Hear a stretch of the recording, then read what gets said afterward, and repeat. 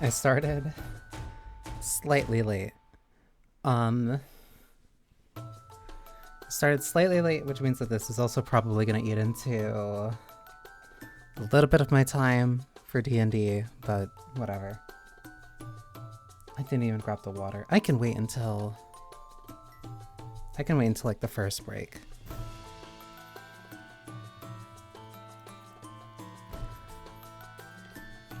I do kind of... Hang on, let me...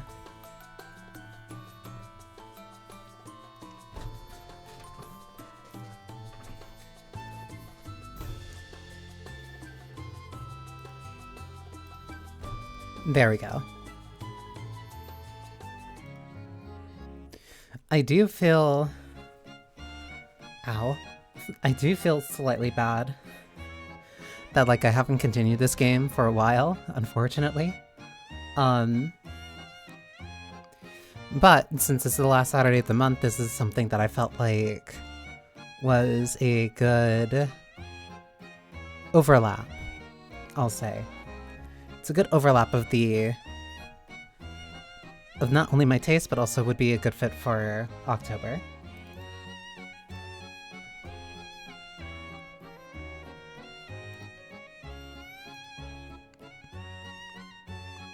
So yeah, I'd rather kind of start immediately. Not necessarily immediately, but like faster, just so I can like actually make sure that I got like through a bit of it, because I'm not sure how much time I'll necessarily have. Or like even how far we'll get, because this is still the start of the second night. Like the first night already kind of got me a little.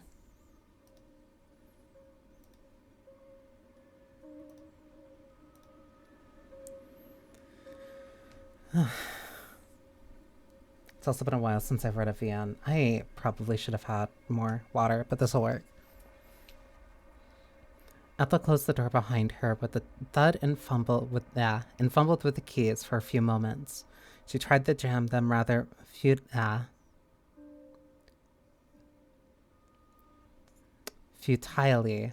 into the lock before she realized she was trying to use the back door key instead. Ethel's face flushed at this folly, though there was nobody around to tease her for it. She didn't come back home very often, and she got simple things like this mixed up sometimes. After locking the door, she then set off into the night, the rickety gate fencing the family's house creaking beneath her fingertips as she pushed it open.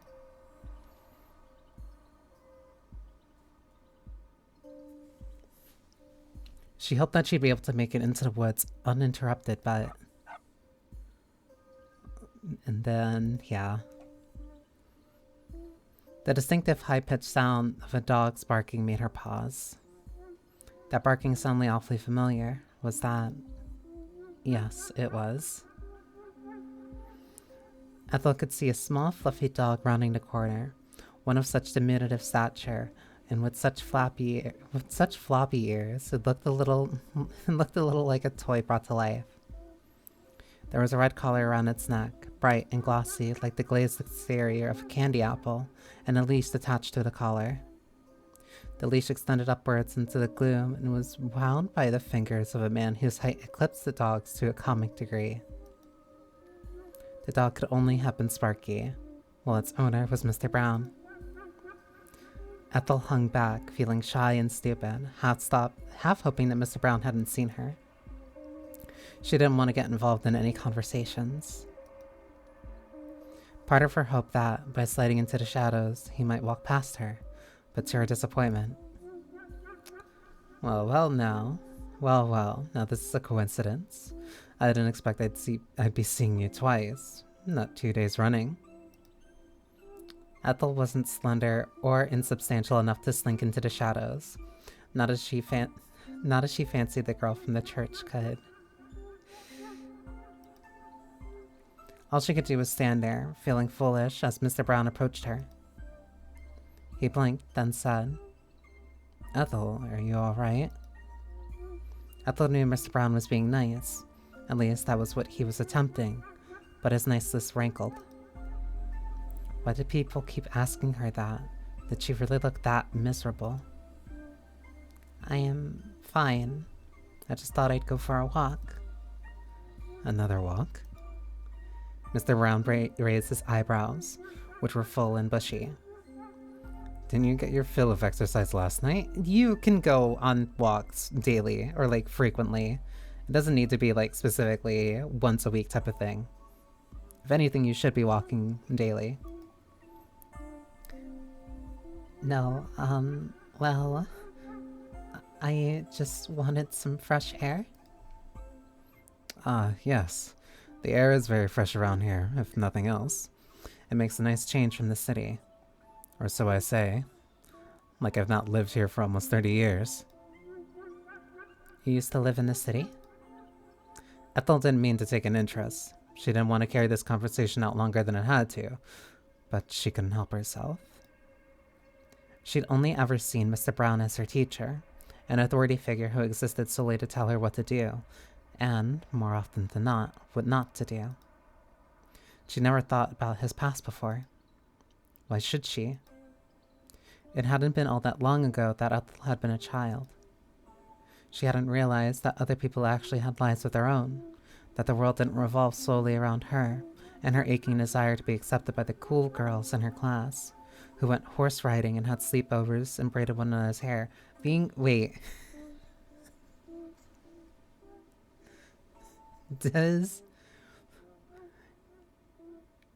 Is horse riding like considered like a cool thing in the UK? Okay. Interesting. Or at least I guess that would kind of make sense if like you're in a more rural place. Well, no, I guess that would make sense because that's more of a I'd say aristocratic type of like pastime. Oh, aye. Mr. Brown answered casually, with a small smile. I lived in Glasgow. I was born there, born and bred. You can hear it in my accent. It comes out from time to time, but that's not here nor there. You do look very pale, Ethel. You aren't coming down with something, are you? She's pale?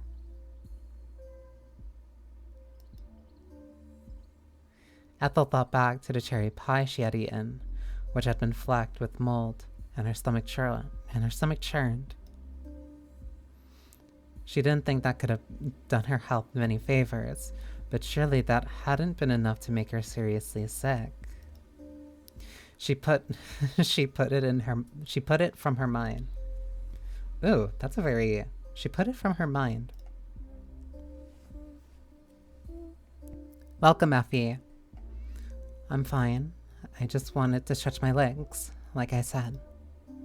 So you did. My wife was like that. She was a very outdoorsy person. She was always going off on little jaunts out into the countryside and on hikes. Mr. Brown's voice trailed away, and he shook his head. I hope you didn't get caught up in all that awful rain yesterday, at least. I got a bit damp, but I was fine. Were you able to get back home in time? Not quite. I had to take shelter in the church. It let up after that. That's just as well. I'm glad you didn't get too drenched, or worse, that you fell and broke something. I was worrying about that, actually. You were worrying about me? Of course I was. I thought it was awful late to go on a walk, and it started coming down so hard too. I was afraid you might have gotten yourself hurt. A wee lass like yourself. Ethel knew Mr. Brown meant well, but she had to stifle a snort in the face of his last remark. She was a lass, yes, but there was nothing particularly wee about her. She was a lot older than she had been, and she'd gotten taller, though Mr. Brown was still taller than she was. Thank you, but I'm not hurt. You don't need to worry. Yes, I can see that. I'm glad of it. It's clear you know how to look after yourself. Yes, well, Ethel thought. I am 21. I'm not a child. I'll try to stop hectoring. I'm not your father, and I'm not your teacher anymore either. It's not my place to fuss. It's just force of habit, I guess. You said you went to the church last night, though. What? Oh, yes, I did. Is there a problem with that? Not really, no. It's just... Mr. Brown shifted, adjusting his grip on Sparky's leash as he did. His dog yipped in response and nuzzled his nose against Mr. Brown's trouser leg. Mr. Brown smiled at this, his expression tender, as he said, Yes, yes, Sparky. We'll be on our way in a minute. It's just... Mr. Brown frowned. Then he sighed. It might be nothing, but I've heard some strange things about the church at night is all. And the forest, too, come to think of it. Strange things? Aye, that's right. I've never seen anything myself. I don't go into the woods after dark. But some of my friends from the running club, they've said... Well, it sounds like a lot of silly superstitions, really. I don't know if I'd put too much stock in it, but they said there have been some odd goings on by the church in the early hours. How odd are we talking? Such as? Oh, you know, it's all the usual stuff. They said they heard noises, I suppose. Strange whispers and the like. I was skeptical myself. I thought it must have been down to some small animals, rabbits or the like. But they were rather insistent that something's going on in the forest. I can't say I've ever heard of anything out of the ordinary myself. But, like I said, I don't go there at night. It seems like a trip to the emergency room waiting to happen. What with how uneven the ground is, especially during the winter. It's not safe, but not because of any burglars or ghouls and goblins and what have you. And there is that Delaney girl. Well, of course. How could Ethel forget about her? She'd never met the girl, yet she hung around Oxbury like a ghost. It was impossible to ignore her. It had been much the same with Chloe. What's her name? Had gone missing more than a decade prior, but Ethel had been in primary school then. She hadn't really understood the significance of a teenage girl, only 14 or 15, sneaking out of her parents' home late at night and disappearing without a trace within the woods. Well, Ethel said, without a trace, but more of Chloe had been found than the nameless Miss Delaney. They had found one of her shoes, almost 6 months after her disappearance, deep in the woods, half buried beneath the leaves. Ah. Okay. If you keep a good head on your shoulders, I'm sure you'll be fine. You're too old for me to tell you what to do, but do be careful. I'd hate to have to explain to your parents, when they get back, what you're doing in a hospital with a broken leg, or worse. Mr. Brown's words were light, but Ethel rather got the feeling that there was more to his warning than he was letting on. His tone seemed a bit irreverent, in a manner which wasn't at all like his usual staid, serious style of speech. Did Mr. Brown set more store in ghouls and goblins than he wanted Ethel to think? A cold wind blew, disturbing Ethel's braids. The temperature was low enough that it made Ethel's fingertips tense like claws, buried though they were in her pockets. Her teeth, meanwhile, were chattering, but this wasn't necessarily from the cold. Maybe there was something ominous about the woods. Ethel thought she had felt it herself, the uneasy feeling of an invisible eyes trained upon her. But that was all her imagination. There wasn't anything dangerous lurking in the woods. Not really. Or was there? Ethel made slow progress as she walked through the woods, her passage impeded by how muddy and uneven the terrain was. It had rained too much the night prior, and the forest had suffered from it. The earth a cacophony of dun-brown mud, loose leaves, and fallen foliage. The heavy rainfall had transformed a path through the forest into a veritable quagmire. Ethel didn't have any hiking boots. She didn't go outside often enough to justify it, and she had been forced to settle for her trainers. Her trainers were relatively sturdy, but the heels weren't particularly thick, and they sunk into the mud with every single step she took. Ethel tried to go as carefully as she could. She knew that she was clumsy, and she didn't want to take a spill when the ground was so muddy, but she still stumbled on several occasions. During one particularly anxiety-inducing moment, her right foot caught in a tree root, and she very nearly toppled into the dirt. Fortunately, the tree trunk which the aforementioned root had been attached to was in the immediate vicinity, and Ethel was able to use it in order to steady herself. That really had been a close call. Ethel delved even deeper into the woods, the trees spouting up around her like pagan monuments. Typically, when Ethel went walking in the woods, she would hear the wind through the boughs of the trees, and the nocturnal animals, moles and rabbits, snuffling about in the undergrowth. Hawkesbury's forest never really slept, no matter how late the hour. There was always something to see, and if it was too dark to see, there was always something to hear. Ethel couldn't hear much of anything, however, as she traversed the forest, beyond the squelching sounds of her own footsteps and her nervy inhalations. It was quiet, perhaps too quiet. There was something eerie about it, but maybe this too could be attributed to the rainfall. It had poured down rather a lot the night prior, so much so the leaves still looked damp from it. The late-night animals with their inquisitive snouts and their scrabbling claws must have been taking refuge, still, in case another storm was brewing. Mr. Brown had said the weather looked clear enough tonight, but how were the animals to know that? It would make sense if they were being skittish.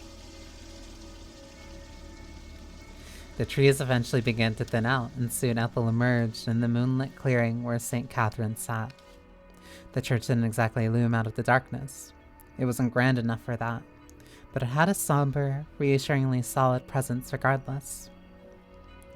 Ethel didn't know quite how old the church was, but Rowan was something of a history buff, and he had told her about it once before. Rowan was a hands-on kind of person, unlike Manny, and he spent a lot of his free time going on rambles around Hawkesbury and the fields which surrounded it. Rowan did etchings of the graves, and he liked to take photos of them. All the little gray lozenges which were stained with lichen and crumbling, even so ever so gently around the edges. The parish council might have dissuaded teenagers from hanging out in the churchyard, for fear they would desecrate the graves and leave cigarette butts strewn in their wake, but Rowan wasn't like that. At 17 years of age, he was one of the kindest, most conscientious teenage boys Ethel knew. Which wasn't saying much, given Rowan was the only teenage boy she knew, but still. If Rowan had been there, he could have told her when the church had been constructed down to the exact year. He could have told her about the history of the stained glass window, which Ethel had always thought a curious addition for such a small, humble church. He probably knew when the window had been installed, and who it depicted, and he probably could have told her the name of the glazier who made the damn thing. But Rowan wasn't here. He was in Australia, with Lauren and Jude and Manny, and though he'd shared these nuggets of information with Ethel once, she'd already forgotten all of it. Ethel felt a brief flicker of guilt over her awful memory. What a callous big sister she was. But all thoughts of Rowan soon dissipated as she took a step toward the church. Its wooden door was ajar. It was only ajar by a small crack, a hair's breadth in fact. But it was enough to instill in Ethel hope anew. Maybe the girl really was there. Was she waiting for her?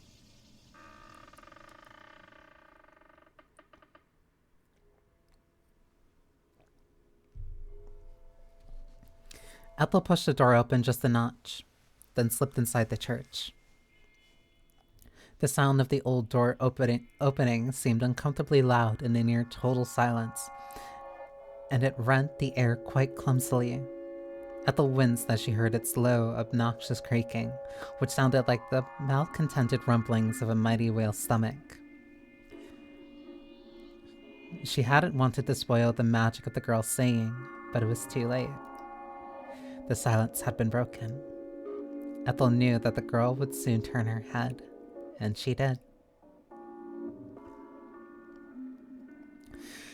The girl turned, her dark hair fluttering, half melted into the darkness, as though her head was made of shadows. She took a step forward, her skirt swishing, and said, "Ethel, I was wondering if I would see you again, hee. I was getting so bored and lonely waiting for you." "You were?" "Of course I was. I asked if you would see me again, didn't I?" "Oh, yes, so you did." It was true enough that the girl had asked this during their last meeting, but Ethel really hadn't believed in it. She hadn't thought that the girl cared. Why would she? She was beautiful, while Ethel was...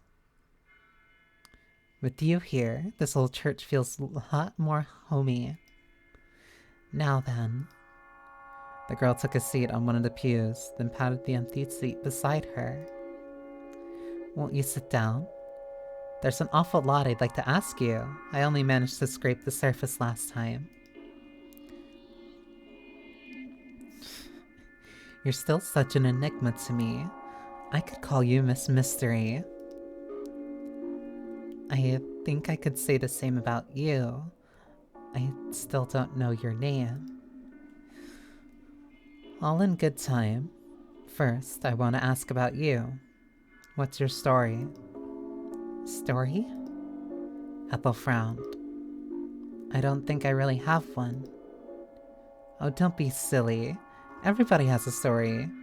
You hardly grew out of the ground, did you? Like a turnip." Foreshadowing. "Well, no."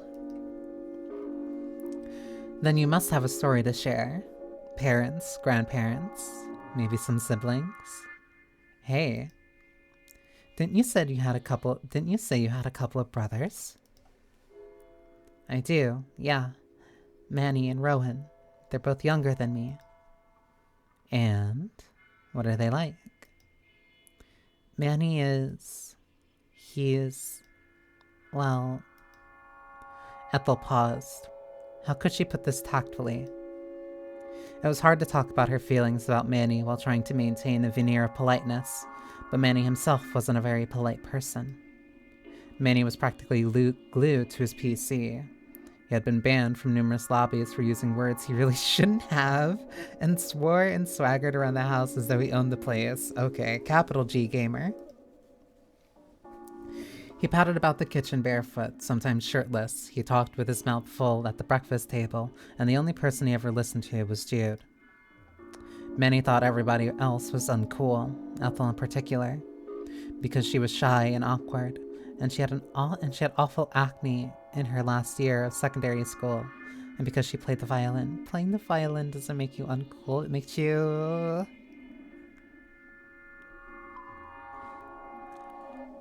I, at least, have never seen an unattractive violinist.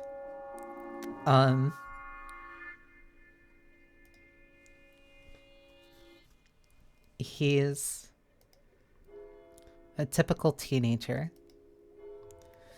Does that mean he's a pain in the neck? He can be. And what about your older brother? Rowan's lovely. He's not like Manny at all. He's very quiet, actually, and mostly keeps to himself. Mom's been a bit worried about him, as it happens. Yeah. Yeah. She thinks he's being bullied at school, maybe. But if he is, he'd never tell. He doesn't like to talk about it. Maybe he's afraid Manny will make fun of him. I thought he was more worried that Mom would make a fuss. But maybe. Teenage boys can be like that. They have a lot of pride, even. No, especially the quiet ones. Some of the boys I had to deal with at school were such wankers. The girl scoffed dismissively, then said, "So, what about your parents? Didn't you say yesterday you weren't all that close?" "It's complicated. My mom means well. I know she wants me to be happy, but I don't think she understands what would really make me happy. And I don't think she understands me either." "Doesn't she try?" "She does. She paid for my violin lessons, though she doesn't see the point in classical music. She says it's boring. And she was supportive when I said I wanted to study English Lit. She didn't try to make me change my mind, not like some people's parents would have. She didn't tell me I should study something useful instead, like mathematics or medicine, or... Thank you for lurking, Subliminal. Or, I don't know, physics. But she didn't seem to really get it either. I take it your mother doesn't read a lot then. She doesn't read at all, unless you count women's magazines. I thought I was just I thought I was just constipated, but then I gave birth in a toilet bowl. Those sorts of magazines. Ethel nodded. My mother and I aren't very alike. I gathered. She doesn't sound like the sensitive sort. Not like you. What do you mean by that?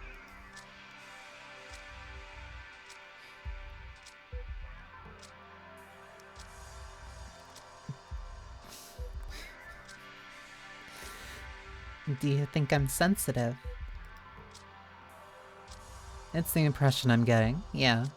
I mean, you stuck around to listen to me singing. It sounds like your mother would have told me to shut up. That I was giving her a headache. I don't think she would have said that. My mother isn't cruel. Though Lauren could be blunt. Lauren had made many careless remarks about Ethel's appearance before. Quips to the tune of, "God, you aren't going to go out just like that, are you?" Ethel knew that Lauren didn't mean any ill by it. She was probably trying to show an interest in her only daughter, but sometimes the way her mother looked at her hurt.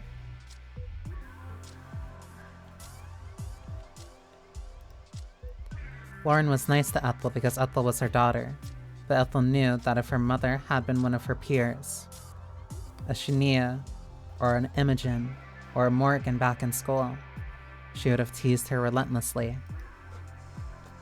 Lauren, with her peroxide blonde hair and her French manicured nails, had probably made any number of frumpy, unfashionable girls cry when she'd been a student.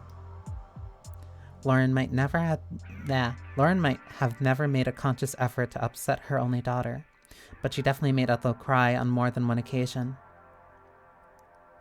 Cruel or not, it doesn't sound like she takes much of an interest in you.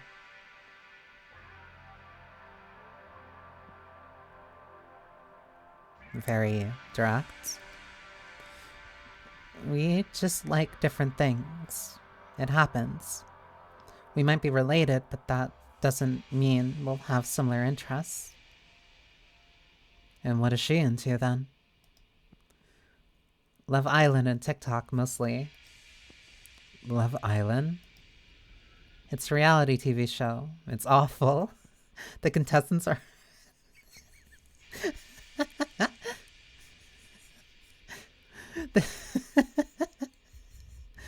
The contestants are all horrid, but I think that's why my mother likes it so much. I tried watching it with her, but it felt like gawping at animals in a zoo.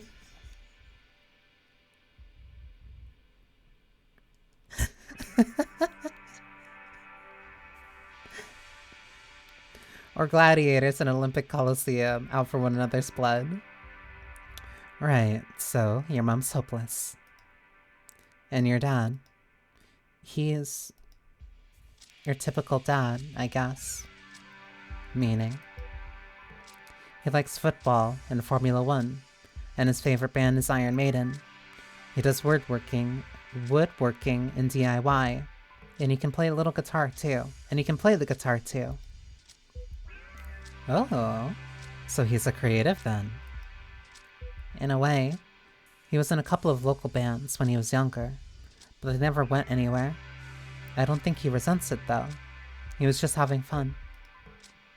Dad asked me once before why I bothered practicing the violin so much, when it was obvious I'd never get anywhere with that. He didn't. He did. He said if he'd not been able to get anywhere with his band, there's no way I'd be able to make it. I mean, he was playing punk and I'm doing classical, so... Still...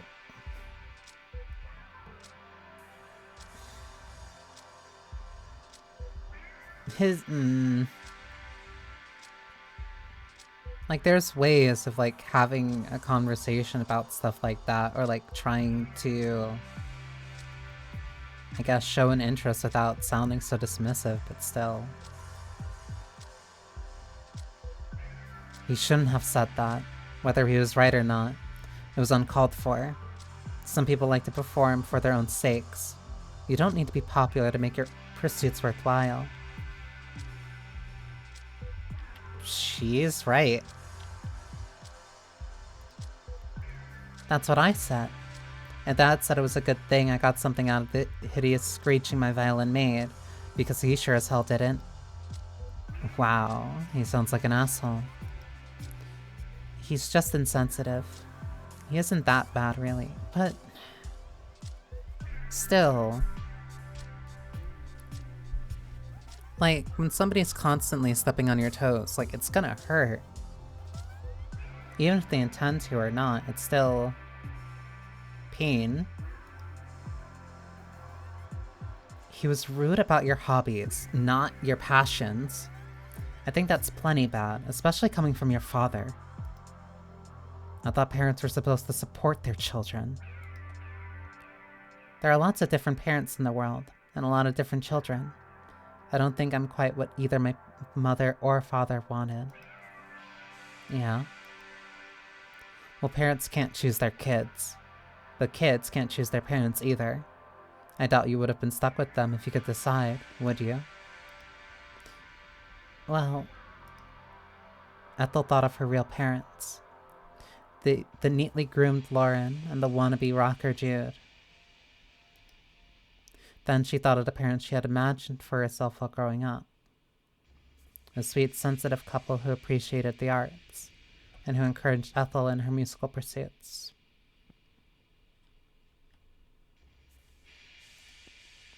She thought of the upbringing she could have had. A Parisian apartment which overlooked Avenue Montague, and sighed wistfully. I guess not. I thought as much. Your folks sound rotten.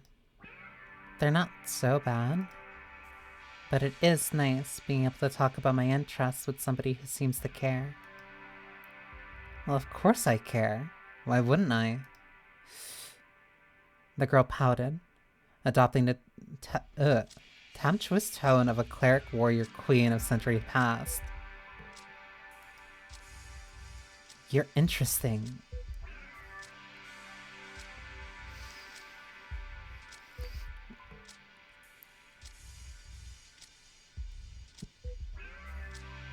Such poignant 2 words to say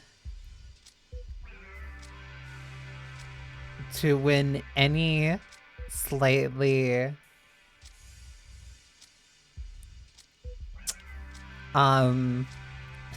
unconfident girl that you want.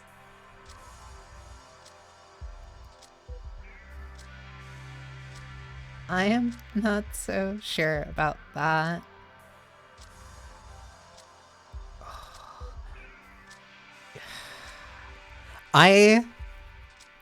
This is having... Okay, this is a very... You might not be, but I am. I wouldn't bother talking to you otherwise. She...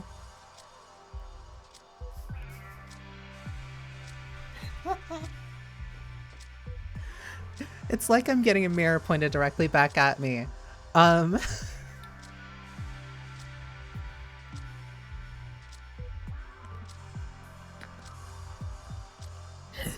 God damn it. I can't say anything. I can't say anything. No, this is me looking into a mirror. Great. Thank you.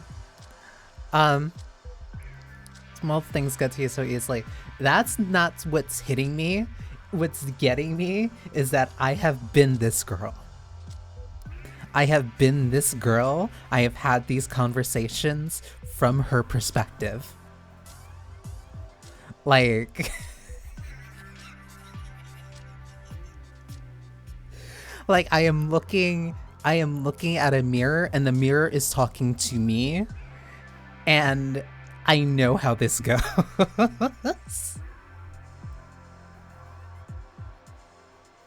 It is so funny seeing literally words that I've used toward other people spoken back to me. It is so funny. Because now I can see why I might have had the impact on certain people the way that I have.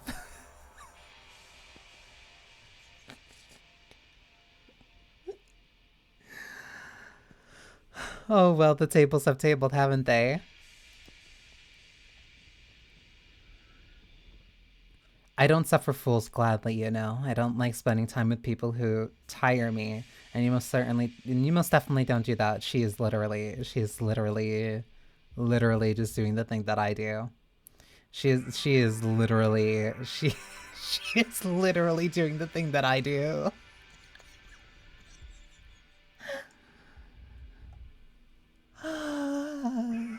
So this is what it feels like being on the other side. No wonder why I like her.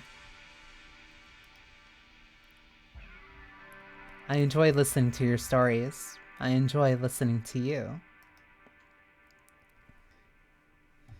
Goodness. I think I'd enjoy simply sitting with you, even without talking. Your company is very soothing. She is me.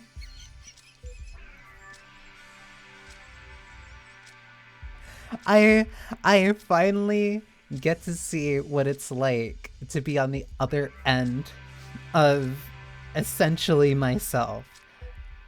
And it feels weird.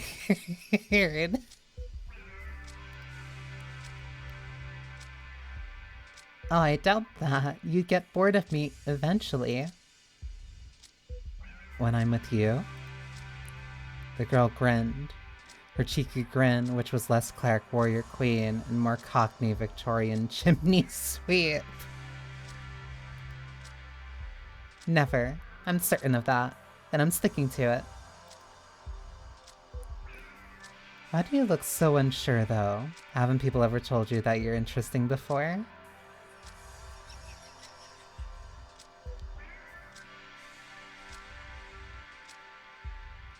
It's so funny.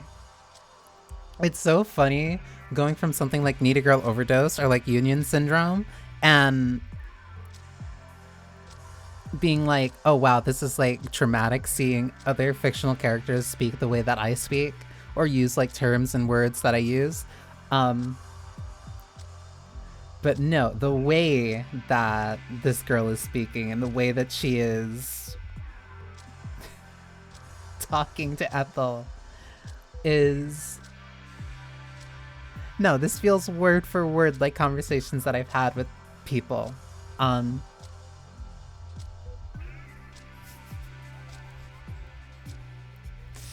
then eventually I get that person to watch Evangelion with me, and then things go from there.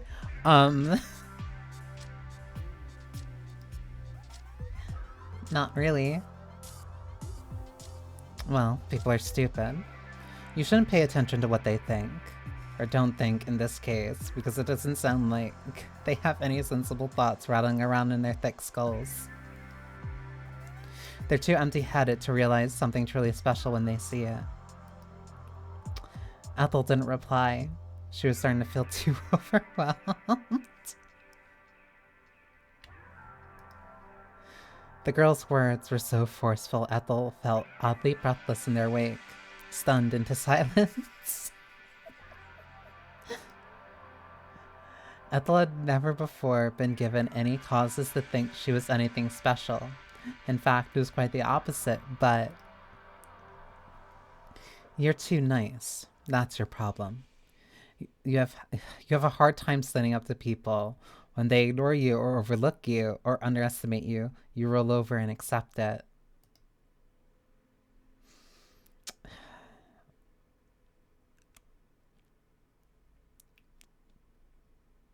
I'm smiling. I'm smiling, but I'm angry. You don't want to cause a fuss, so you agree with all the negative things people say about you, even things that are blatantly false.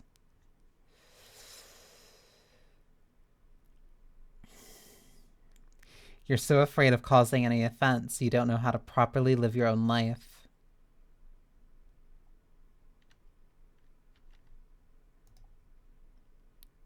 But I think that makes you special too, in a sense. It means that you're very kind.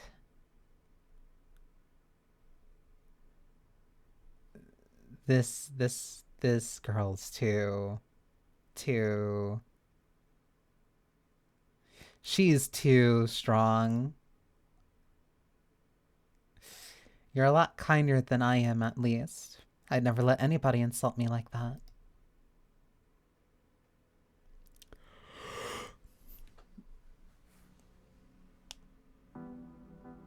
That's a wild achievement. Hang on, I have to read that. That completely caught me.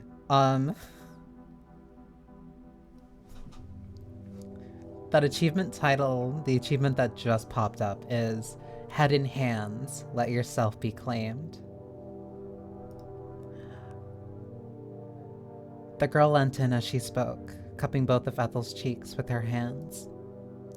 The girl's skin might have been cold, almost inhumanly so, but the words which poured from her lips were so warm they made Ethel's body tingle. It was a dark and cold night, but she was beginning to blush. Ethel couldn't help but be self-conscious about this. If Shania were there, she would have pounced on even the smallest sign of weakness, but the girl didn't use it against Ethel. Good stuff. She wasn't trying to hurt her. Her voice was even sweeter than honey as she said. But maybe that's why we get along so well. You can make up for what I lack. And maybe I can make up for what you lack too. What I lack? The girl nodded. If you can't tell people what you want, then I'll have to do it for you.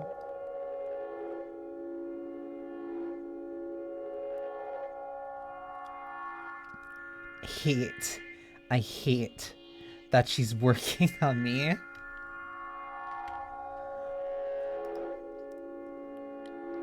And what makes you think that you know what I want?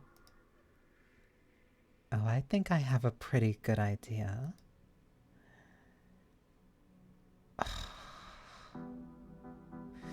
You might be bad at being honest with your true feelings. Verbally, at least. But they show up regardless. All over your pretty little face. Pretty? Yes, that's right. I think you're very pretty. And you're really easy to read, too. I hate how strong she is. It's, It's so obvious what's going on inside that dome of yours. The girl leant in even closer, the tip of her nose brushing against Ethel's. She inhaled. Then she said, her voice nearly playful.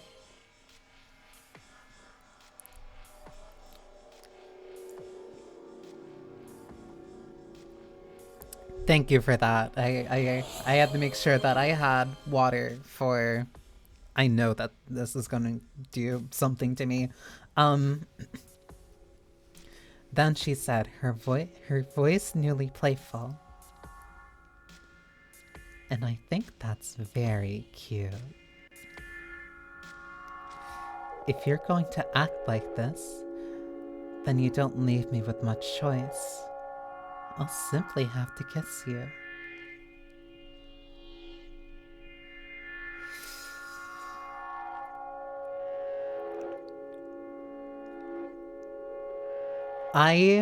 Okay. You're getting absolutely thirsty. Maybe for different reasons. But yes, thank you. It's definitely due to the extended length and the fact that, like, she is the main focus. I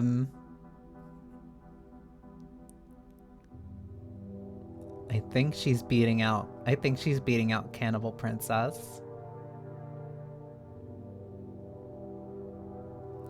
I think she's beating out Cannibal Princess. Her personality's too strong.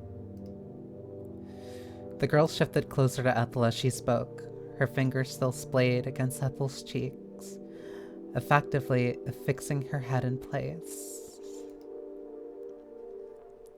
The girl might have been skinny, but her grip was surprisingly strong. Ethel could feel her fingertips digging into her skull with such intensity it hurt.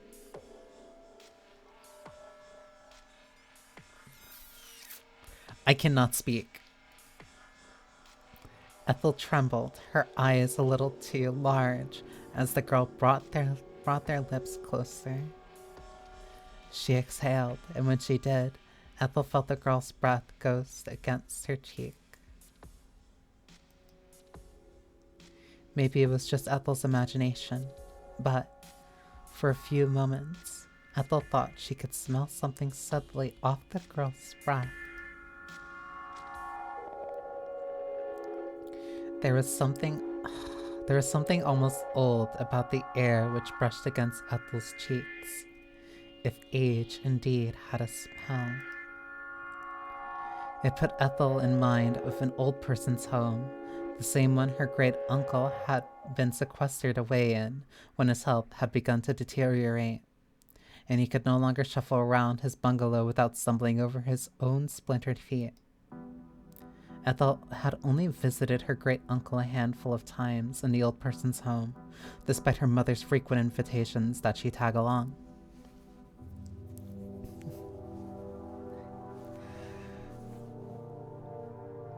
This one, her personality is too... She hadn't liked it. Her personality is too strong.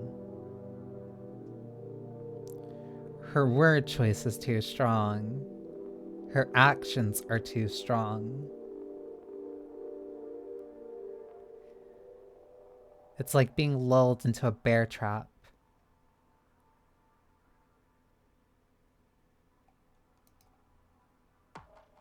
All of those old men and women had upset Ethel, their faces wrinkled and their wizened fingers gripping the armrests of their chairs, their skin shrunk down to the bone.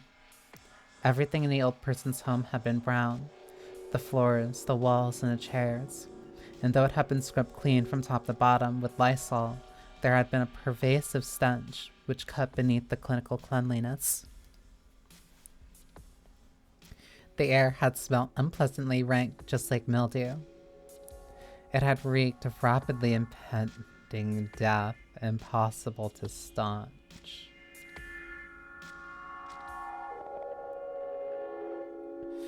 Foreshadowing is a narrative tool. And the girl's breath was just like that.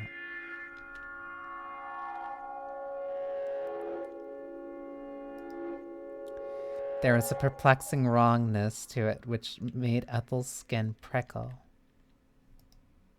All of a sudden, Ethel wanted to pull away.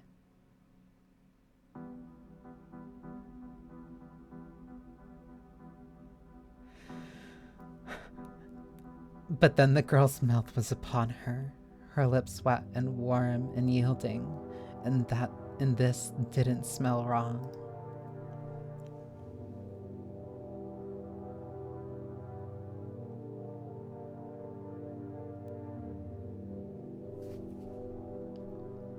Listen, sometimes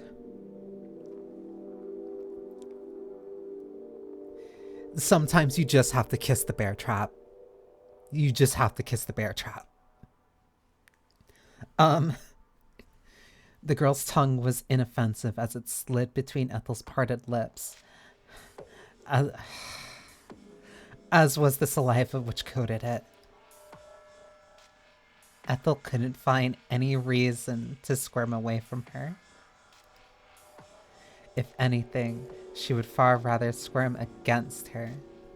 So she did. I can't blame her. Like... Ethel... Oh my god. This is...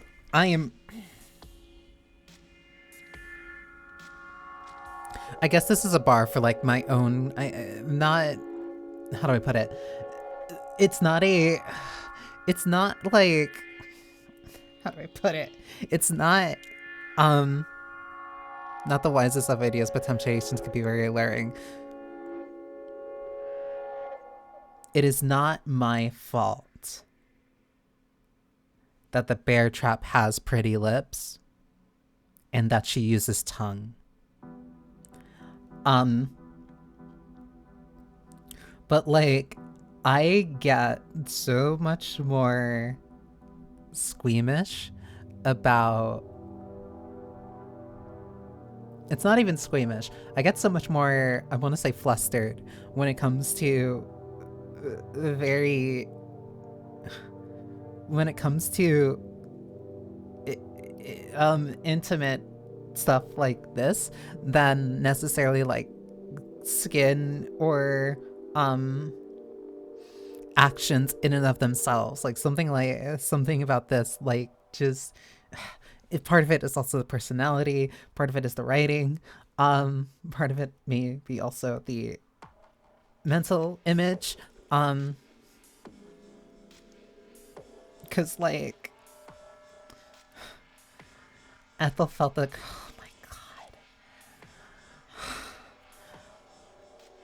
god. Ethel felt the girl's tongue exploring her mouth, slowly at first, but she moved more vigorously as the seconds elapsed, and Ethel made no attempt to push her away. I can't blame you. I can't blame you. Ethel felt as if her skin was prickling with static electricity. Ethel had kissed the girl before. This was nothing new. But she had never kissed her quite like this before. It was intense enough to leave her head reeling, intense enough to render her breathless.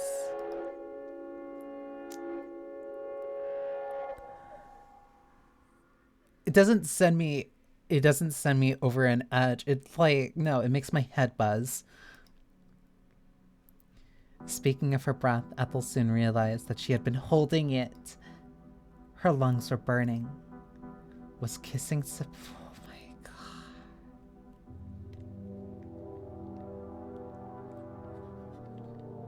god. Ebi-hime is too powerful. Was kissing supposed to hurt quite this much? Ethel had never been Ethel had never been kissed quite this intensely before, not by Clementine. Their makeout sessions were now beginning to seem almost demure, even when they escalated to roving hands beneath shirts, roving hands between thighs. Wow. The girl had yet to take her hands away from Ethel's face, but her kisses were unlike anything Ethel had ever known before. They were intense and driving, so much so it was scary. But it was exciting too. Ethel's blood was beginning to fizz inside her veins like cream soda. Her head, meanwhile, felt light. but her lungs were still burning. This was no good. She had to get some air in her, otherwise Ethel was afraid she would asphyxiate, drowning in her own pleasure like a rat in a vat of soup. Huh?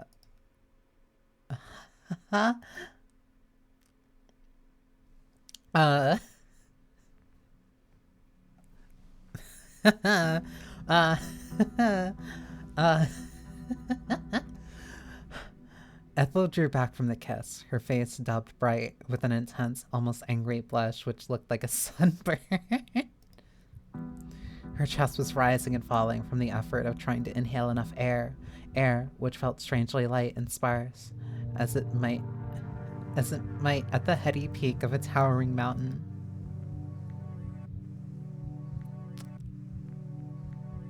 Ethel's lips were damp with the girl's kisses, and her heart was hammering from the intensity of them. It was a cool night, but her palms felt uncomfortably sweaty. Surreptitiously, Ethel tried to wipe her palms on her skirt, all the while she felt like a fool.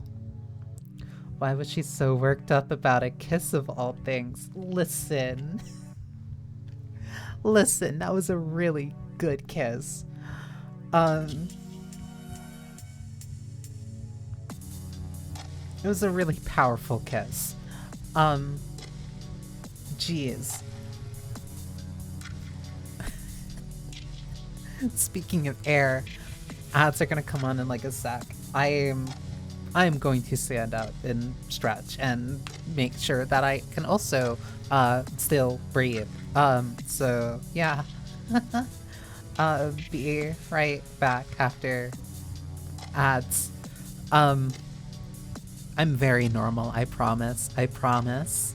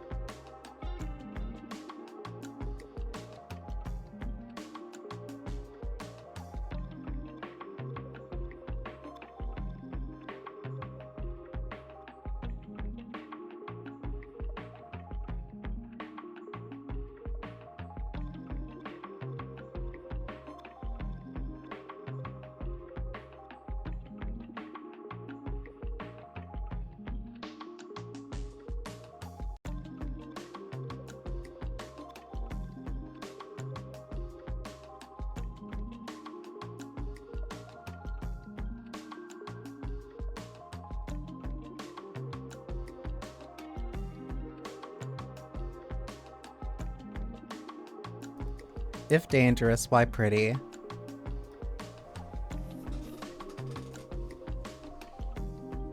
If they didn't want me to kiss the bear trap, they would have not made the bear trap such a good kisser. Especially if it can use tongue.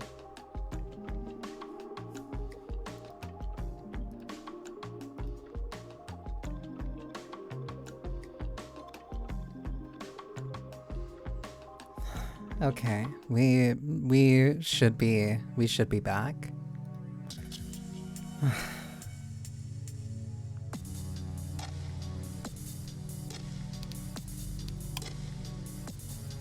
Okay, it does that after I make sure to click back in. Why was she so worked up about a kiss of all things? It was hardly her first. But she'd never felt anything like this before. It felt just like a dream. Did you like that then? The girl addressed Ethel directly, her eyes boring into Ethel's as if Ethel were her prey. The girl, the predator.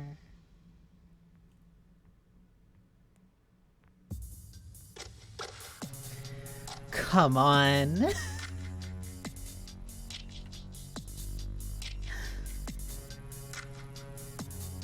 It wasn't too much for you, was it? Ethel didn't know. Everything seemed like too much in that moment. Even existing seemed a difficult art, especially when her breathing was so very labored. She felt that she had back in secondary school, flagging behind her classmates in the middle of cross country. Her heart wouldn't stop hammering. The girl's affection had been far too cloying as she poured it into Ethel's mouth. Her kisses sweet like molasses, like candy floss, like cherry pie. It was all too much. It was overwhelming. But by that same token, it wasn't enough. Ethel wanted more of the girl, more of her fingertips in her hair, and her mouth against her own. And maybe the girl could see this, though Ethel was too ashamed to say it, because she giggled.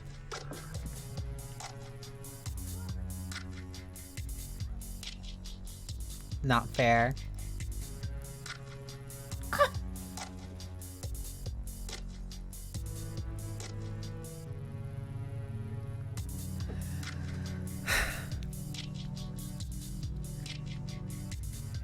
Good girl. I'm glad you've warmed up to me so much. I do wish you'd stay a little more. A little more, though, to put me at my ease. But that's alright. The girl spoke softly, caressing Ethel's damp lower lip with her index finger. She did. It's not fair. How is she this strong?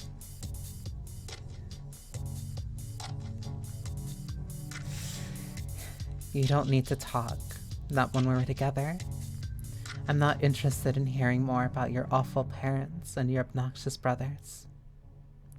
There's plenty I can learn about you just from kissing you. The whimper— oh my god. The whimpers that you make are rather informative, and so's the way you shudder against me.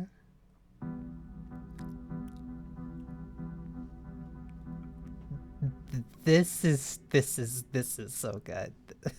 This is so— god damn it. It's utterly adorable.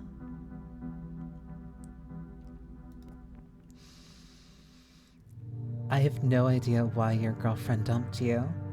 She must have had awful taste.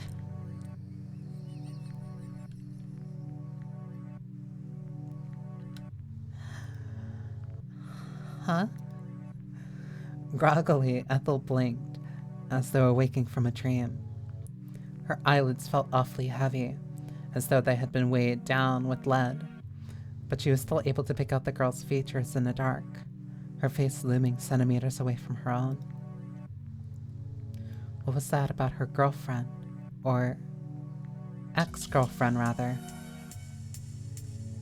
Had Ethel told the girl about Clementine? She couldn't remember doing that. But she couldn't remember much of anything other than hands and teeth and lips and tongue and grasping fingers and soft breathy sighs. Same.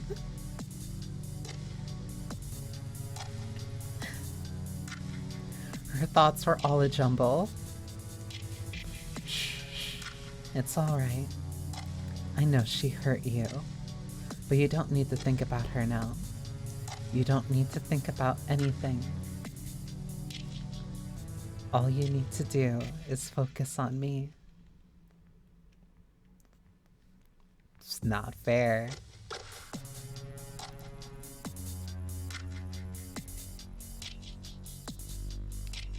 I'm not cruel like her. I won't abandon you. I like you.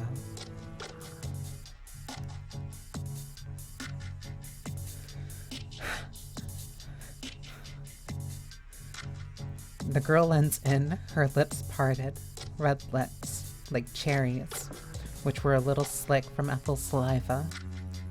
She was so close. Ethel could feel herself inhaling the air that the girl exhaled, taking in her breath and stripping it of oxygen.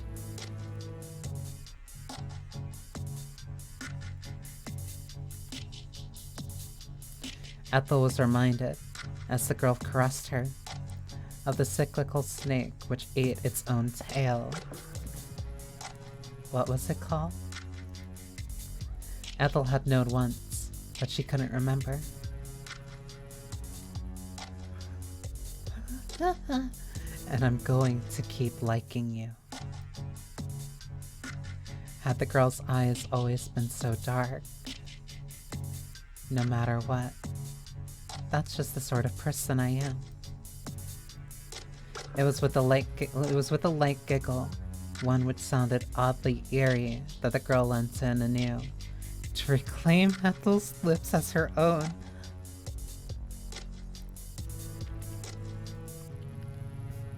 Correct, that the cyclical snake that does eat its own tail is an Ouroboros. Ethel gasped at the kiss, though it wasn't, at this point, a surprise. She had expected it. The girl had kissed her innumerable times already, after all, that night. So much so, Ethel couldn't keep count of it. Lucky!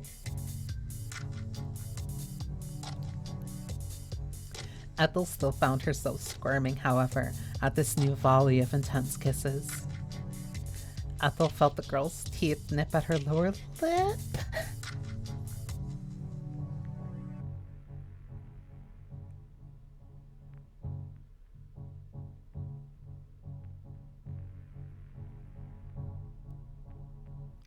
I'm fine. I'm fine. I'm fine. Too incessant to be truly teasing, while the fingers on her right hand cupped her cheek. The finger of the girl's left hand, meanwhile, seemed imbued with a newfound restlessness.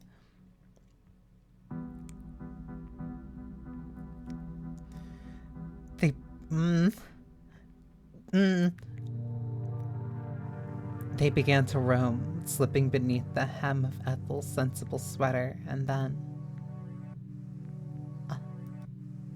Ethel shuddered, her nerve endings aflame as the girl's palm pressed against her newly bared skin. The girl's touch was cold enough to be glacial. It felt like icy needles were being inserted beneath the skin, sharp pointed needles which drove the air clean from Ethel's body. The further the kisses progressed, the greater Ethel's deterioration became.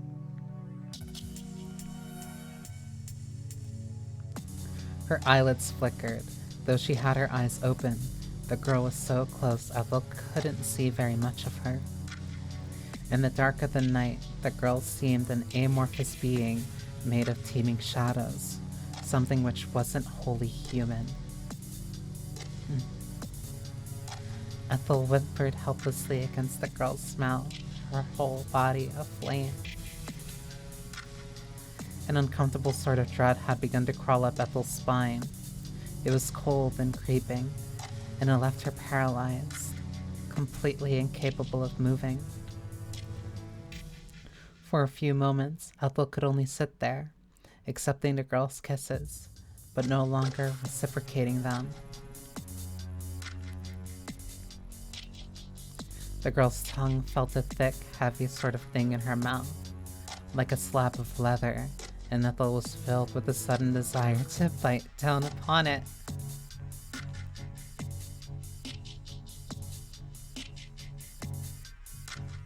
Her shoulders shook. She didn't want this. It was all happening too quickly. The girl's fingers roamed higher, still beneath Ethel's shirt, and Ethel jolted. Her eyes widened.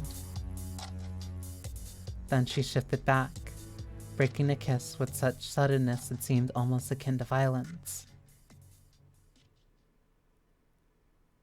I'm sorry. I don't want to be rude. It's just, this is all so sudden. Oh? The girl examined Ethel, her head cocked to one side, like a curious robin. Her lips curved into a smirk, and her voice slightly amused. She said, "What's this? Don't tell me you're coming over all shy." No, it's just... Ethel looked away from the girl, nearly incapable of meeting her gaze. Who was she, anyway? Ethel still didn't know her name. She could have been a serial killer for all Ethel knew. That's not it. That's not the negative that you think it is. A shadowy stranger who seduced hapless young girls, not that Ethel herself was so young, not anymore, then led them to their deaths. Again, not the negative that you think that it is. This seemed a bit of a far-fetched assumption, but the girl had been singing when Ethel first seen her. Wasn't that something the sirens did in Greek myths of old? I'm sorry, I can't... I'm colorblind. All red flags turn green to me. The sirens were beautiful women with long, curling hair, and glittering tails, who had perched prettily upon the rocks, calling out the passing sailors. Thank you. I do need something to drink after that. They had drowned more than a few hapless men that way, reducing their boats to pulp driftwood on the pointed, impersonal rocks.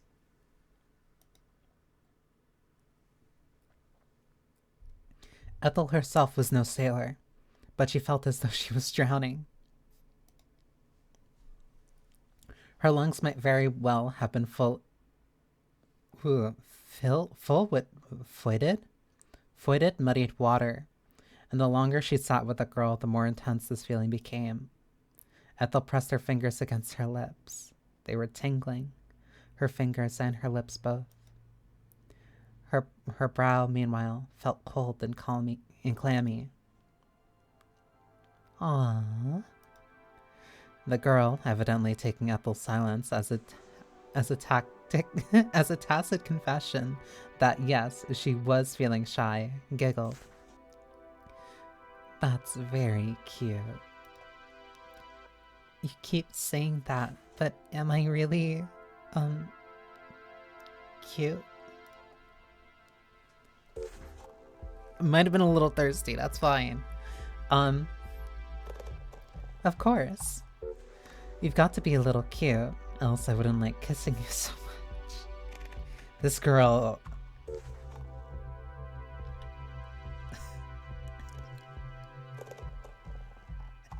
This girl is so...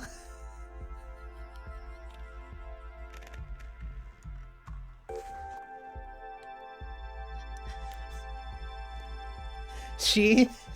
she...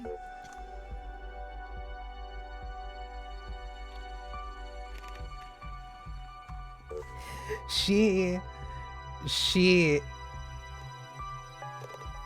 She is the devil's greatest warrior. Very say so. In fact, I've become quite taken with you. It's a bit of a shame you decided to cut our little rendezvous short. Rendezvous? Was that how the girl wanted to term it? How delightfully European! It almost made what they had done before, the girl's tongue shoved inside Ethel's mouth, seem cultured.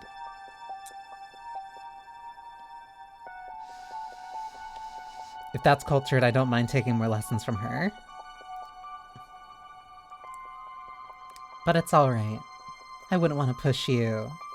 Not too much, at least. So I'll play nice for now. I won't demand too much from you. Although... The girl's smile widened until, modulated by the shadows, it looked uncanny. If you care for me at least. Let's say 1/5 as much as I care for you.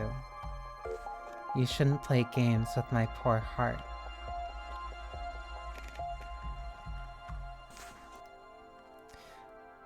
Oh my god. Blowing hot and cold will only keep my interest for so long, and we won't have much time together. Not after today. I wouldn't want you to wind up missing me too much. It'd be a shame if you never really got to say everything you wanted to say. Or do everything you wanted to do. I didn't know your name was everything.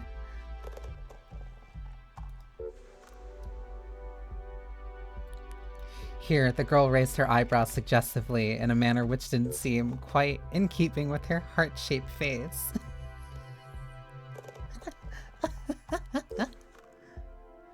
So you might as well make the most of things, or at least try to. Don't they say it's better to regret the things that you've done than the things you've not done?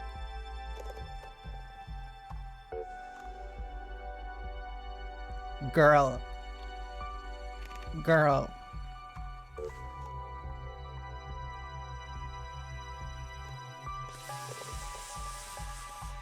The sirens were not nearly as powerful as you are. It was the saying Ethel was familiar with, but she didn't hold much stock in it. There were a lot of things she had done during her short life that she wished, in retrospect, she hadn't. She wished she hadn't plucked up the courage to hold Clementine's hand for the very first time, when they had both gone to the cinema to watch some mindless superhero movie. She wished that she hadn't had the wild idea of asking Clementine out on a date. Once the film had ended and the credits had started rolling. She wished that Clementine, giggling, hadn't said, "What's this? I thought we were already on a date." If a relationship had never begun between the pair of them, then Ethel never would have known how much it hurt when a relationship fell apart. One that you cared about.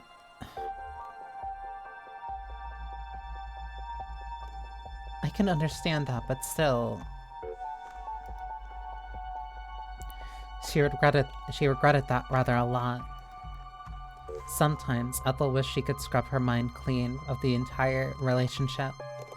All the late night texting, the trips to the movies, the sleepovers in Clementine's storeroom, which had been bigger than Ethel's. But maybe some good had come out of their short-lived relationship after all. For a few months, at least, Ethel had been really, truly happy. When she'd been Clementine's girlfriend, she hadn't felt at all lonely. This loneliness had returned full force, however, once everything had come to an end. But what was done was done. There was no sense dwelling on it. For the present, she existed in the here and now, on a pew in Oxbury's church with that girl, and that was good enough for her. In any case, hadn't the girl said something rather strange? What do you mean we don't have much time left to spend together? Exactly what I said. My parents will be coming to pick me up soon. Tomorrow's my last full day here. I'll be gone on Monday morning. Oh. Ethel hadn't expected that. Though why she hadn't expected it, she was unsure. The girl had told her earlier, hadn't she, that she wasn't staying in Oxbury indefinitely. She was just visiting. She had made it quite apparent that she couldn't wait to be rid of the place, a sentiment Ethel shared. If she could have escaped Oxbury, she would have. It felt oppressive. It did seem awfully sudden, though, that the girl had announced her departure now, so soon after they'd met. Ethel had only known the girl for 2 days, or nights, rather. They barely had a chance to talk. Hell, they barely had a chance to speak. The girl had been so aggressive when it came to kissing her.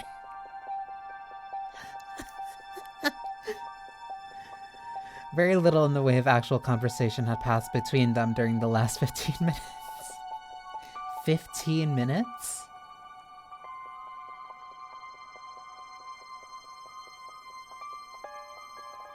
Good thing you're already in a church, because that is a slice of heaven. Now it seemed unlikely that Ethel would ever see the girl again. There.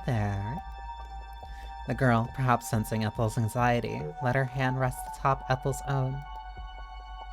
She smiled gently, then said, "We have one more day, at least, to share all of our dirty little secrets with one another. So don't worry, this isn't the end. Who knows, it might even be a new beginning." A new... what? Ethel was stuck on the girl's words. They were rather corny, when the girl leant in. Then, the girl pressed her lips against Ethel's cheek. The kiss was a fleeting one, of a magnitude less intense than those she had previously bestowed upon her partner, but Ethel still blushed. She simply couldn't help herself, not around the girl. I perfectly understand. She was hopeless.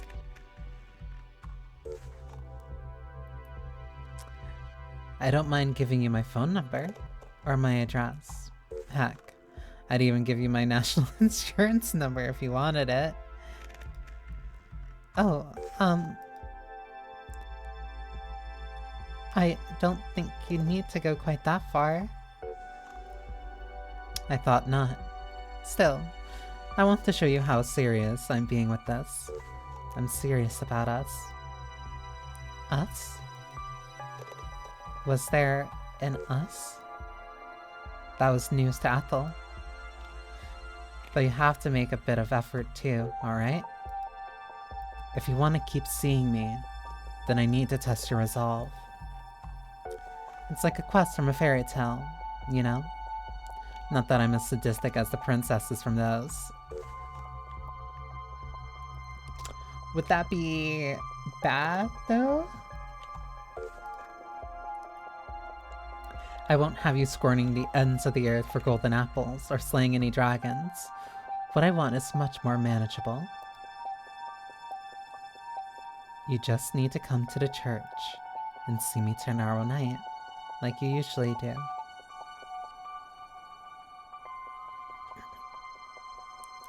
Golden apple is... Golden apple is Snow White. Slaying the dragon would have been Sleeping Beauty? No. Yes. Snow White is Golden Apple. The Slaying the Dragon is Sleeping Beauty.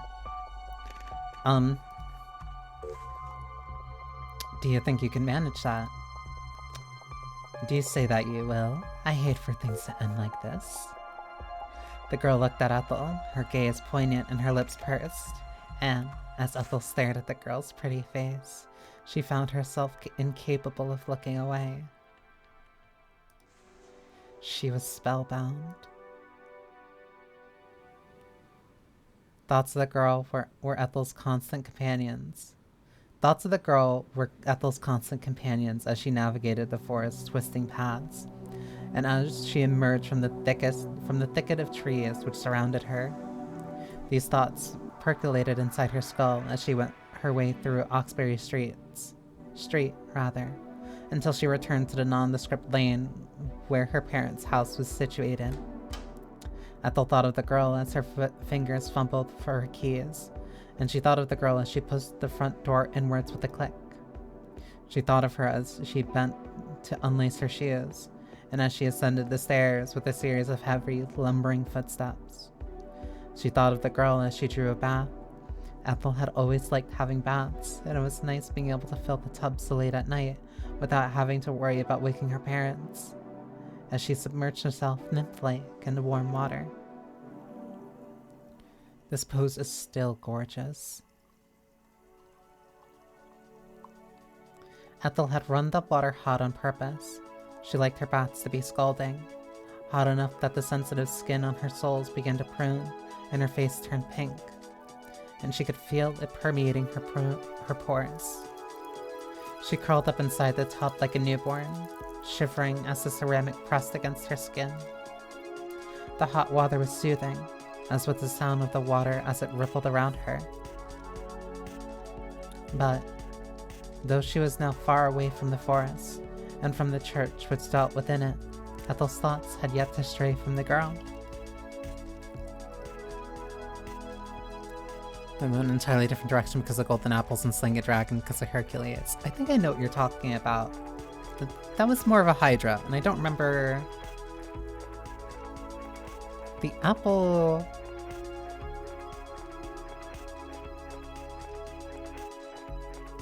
Yeah, the apple would have been different. But also, that was more focused on Persephone, who's technically more of just like Hades' daughter. Still, she thought of her, turning her visage over and over in her head as a child might play with pebbles on the beach.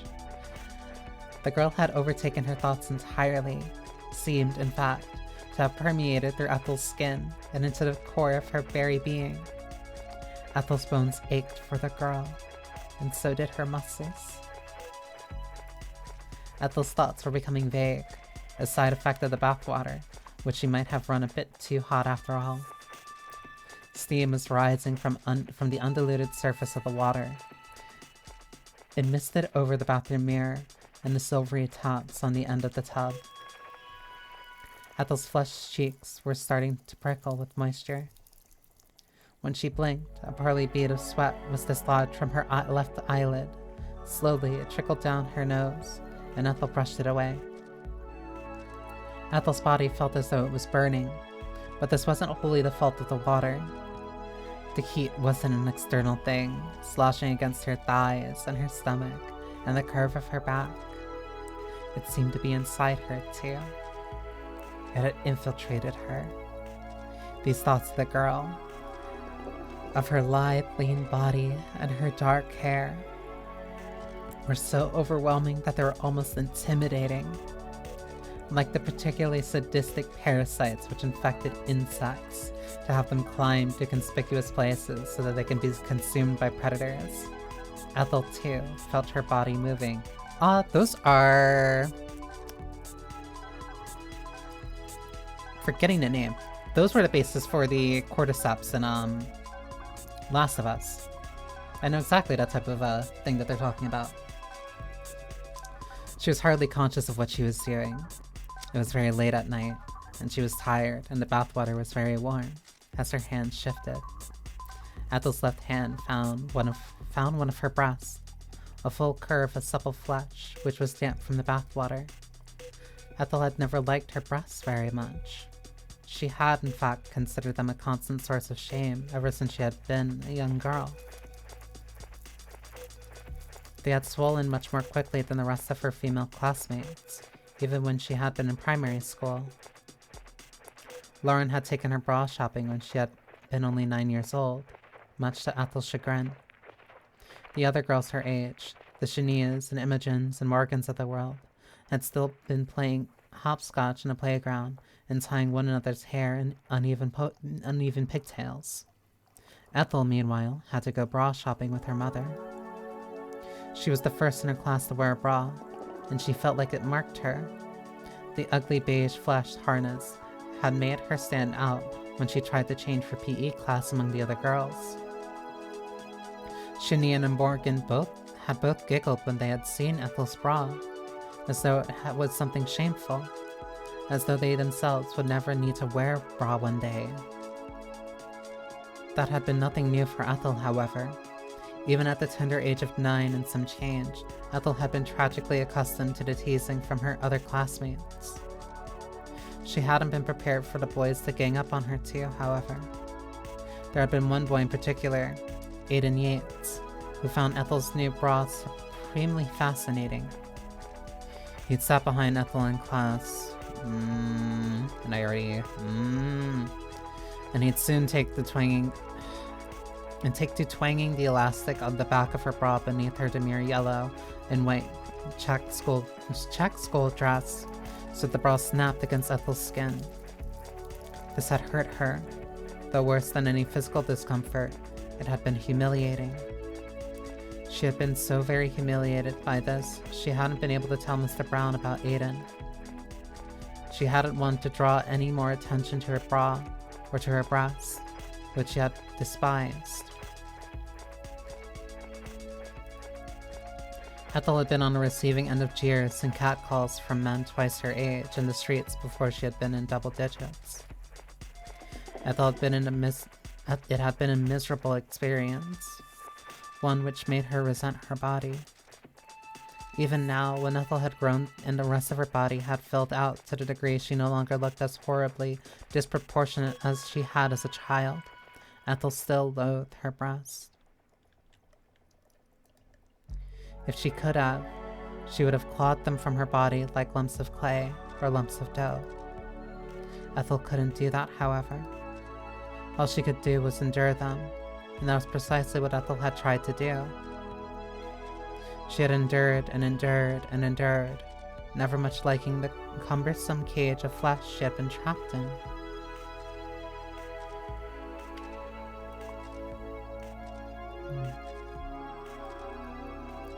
But it wasn't resentment which prompted Ethel to massage her breasts now, rolling them between the pads of her palms, then pinching her nipples between her fingertips. Her actions were not those of a woman who wanted to surgically remove the bags of fat which swayed on her chest. They were reverent instead, almost worshipful.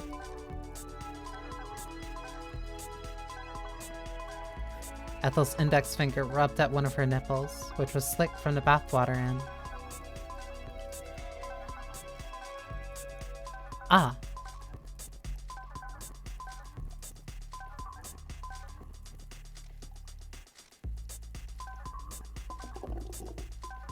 It's just description.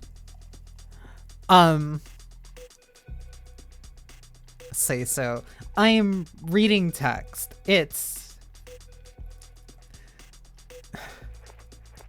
Listen, I'm trying to figure out how I put this.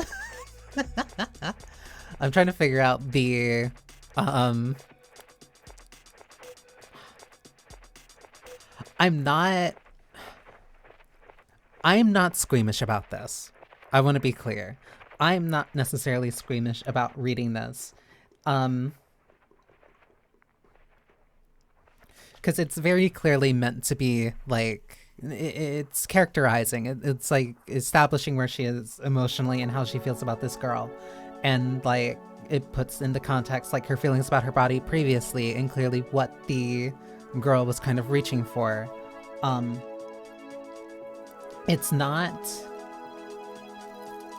It's not provocative for the sake of being provocative, and it is not trying to be, I want to say, enticing.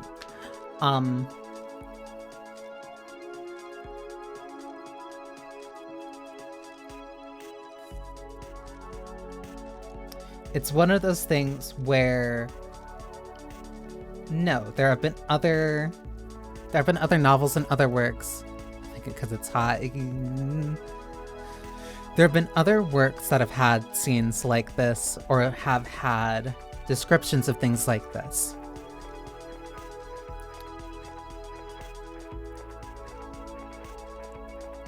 A twinge of it is erotic, yes, but it is not purely meant to, I guess, tantalize, I think is the way of putting it.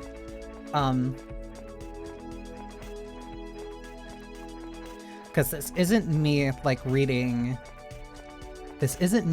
like AO3 / fic or such.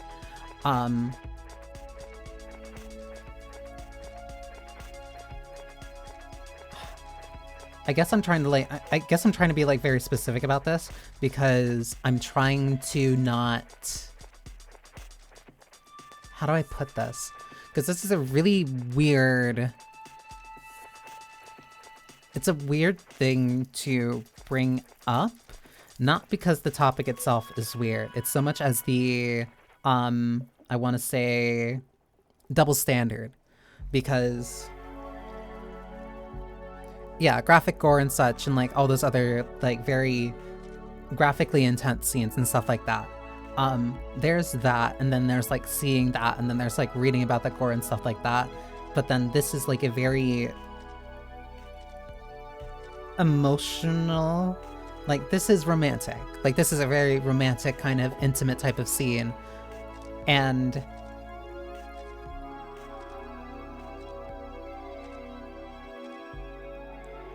being mature about it,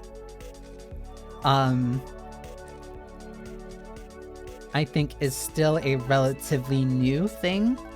Not like entirely, but it's still a relatively new thing for, I guess, games. And I especially want to kind of like say like streaming and as such, because like,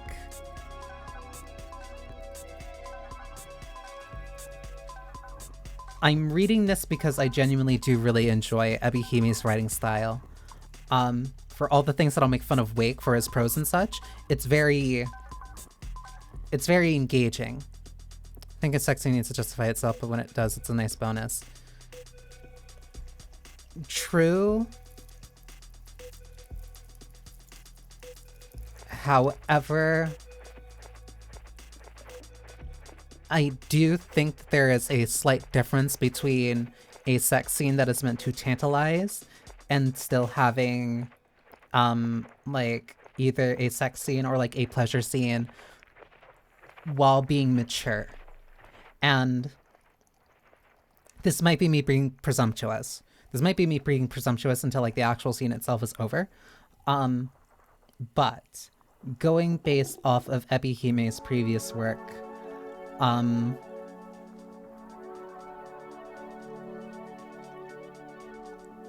not assuming that this is here purely to tantalize. Which is why I want to try to be mature about it. And I think that's the kind of big thing, especially when it comes to streaming anything that does have like, intimate, and not necessarily erotic. When it has intimate scenes or intimate interactions,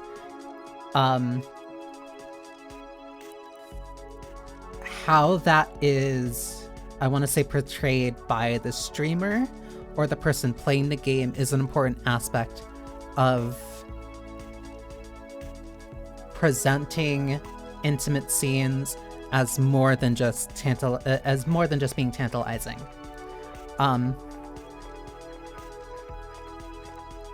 Like there's a reason why some of the scenes in Glass Heart in My Hands, and It Gets So Lonely Here, and maybe even the kissing scenes from this were definitely a lot more tantalizing.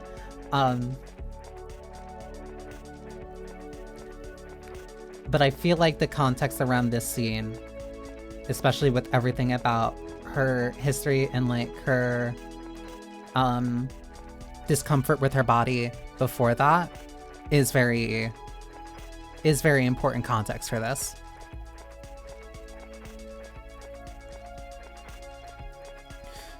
The scene with Cage of Roses was good, where they kind of stopped to talk about their trauma in the middle, and it's what happens in real life. Like, yeah, no, it's like, no, that's what real people do, and that's kind of like the thing. Like, this is very... I have read Ebi-hime's work previously enough where I am confident that the scene is mature, and it's not like I'm reading an erotic VN on Twitch. Like, there's definitely tantalizing parts of this, but it's not like you're buying this purely for the solely erotic parts.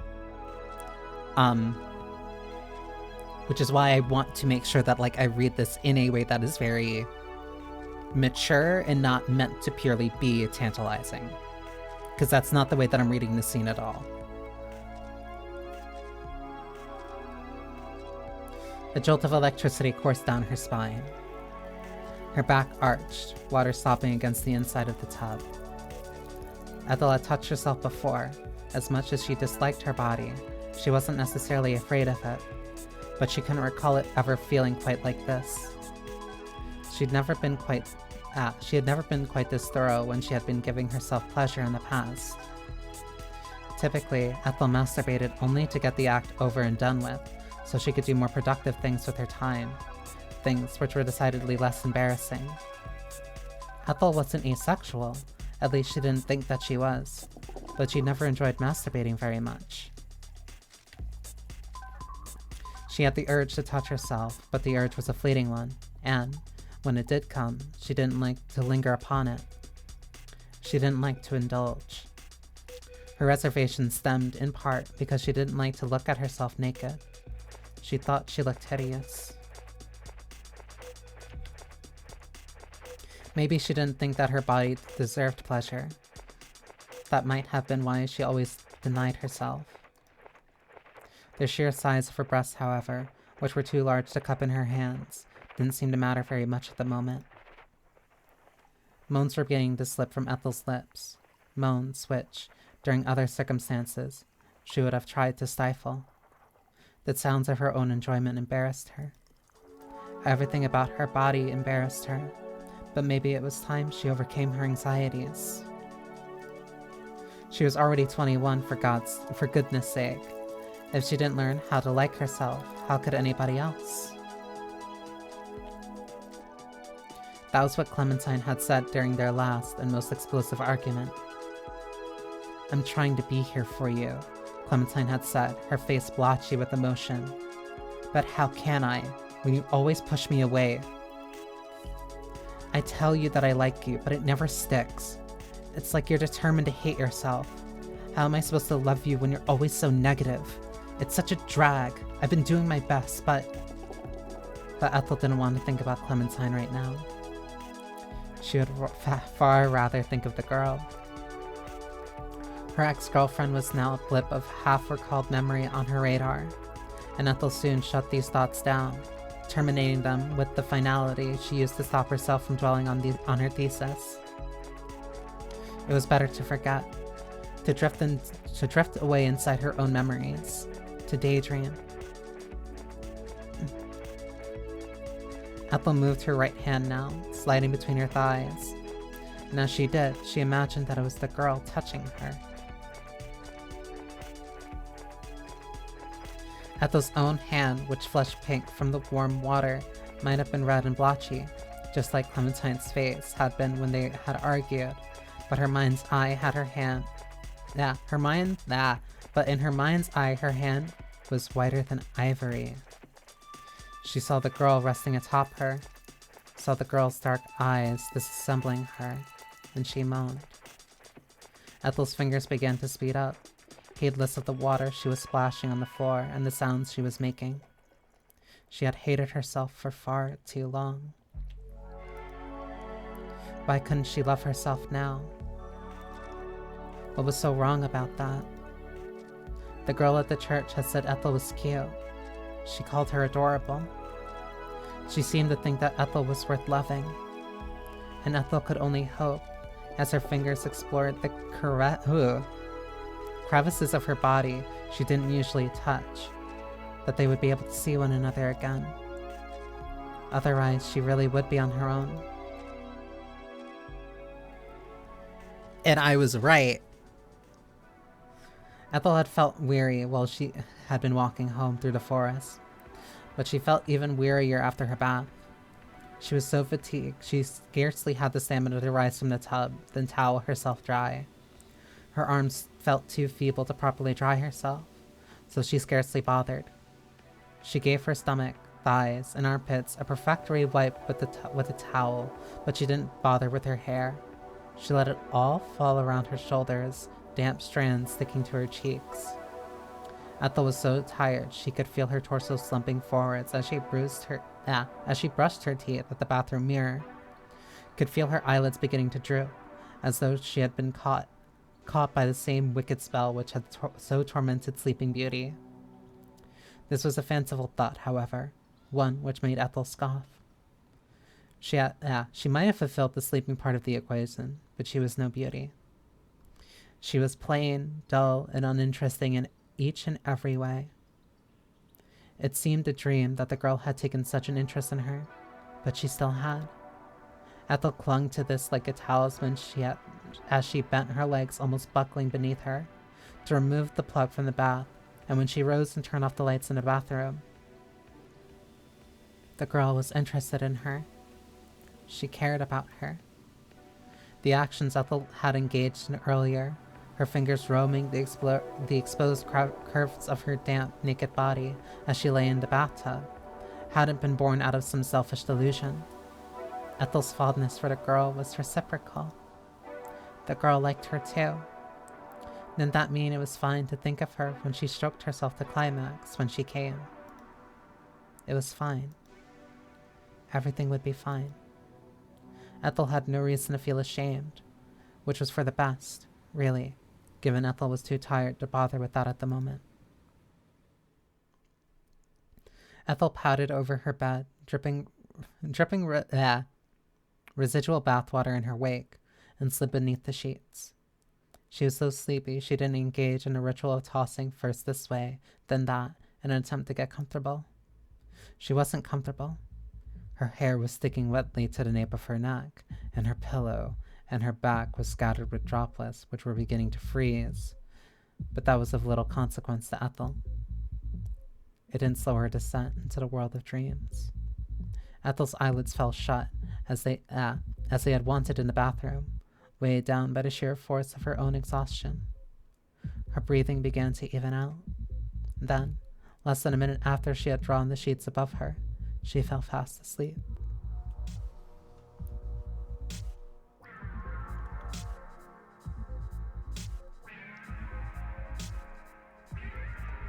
Ethel felt weary when she awoke the following morning. But was it the morning? Ethel's curtains were ajar. She must have forgotten to close them last night, and the light which filtered in had a butterscotch sort of tint granted by the encroaching evening. It must have been past midday, at least, for the daylight to take on such a burnished caramel sort of color. But Ethel was rather more preoccupied with the dull, heavy aching of her limbs and the humming in the back of her skull. Then she was the exact hour. Sleeping was supposed to be a restorative act, but Ethel didn't feel particularly soothed upon waking. It wouldn't have been an exaggeration, in fact, to say that she felt rather wretched. There was a foul taste in the back of her throat, one which reminded her of her mother's moldy cherry pie, and her bones hurt, her ribs and her weight in her wrist, and even the individual phalanges of her fingers. Ethel could breathe without any complications, but her stomach was churning so uncomfortably she might very well have been on a dinghy out in the Atlantic Sea. Maybe she was getting sick. Did she have a fever? Ethel didn't feel hot, though. If anything, her skin felt uncomfortably cold and clammy. Maybe she'd fallen asleep without properly drying her hair the night before. Ethel had long hair, though it was more owing to necessity than choice. Ethel didn't like going to the hairdressers. She found the thought engaging in small talk with strangers a terrifying one, and, in any case, There was something uncomfortably intimate about the thought of letting a stranger run their fingers through her hair. Ethel didn't like it when other people brushed her hair either. It made her feel tense. Ethel kept her hair long because she didn't want anybody else touching it, didn't want anybody cutting it, but she didn't trust herself either to cut it. She didn't trust herself enough to cut it either. Ethel's hand-eye coordination was good enough when it came to playing the violin, but it evaporated when it came to her appearance. It's why Ethel never wore makeup either. Despite her mother's best attempts to teach her, Lauren had tried to show Ethel the benefits of foundation, eyeliner, and lip gloss, but Ethel had never taken to it. One time she had tried to apply eyeliner, she had poked herself in the eye with a pencil. Yeah, that sucks. That sucks. Her eye had watered horribly from that encounter, and had been swollen for 2 days afterwards.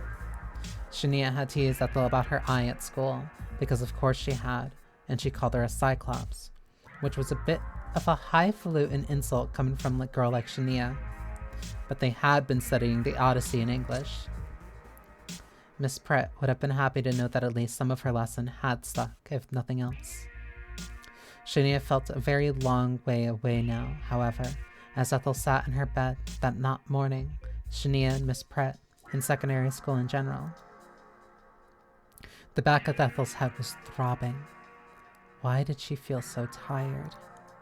Ethel might have gone to sleep late, but she knew she'd slept for a long time. She couldn't remember having any bad dreams either.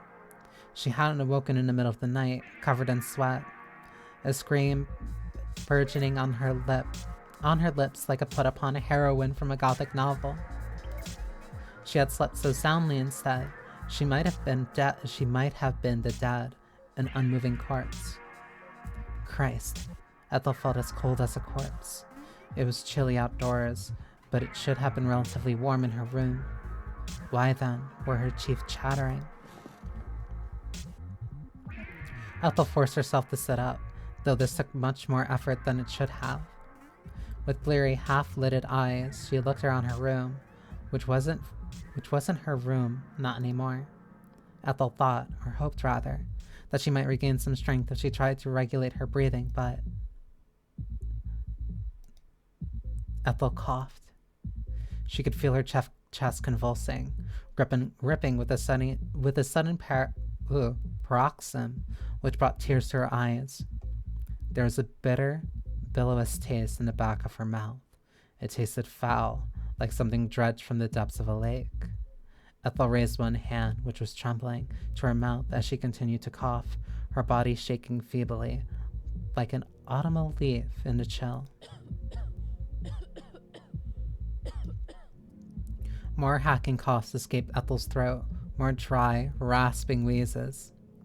It wouldn't have been too surprising if she'd come down with a cold, given she had been spending so much time outdoors at night, surrounded by the pervasive chill of the winter months. But this cold did not feel like the natural consequences of her admittedly foolish actions. How could she have a cold when she didn't have a temperature? Ethel's arms and legs were weary. That much was true, but her forehead felt quite cool, as did her armpits. She wasn't sweating. What was going on? Ethel rode out her coughing fit as best she could. Her eyelids squeezed shut. The back of her head was throbbing, and she felt sick. It took only 30 seconds, if that, for Ethel's coughing fit to wane, but it felt like far longer. When she had finally finished, Ethel felt enervated, completely drained of her energy. Weakly, she drew back her hand, which she had used instinctively to cover her mouth. There had been no real reason, she supposed, to press her hand to her mouth, given she was all alone. There was nobody there she could pass her cold on to. Consideration was a learnt habit, however, one which had been ingrained into Ethel through her uncomfortable, awkward years spent around other humans. There were worse habits one could get into, and there was no shame in being too conscientious. Ethel straightened her back, feeling a little calmer, then glanced down.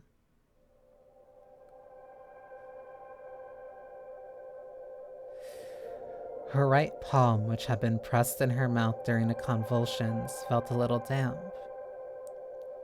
It was spittle, most likely from all her coughing. That was what Ethel assumed, at least, with a wrinkle of her nose. But when Ethel actually saw what stained her palm, she stared. It was nothing so incongruous as spittle after all, and neither was it decidedly more unpleasant, but still reassuringly mundane, phlegm. Ethel's palm was stained black, just like tar. What in the world was that? Where had it come from? The only logical explanation was that it had come from Ethel herself, but how? Why? Ethel didn't quite feel like herself, but she couldn't see any reason why she would start hacking up like this. Whatever this was. There was a strange black sludge smeared across her fair skin, and that wasn't all. There were white spores mixed amongst it, cloudy and clumpy, like freshly fallen snow. Ethel had no idea what those spores were, but she recognized the small, skinny objects with the rounded heads which crawled like commas amongst the filth. They were mushrooms. Fungus, even. Ads are gonna start in a sec, so that gives me a chance to stand up and stretch, as well as also get water, because I'm going to need it. Or else I'm going to start coughing like her. So yeah, be back in 3 minutes.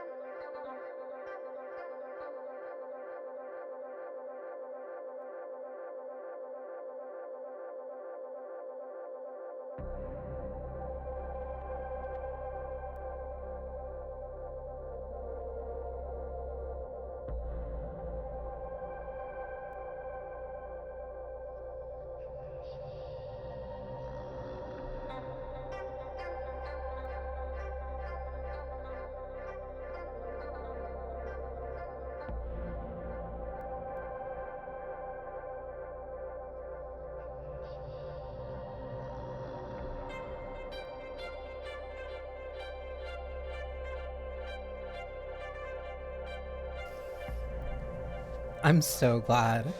I am so glad I can trust Ebi-hime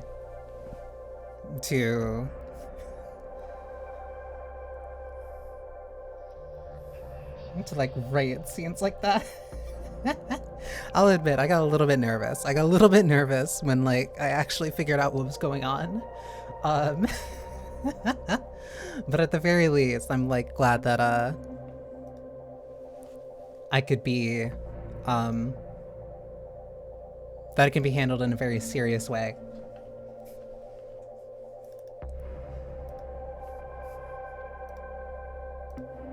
Okay.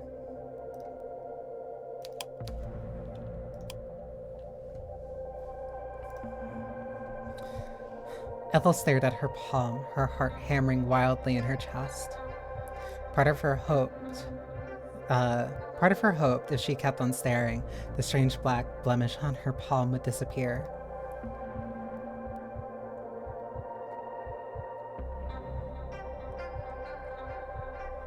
But this soon proved to be wishful thinking. It didn't vanish. Tightly, Ethel shut her eyes. She counted to 5. Then she opened them. The stains were persistent, however, and refused to shift. The black ooze, the white spores, and the little mushrooms remained, all mixed up in a gooey substance which might have been her own saliva. Was this some sort of medical emergency? Ethel had been fortunate never to suffer from health complications so prominent she had been admitted to the hospital, but she had suffered a few cuts and scrapes in her time. I don't think it's like me jumping through several hoops. I think it's just a toggle that I need to find again in the settings.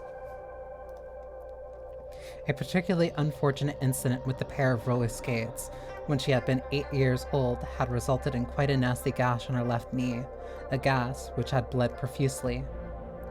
Ethel's knee had been sticky with gore following the little incident, but the blood which had spurted from her perforated skin had been scarlet. Its pigmentation had been so very bright, it had been almost garish. This strange fluid smeared across Ethel's palm was nothing like that, however. It couldn't have been blood. It wasn't red. It looked more like motor oil, but that didn't make any sense. Why would she be coughing up oil of all things? It didn't just sound unhealthy, it sounded inhuman. If Ethel had been an inorganic girl, perhaps made of steel and bolted together with screws, this might have been possible, but Ethel was wholly human, at least as far as she was aware. Her skin was soft and her flesh was quite yielding. She was weak, delicate even. But she was definitely a human.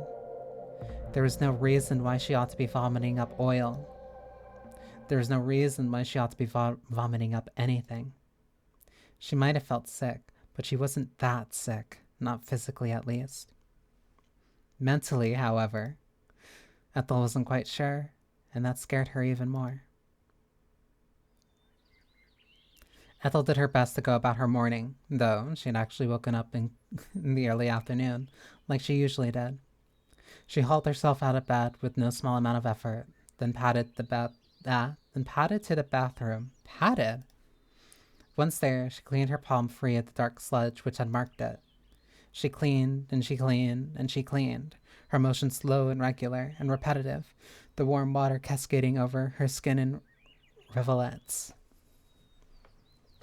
The water turned a curious coppery color when it met the dark stain on her palm, but Ethel tried not to dwell on this too much.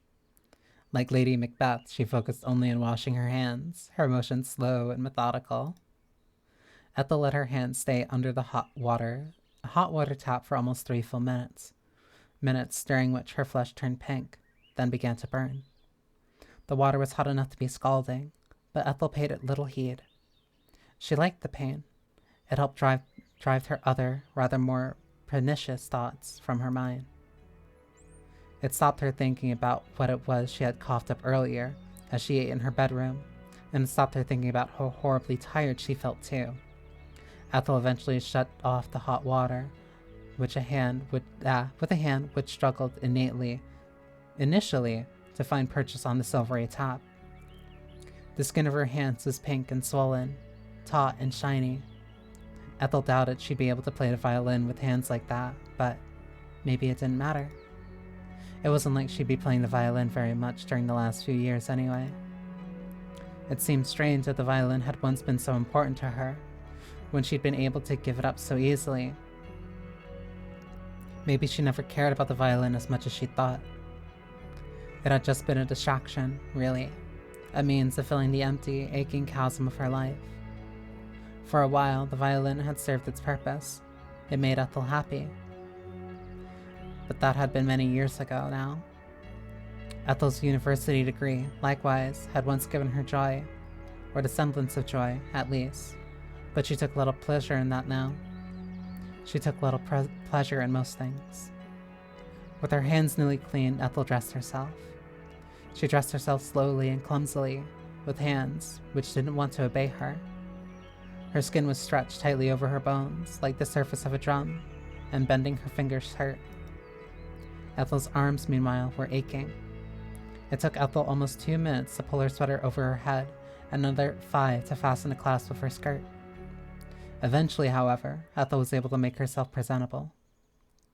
Her hair was still messy. She had run a brush through it in only the most perfunctory of ways, and she had bags underneath her eyes, but it would simply have to do. Dressed and ready to face the day, Ethel took a seat on the bed and retrieved her laptop.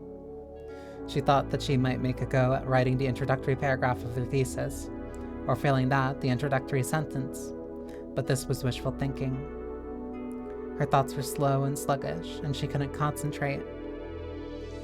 She had thought that working on her thesis might restore some normalcy to the day's proceedings, but why in the world would that work? It would have been abnormal, in fact, if she had made a start on her thesis, because she was woefully behind in it. Writing so much as a single sentence would have been almost as shocking an occurrence as coughing up all that bile had been. But Ethel wasn't going to think about that. She didn't want to think about her thesis either, and in any case, she couldn't think of it. It was starting to give her a headache. Ethel set her laptop down, defeated. Then she began to ponder. What she really wanted to do was see the girl again. It seemed imperative all of a sudden that they speak. Tonight would be the last chance, after all, that they would have to discuss anything. This thought made Ethel feel nervous, but she tried to swallow it down. There was little sense in getting agitated now. She could save that for later, when she actually saw the girl. For the present, she would try to relax. What else could she do?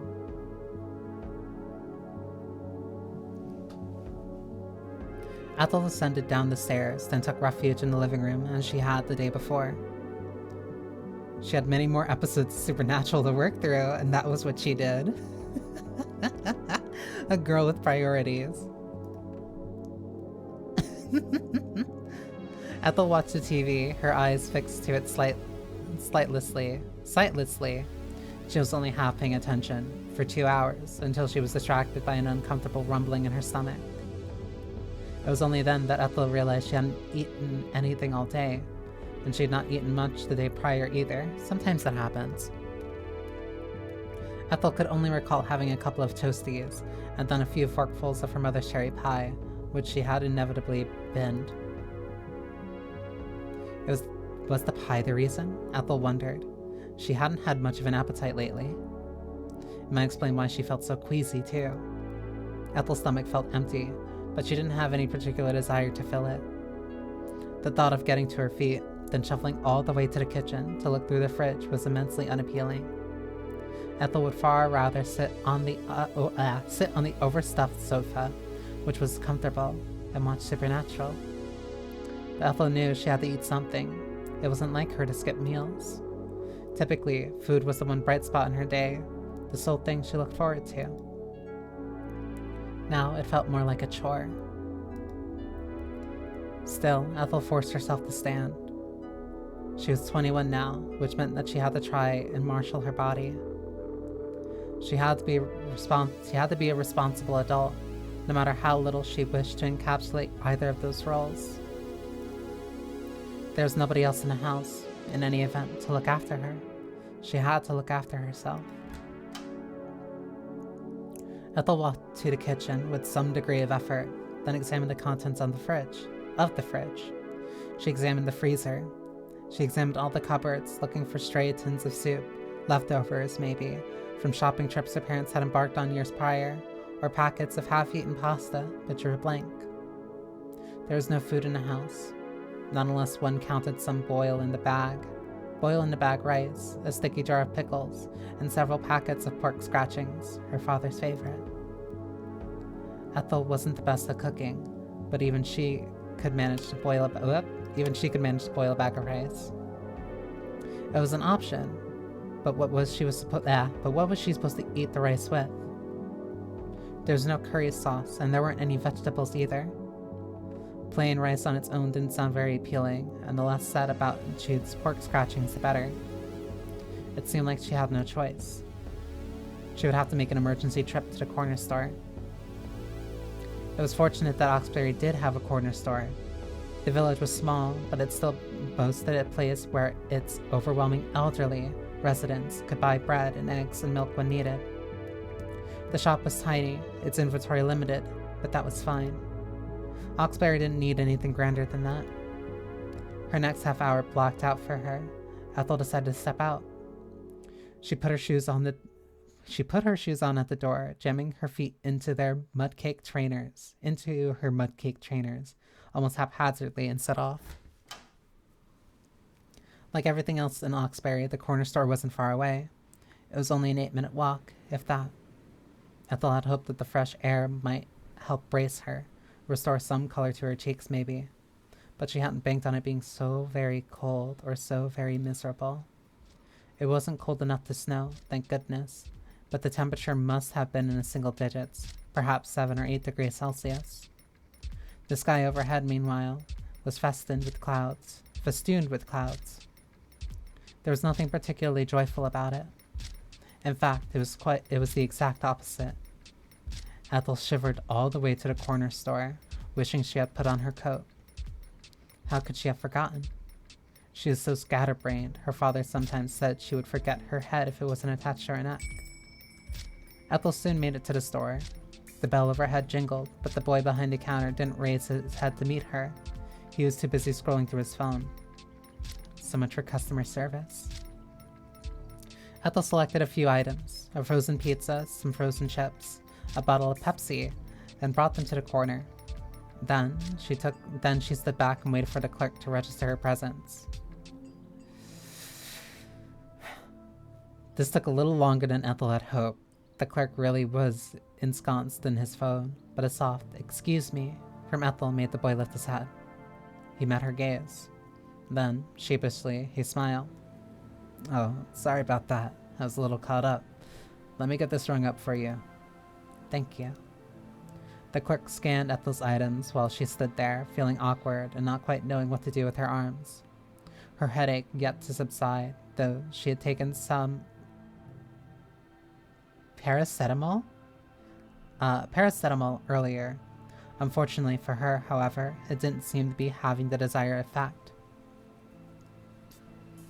Ethel's stomach, meanwhile, felt horribly heavy, as though she had been stuffed full of newspapers. Ethel eyed the frozen pizza, a meat feast, ham, chicken, and pepperoni, with some trepidation. She had come to the corner store for something to eat, but food now seemed to be the last thing she wanted. How could she eat when she would be seeing a girl again? That was so much, much more important than a meat-fest pizza. What would she say when she saw her? What would she do? And perhaps more pressingly, what would the girl do to her? Priorities. This thought of the girl's lips against her own sent a small, secretive thrill of pleasure running through Ethel's stomach. She squirmed. Did the boy behind the counter with his bright eyes and his pierced ears know what she was thinking? No, surely not. How could he? The boy bagged Ethel's purchases, the plastic carrier bag crinkling, then presented her the card reader with a cheery smile. The boy might have been wearing black and sported rather a lot of piercings, but he was rather personable. He reminded Ethel of a bit of a puppy. He was quite sweet, rather in a boyish way, his face soft, heart-shaped, and devoid of even the slightest suggestion of facial hair. He looked even younger than Banii, though Ethel presumed he was older. She was sure, in fact, that he was her age. He looked familiar. Hadn't they gone to the same primary school? It seemed inevitable. If he and Ethel were the same age, there was only one primary school in all of Oxbury, unless his parents had sent him somewhere else. Ethel should have known what he was called, but she was drawing a blank. She'd always been bad with names, especially when it came to boys. I wonder why. They all blended together with their short hair and their dirty, stubby fingernails. If they had been former classmates, Ethel hoped the boy wouldn't try to embroil her in a yarn about the good old days. That would have been excruciating. Ethel fumbled in her pocket for her phone, which she tapped on the electronic reader. Her purchase approved, Ethel then took the bag from the counter. By this point, her palms were sweating. Her stomach, meanwhile, felt heavy, as though she'd eaten a cinder block. But that didn't make any sense. Why did her stomach feel so heavy? She hadn't eaten anything all day. Ethel had gone to the store to buy food, to satisfy the empty aching inside her, but this emptiness had shrunk while the boy had been ringing up Ethel's purchases. Or maybe it had expanded. She felt dazed. She lurched uneasily toward the exit, feeling like an amphibian out of water. She could very well have been a wet, web-toed creature which did better underwater than it did on dry land. Her stomach was still churning. Her heart felt like a clenched fist. A sudden wave of nausea assailed her, making her gasp, and then... Ethel? A concerned voice drew Ethel out of her reverie, but it wasn't the boy from the corner store, calling after her as she made an anxious escape. It was Mr. Brown. Ethel's former teacher must have been going to the corner store himself, because he met Ethel a stone's throw away from the shop's illuminated exterior. And it was a good thing he had too. Ethel had been about to collapse when Mr. Brown caught her, his powerful hands pressing against her forearms. Mr. Brown looked at Ethel worriedly, his eyes narrowed. His gaze was discerning, and he soon sensed something was amiss. Gently, he rested a hand against Ethel's back, not low enough to make Ethel feel uneasy, and said, "Are you alright?" "Oh, Ethel winced. Her vision was beginning to blur. The street looked alarmingly hazy. She might well have been viewing it through a thick film of fog. Her head hung uncomfortably heavy as she said, "I am alright, I think." Mr. Brown frowned. He didn't look convinced, and neither did he sound it, for that matter. "Your face is awfully pale, not to mention clammy. Do you have a temperature?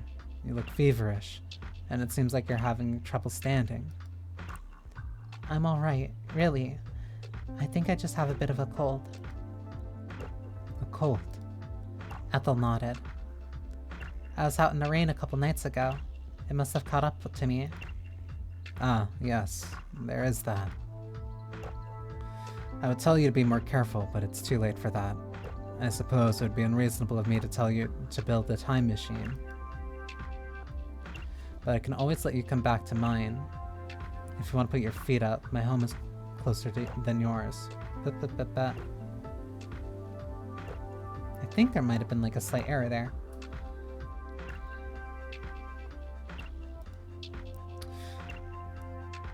It should spare you a bit of a walk, and I can put some tea on maybe. It might make you feel better." "Oh, no, it's alright. You don't need to go out of your way." "I'm a teacher. It's my job to go out of my way for my students." "I'm not your student, though." "You were once, and old habits are hard to break. I'd feel guilty in any case, letting you go off on your own in this state. What if you collapsed? I'm not that unwell. I hope you're not. But would you let me be the judge of that? I may not be a doctor, but I am a primary school teacher. They might seem like very different professions, but they have their share of similarities. They both involve looking after people. Privately, Ethel thought that some doctors would dispute this claim. In fact, she imagined a lot of surgeons would take offense to the assertion that corralling children was at all similar to performing triple bypasses. Mr. Brown sounded so earnest, however, that Ethel didn't want to argue with him. Not that she would have done anyway. She wasn't really the sort who argued. She wasn't like Manny, who could turn any co-op game he played into a whirlwind of radically motivated insults. Not radically, racially motivated insults. Capital G gamer. Ethel didn't want to rebuff Mr. Brown's kindness either, though she didn't relish the thought of going back to his house.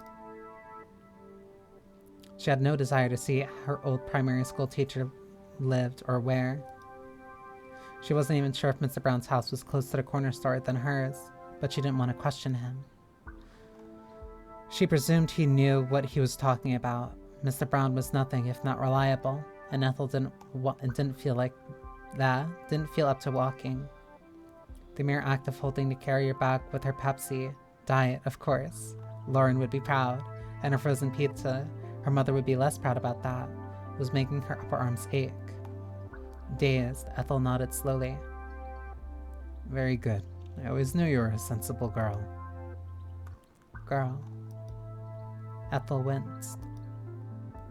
Was that still how Mr. Brown saw her? As a foolish child? The thought rankled. She was already 21. She was old enough to drink, to smoke, to vote. She was old enough to drive, not that she could. She was old enough to have sex. She was old enough to get her heart broken. She wasn't a child anymore. Though she often wished she was.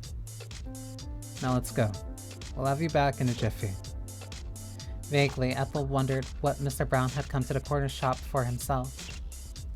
He hadn't gone inside, hadn't had an opportunity to purchase anything. He must have forgotten about his errands in an effort to look out for Ethel. Well, whatever he wanted couldn't have been that important. Come on now. Mr. Brown spoke reassuringly, giving Ethel's waist a squeeze. It's alright, I've got you, don't worry. Under normal circumstances, Ethel would have been worried if an older man had been escorting her back to his home with his arm around her waist. Lauren and Jude had never been the most hands-on, but they had at least instilled Ethel with a sense of stranger danger in her childhood. Even to an outsider, this situation must have looked suspect. But these circumstances were anything but normal, and, for once, Ethel didn't worry. She didn't have the strength to worry, for one thing, and, for another, Mr. Brown wasn't so very unsettling. He had taught Ethel when she had been small. She had been afraid of him as a young girl, that much was true, but she didn't think he was so very threatening now, not when he looked just as concerned as, if not more than, she was. He really did seem to care. There was something Ethel could take solace in, at least. It was a cold sort of comfort, when her head was aching and her limbs felt so numb, insensible, almost, but it was better than being alone. You're doing a good job. You can do this. Just a few more steps. A few steps more. Ethel continued to walk, putting one clumsy, sluggish foot in front of the other until, at long last, Mr. Brown had led her to their destination. And here we are. Mr. Brown spoke in an uncharacteristically jovial voice as he came to a halt outside a nondescript house, uncannily alike to most of the houses in Oxbury. Pebble-dashed, with 2 floors and a crooked chimney jutting out of the roof. Home sweet home. There's nothing quite like it. Mr. Brown unlatched the wooden gate, which circled his property one-handedly. He was still using his other arm to support Ethel, then stepped forwards. Ethel followed in his wake, feeling like an obedient pony being taken to a butt of water. Mr. Brown crossed the garden path. An array of geometric stones cut to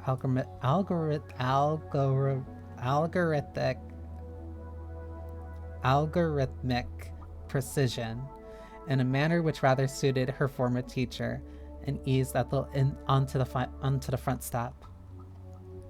Then he searched in his coat pocket for his keys, which he inserted into the lock. This was something of a production, given Mr. Brown was still supporting Ethel, but he was able to manage it with a surprising amount of dexterity for a man his age. Though, perhaps, this was not very surprising at all. Mr. Brown wasn't so very old, not really. He was only in his late 50s. He looked a good deal healthier than Ethel was, and a good deal more energetic too. Mr. Brown guided Ethel inside his home, then paused to shut the door behind them. It wasn't long after Brown had shut the door when Sparky dashed into the hallway, his entrance heralded by a series of excitable barks. The dog must have been left to man the house in Brown's absence, though how well a dog could man anything was debatable. Sparky couldn't have been waiting for his errant master all that long, but his incessant barking was uncannily reminiscent of a nagging wife. "Where were you?" Sparky would have said if he could have talked, which of course he could not. "I've been waiting ages." Mr. Brown must have thought similarly, because he smiled wearily, then shook his head. All right, I know you missed me. You don't have to make such a production of it, you daft mutt." If Ethel hadn't been there, occupying so much of Mr. Brown's attention, maybe he would have bent down to ruffle the top of Sparky's head. As it was, however, Mr. Brown was otherwise preoccupied and couldn't do that. Instead, he gave his dog, or daft mutt, rather, a gentle, affectionate nudge in the side with his shin. Sparky yipped at this, appreciatively, perhaps, and Mr. Brown chuckled. "Well, I'm glad you're so happy to see me. I could do without you making such a racket, though. What must the neighbors think?" Sparky yipped in response, wagged his tail, his dark eyes bright and eager. Oh, wow, there's actually... Yeah, it's actually a scene.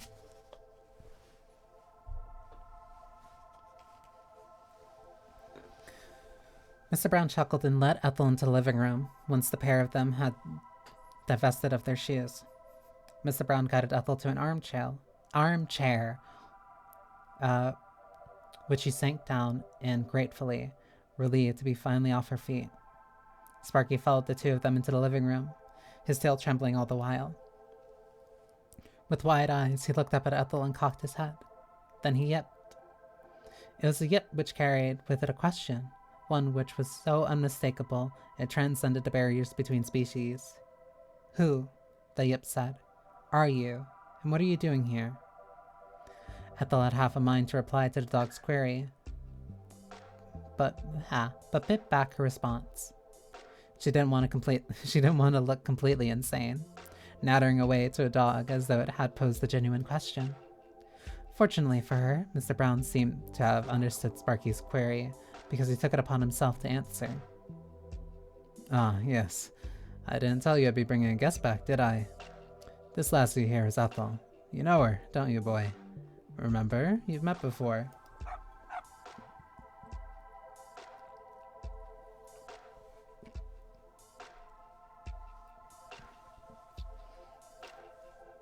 Like, actively forgetting to drink. Sparky yipped his response in appreciation, and Brown smiled. "That's right. I'm sure you two will get along. We'll get on like a house on fire. But could you try to tone it down? Could you try to tone down all the barking? Ethel here has a headache. Isn't that right, Ethel?" "Oh, I have felt better, I suppose." "I thought as much. You're as pale as anything. I do hope that Sparky's not bothering you." "Oh no, it's fine. I'm sitting straight."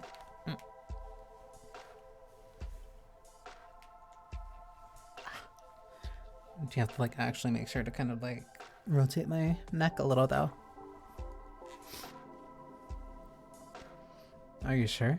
I could always put him in one of the upstairs bedrooms if you'd like. I don't want him making a nuisance out of himself. And I know some people don't like dogs. Ethel briefly contemplated Mr. Brown's offer, but the thought of Sparky being shut away upstairs for her sake made her feel guilty. She wasn't much of a dog person, but she didn't want to impose upon poor Sparky. This was his home, not hers. And he hadn't done anything wrong either, other than being a bit too excitable. Really, it's fine. I can deal with him. Well, good. I'm glad. Just give him a nudge if he tries to jump on you. He can be a bit overly friendly like that, especially since I don't have guests around all that often. Now, is there anything I can do for you? Would you like a cup of tea? Oh, Ethel blinked, momentarily stumped. The question was a simple one, but Ethel was tired and achy and her head hurt, and she wasn't sure how to respond. Her stomach still felt tied in knots. She was unsure if she could stomach anything in her current state, not even liquid. But tea was rather inoffensive, wasn't it? Maybe it would help soothe her, and if nothing else, it would let Mr. Brown feel like he was doing something useful. Oh, alright. Ethel eventually capitulated, more for Mr. Brown's sake than her own. I wouldn't mind a cup of tea. It might help. Of course. I'll whip that tea up for you in a mo. Hang tight. I will. Ethel's reply was half-hearted as Mr. Brown exited the living room, shuffling in his socks. Sparky looked between Ethel for a few moments, who was slumped in an armchair, and Mr. Brown's retreating trouser legs, before, with a decided yep, he set off. He must have decided he would rather spend more time with his master than the strange frumpy girl after all. She's not frumpy. Ethel might have been an amusing distraction for all of 5 seconds, but she couldn't compete with Mr. Brown. Nobody had ever picked Ethel first, not during PE, nor when boys had been corrosing the school's hallways looking for girls to invite to prom. Why would Sparky be any different? With the absence of both its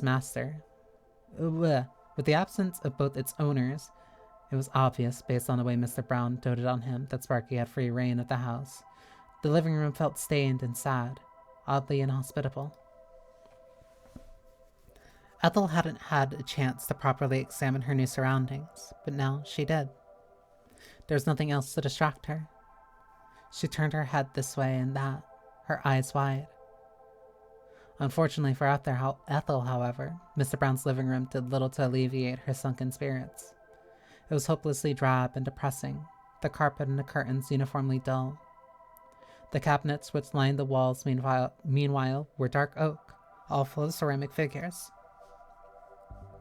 There's something sad about Mr. Brown's home. The color scheme matched his name so perfectly, it would have been funny if it were not so sad. There was a strange smell, too, which lingered in the air, one of stagnation that the air freshener plugged into the wall could not quite hide. It was a curious sort of smell, actually. It made Ethel think of the forest, of the damp and the decay. It made Ethel think of mold. Maybe the wooden joust in the walls had begun to rot. It wouldn't be so very surprising, what with how rainy England was. Ethel's parents' house had mold problems too. It wasn't so very bad in the summer, but it always showed up in the patchy stains that spread by the windowsills and the radiators when the winter rolled along. Wiping the walls clean of mold had become something of a tradition when the Christmas holidays rolled around. Mr. Brown's house must have been afflicted with that same curse, just like all of the other homes in Oxbury.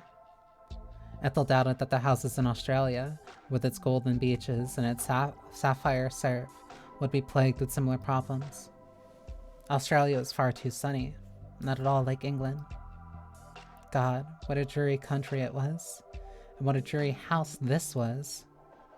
Mr. Brown wasn't so very old, but his house seemed to belong to a man at least 2 decades his senior. Ethel didn't like the interior decor. Try though, she might. She couldn't get comfortable. Mr. Brown's home put her in mind rather too much of the old person's home in Marsden that her great-uncle had stayed in after he'd taken a tumble and broken his hip bone.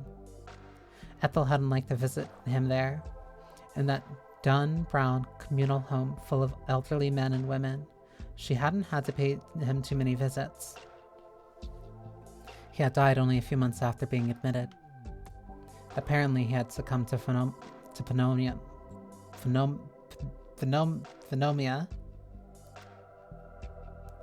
That was the official story, at least. Privately, however, Ethel did wonder whether being stuck in a home like that, with its gurgling radiators, brown curtains, and natty draught excluders, hadn't succeeded in carrying him off for good. Old people's homes were supposed to exist as a place where the elderly went for succor, but Ethel couldn't imagine experiencing any modicum of comfort in such a place herself. It had been much too depressing. Ethel had been depressed simply visiting there, and she had only ever stayed for half an hour at a time. Mr. Brown's home reminded her of all her tragic visits to the old person's home 4 years prior. The color scheme of the living room was bad enough, but those china figures locked away behind the display case really sold the impression home. They looked like the sort of figures only a woman well into her 80s could care for, even when viewed from a distance. Such figures might have been fashionable once, but they seem woefully outdated now. Ethel had unearthed familiar figures in her childhood, during her weekends spent at car boot sales. Car boot sales with her mother. These ornaments had always been grouped together in plastic boxes, all sold at a discount, 2.5 pounds a pop, if that. Some of the more sorrowful ones, with missing fingers and hairline cracks running down their faces, had fetched for £1 or 50 pence. Or they'd been bundled together in humiliating deals, buy one, get one free. Ethel wondered how much the figures in Mr. Brown's cabinet would sell for at the market. She couldn't imagine many people wanting to part with their hard-earned cash for a retinue of sailor boys whose blonde hair and blue eyes had begun to fade.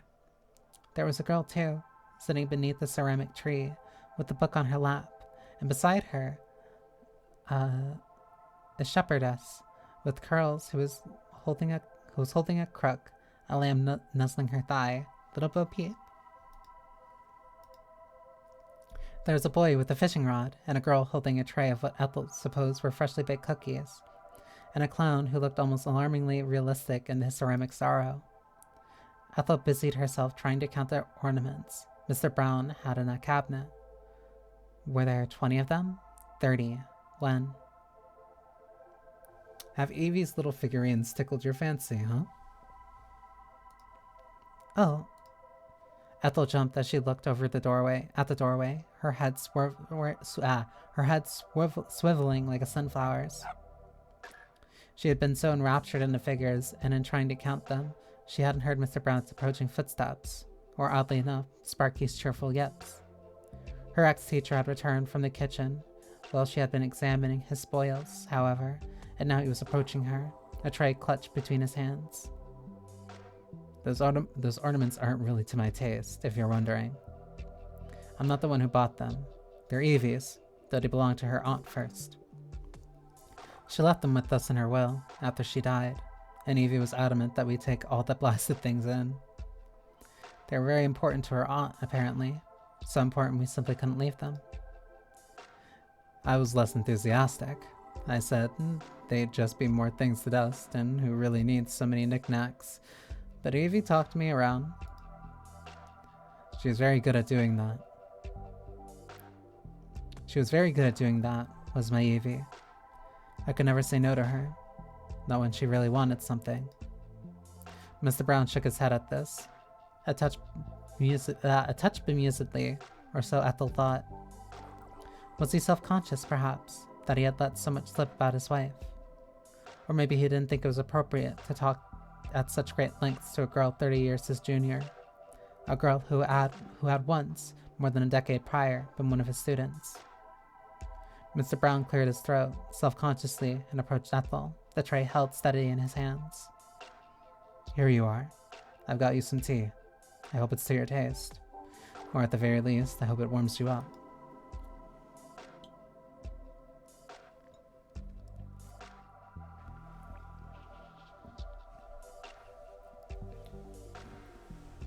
I could really use tea right now, but water will have to do. I do worry that you might have made yourself sick going outside in the cold like that, especially when it's been raining so much lately. It can't be good for you.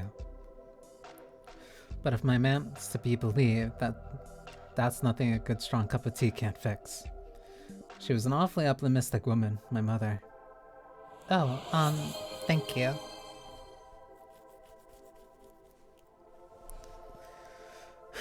Taking a slight stretch, but I do have water and I've been sipping on it.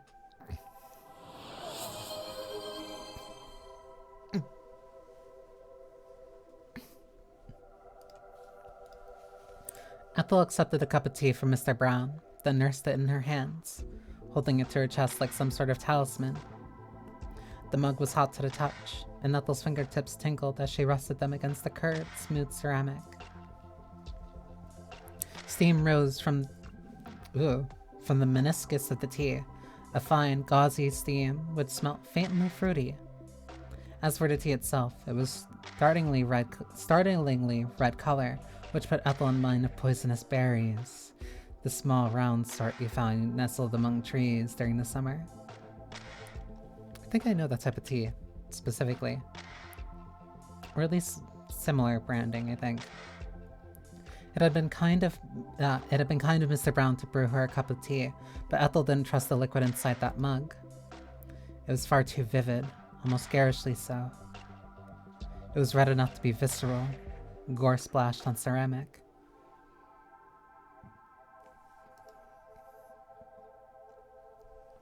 Ethel wasn't sure, all of a sudden, if she could drink it. She felt nauseous. Fortunately, Mr. Brown wasn't the sort of over-attentive host who insisted that his guests drink all of their tea, every last drop. Maybe he did not want to be overbearing. He might have been Ethel's teacher once, but he wasn't her teacher anymore. They had grown older since Ethel's primary school days, and there was very little to link them together. They weren't friends. They were hardly family friends. Mr. Brown himself might have felt awkward about inviting Ethel to his house. He must have been worrying that he'd overstepped some sort of boundary, because he didn't speak to Ethel, not for a few moments at least. Instead, he busied himself with sipping his own tea which must have been too hot to drink comfortably. Ethel was certain his tea was too hot, in fact, because she saw Mr. Brown wince as he set his cup aside. Had he scalded his tongue? A deep-rooted silence stretched between the pair as the seconds passed. A silence almost as intense as that which could be found in the depths of Oxberry's forest. Mr. Brown bent. He batted the top of Sparky's head for a few moments. His beloved dog had begun to nose about his feet as the carriage clock on the mantelpiece ticked. The clock ticked and ticked and ticked, denoting every single second that passed, until Mr. Brown coughed. He cleared his throat. Then looking up at Ethel, he said, "And how is the tea? Is it to your taste?" Ethel had yet to take a sip of her tea. It was still too hot, and anyway, she wasn't thirsty, but she nodded regardless. She didn't want to seem ungrateful. "Good. That's good. I'm glad. I think it's a bit too strong myself, but Evie liked it, so I suppose I've gotten to the habit of buying it. It isn't really to my taste, but I've got 2 boxes of the bloody stuff. I need to get through it somehow, which is why I palmed it off on you. I hope you don't mind too much?" Ethel shook her head mutely. She didn't mind really, though she did think it sad in a way that this tea was yet another memento of Mr. Brown's recently deceased wife. A good portion of the house, in fact, seemed dedicated to the dearly departed Evie. The china ornaments on the shelves had all been hers too, That, and the floral curtains and the overstuffed cushions with the cross-stitch patterns. The dead woman's influence had seeped into every nook and cranny of the house, from the tea bags which proliferated in the kitchen cupboards to Sparky's mere presence. It was enough to make Ethel feel rather somber. Don't feel obligated, though, to drink it. Not if you're not thirsty. I won't be put out. I rather think I forced it on you, just like I forced you to come here. I'm not sure if I gave you much of a say in the matter, but you did look rather unwell when I saw you outside the corner shop. I was worried about you. Do you feel better now, at least, after sitting down for a while? Ethel frowned, still clutching the mug of unsipped tea between her hands. The tea had cooled down a bit by now, but she'd made no attempt to drink it. She hadn't felt particularly thirsty before, but now she knew the tea was a relic from the Mr. Brown days. From the Mrs. Brown days, consuming it would have felt akin to sacrilege. Why, it would not have been too many steps removed from consuming the dead woman's ashes. I do feel a bit better, yes. Thank you. You were very helpful. I don't know if I'm very helpful, really, but I do my best. I can't leave people when they're in a bad state, I suppose, even if it does make me a bit of a busybody. That'll be all my years as a teacher coming through. I've developed a bit of a bad habit. But I didn't bring you here to talk about me. How are you, Ethel? Now that was the question. How was she, really? Ethel was unaccustomed to people asking her how she felt, largely because nobody had ever seemed to care, not even her parents. Maybe that was why Mr. Brown's innocent query had left her so shaken. Part of Ethel appreciated it, she supposed, but another part of her, a greater part, maybe, felt uncomfortable about the attention. She wasn't accustomed to it. Ethel? Mr. Brown prompted, his voice gentle. If something's bothering you, you can tell me, you know? I don't bite. I might have been your teacher once, but that was a long time ago. I'm not going to start doling out detentions. Not that I ever gave detentions back in Oxbury Primary. I'm not a strong believer in their effectiveness. Just, you've not been looking at all well. Your face is so pale, even now. You aren't feeling sick, are you? Ethel cast her mind back to the events earlier that day, recalling the coughing fit which had left her doubled over, out of breath. She remembered, too, the strange black fluid which had stained her fingers. What had that been? Even now, she didn't know. If she had been coughing up blood, though, surely she would have been suffering from other symptoms. Should she not be shivering, shaking? Shouldn't she have a fever? Ethel didn't feel particularly flushed, though. If anything, she felt uncommonly cold. For all Ethel knew, that strange black tar which had stained her hand could have been a hallucination. She had been very tired lately. She'd been worrying too much about her thesis, and then there was the girl at the church. If nothing else, you look rather distracted. You might not be sick, but it's clear that there's something on your mind. Would you care to share it with me? I don't wish to pry, but they do say that a trouble shared is a trouble halved. Ethel pondered Mr. Brown's words for a few moments, letting the syllables percolate in her head like brewing coffee. She knew there was a degree of truth in what Mr. Brown was saying. Sharing one's problems with another could, in many cases, help to lighten the burden of trying to endure said issues on one's own, particularly if the other party was sufficiently receptive. For most of her childhood, and later in her teenage years, Ethel hadn't had anybody she could confide in. Her parents might have been supportive of her, but that was only in a nominal sense. Lauren and Jude had always been there for her, and they'd done their due diligence as parents, but they never really understood her.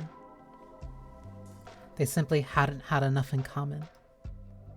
Ethel had been incapable of turning to her family for advice, and neither had she possessed any friends whom she could confide in. She had never had any friends. This had changed after she attended university and she had met Clementine, but even their relationship had fallen apart. She didn't have anybody she could speak to. She was all alone. That had been the case, at least. And if it still held true, perhaps she would have felt enticed into divulging her problems with Mr. Brown. But it was not so now. Not after meeting the girl. The girl was everything Ethel had ever wanted in a confidant. She was patient, understanding, well-meaning, and, though Ethel felt a touch of shame for considering this as a worthwhile criteria, she was very pretty. She was close, too, to Ethel in age, much closer than Mr. Brown. Ethel knew that Mr. Brown meant well in positing these questions to her, but how much could he help, really? They inhabited different spheres of existence. He was much too old to relate to her. Why, he was even older than Ethel's parents. He was almost as old as Ethel's grandparents, those on her mother's side at least. Ethel doubted he would understand her. She doubted it to such an extent, in fact, she did not want to try. How could she tell her primary school teacher about struggles with her thesis, her loss of interest in her area of academia? How could she tell him her recent breakup with Clementine and how much that had hurt her? How could she tell him that she felt like an unwanted alien in her own family, that she felt like she had nowhere to belong, and above all else, how she felt talentless and uninteresting and ugly alongside it?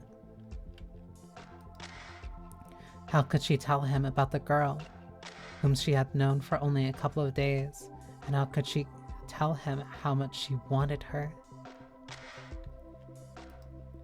How could she tell him how much she would miss her? She couldn't. It was impossible. Ethel turned these worries over in her mind like pebbles, her fingers curled tightly around the ceramic mug Mr. Brown had given her, the mug from which she had yet to take a single sip. It was nice that Mr. Brown cared so much, but he didn't care in the right way. He didn't care in the way that Ethel wanted him to care.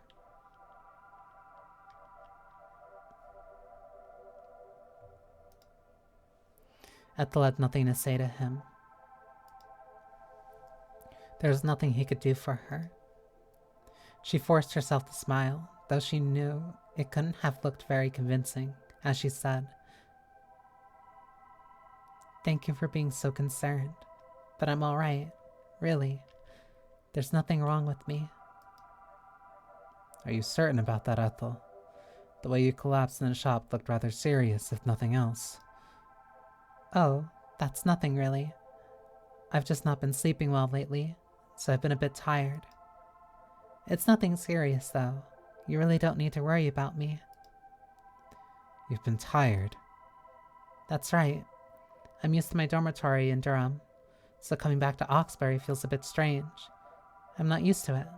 It's hard to relax." "Ah, I see. Well, I can't imagine your fatigue is being helped by your sudden fondness for late-night walks. Perhaps you ought to try to have an early night." "I know I've been getting into bad habits. I'll try to take care of myself, though. Thank you for checking on me. And thank you, really, for the tea. It's delicious." Ethel hadn't taken a single sip of her tea. At this point, she was certain it must have been stone cold. Mr. Brown must have noticed this. He'd been looking at Ethel too intently not to call her bluff, but once again, he did not comment on it. Instead, he smiled, then said, "It's no trouble at all. You'd been doing me a favor, actually. If you had drank that up, but you're quite welcome, of course."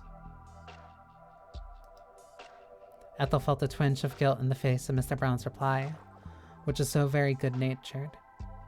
Her guilt was brief, fleeting thing, however, which didn't last. Why should she worry about lying to Mr. Brown? It wasn't like she owed him anything. He had been nice to her, but his niceness had come in the form of a cup of tea she couldn't drink, and a conversation she hadn't wanted to engage in. Ethel couldn't relate to him, and neither did she want to. Ethel had been 9 years old the last time they had spent any real time with one another. She had worn chunky butterfly clips in her hair back then, and she had drawn horses in her copybooks, and she had collected scented pens and stickers. She wasn't the same girl she had once been. Mr. Brown didn't know a thing about her, or what she wanted, or how lonely she had been. And that's a good stopping point, at least for right now, because ads are about to start, so that means I can actually stand up and stretch and shake, I guess. I really like Ethel. I really like her just as like a protagonist. She has a lot of complexities to her that I really am fond of. But yeah, be back in like 3 minutes. Because I need to stand up.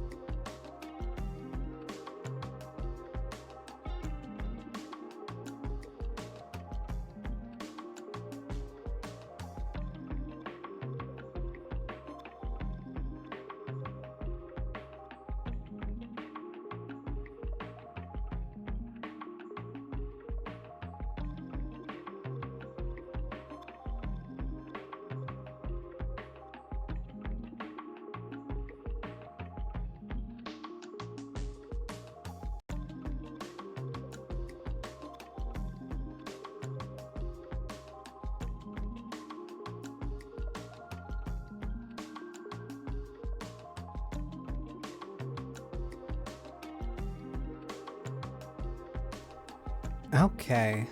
Should be good now.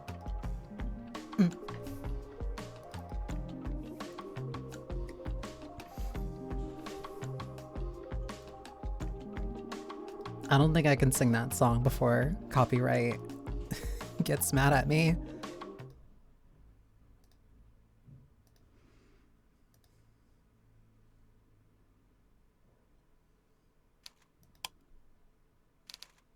There we go. And Ethel hoped it would stay that way. It took Ethel only a few minutes to return home, a fact for which she was grateful. While growing up, she found Oxbury's diminutive size to be a negative. The village was so small it had been stifling. Now, however, Ethel was glad for it. It made it easier for her to retreat from Mr. Brown's depressing living room and his equally depressing home, and return to her own. Ethel's home wasn't much better than Mr. Brown's.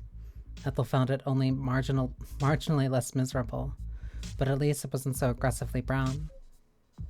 Ethel had clutched her carrier bag with the frozen pizza and the Diet Pepsi in her right hand during the walk back, so tightly it had left a red groove in her palms. Her palms ached, and putting her food away in the freezer made her arms ache too. It wasn't until half an hour later that she set about making food, and once she had found she didn't want it. She didn't much want it. The tomato base of the pizza was almost luridly red, and the cheese on top of it looked like pus. Ethel hadn't been very hungry before she'd set out, and what little appetite she might have possessed had disappeared altogether. How could she think of food at a time like this? Would she soon be seeing the girl?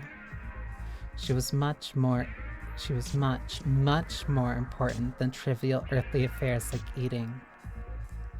Ethel ate as much of the pizza as she could, which wasn't very much, and tipped the leftovers into the bin.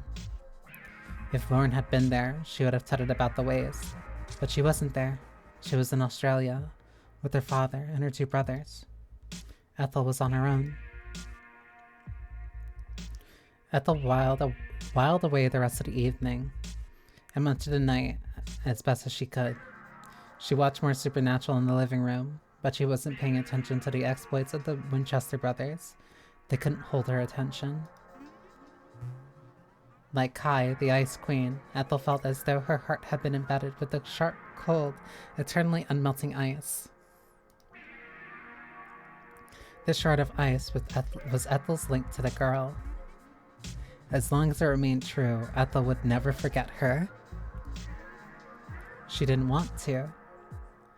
When Ethel fancied enough time had passed, she finally stood. She stretched. Then, her heart all aflutter with trepidation, she sets off.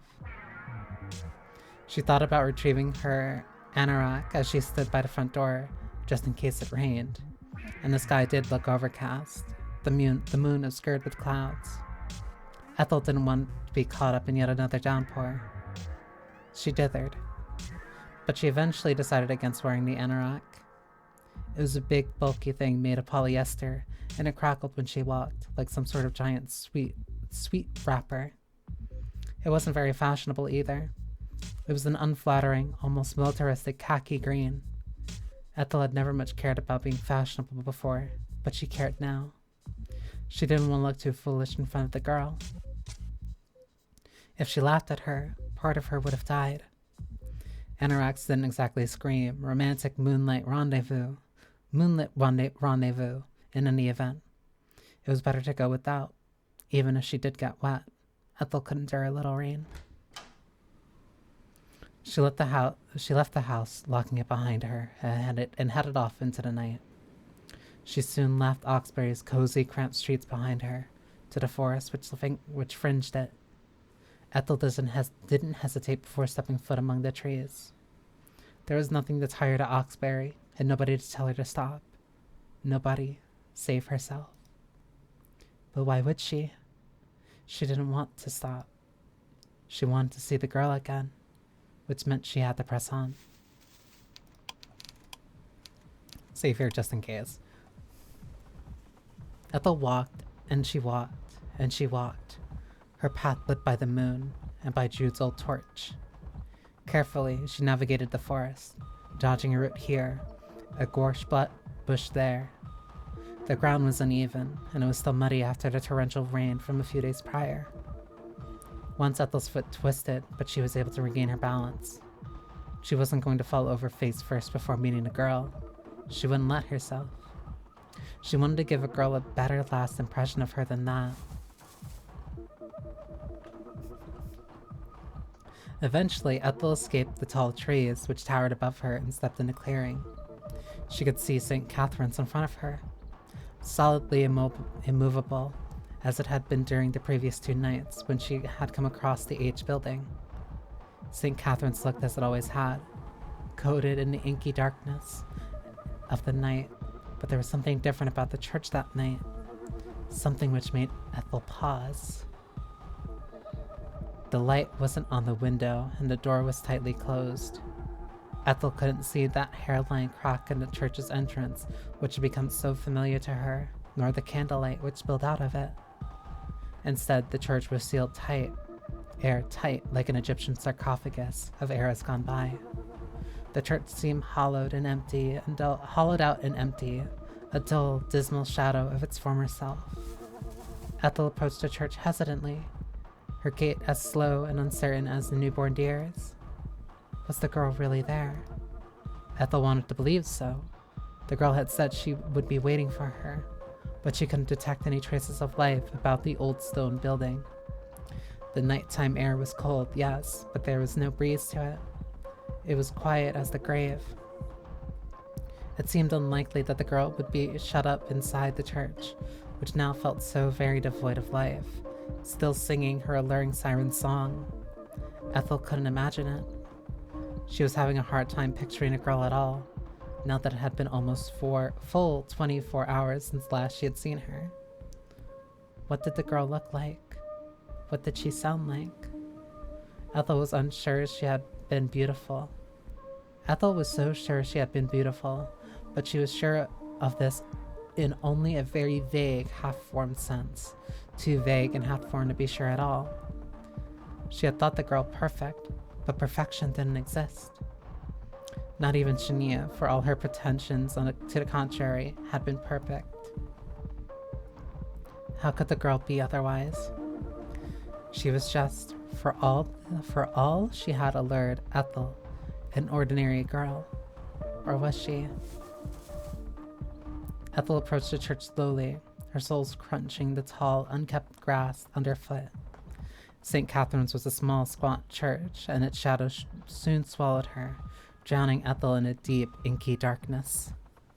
Ethel reached out, her right arm trembling. She pressed her palm against the door, which seemed curiously impenetrable in the dark, the wood too firm and thick to give away beneath her fingers.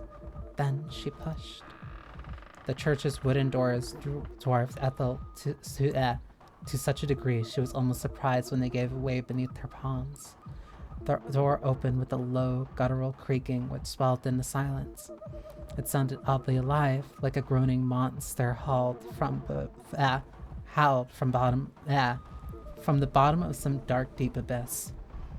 Maybe it was some sort of an omen. Ethel couldn't help but recall Mr. Brown's warning from a few days prior, his warnings about the mysterious missing girl.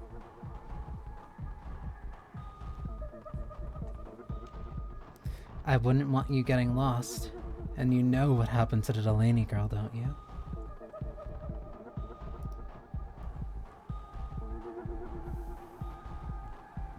Of course, Ethel remembered the Delaney girl.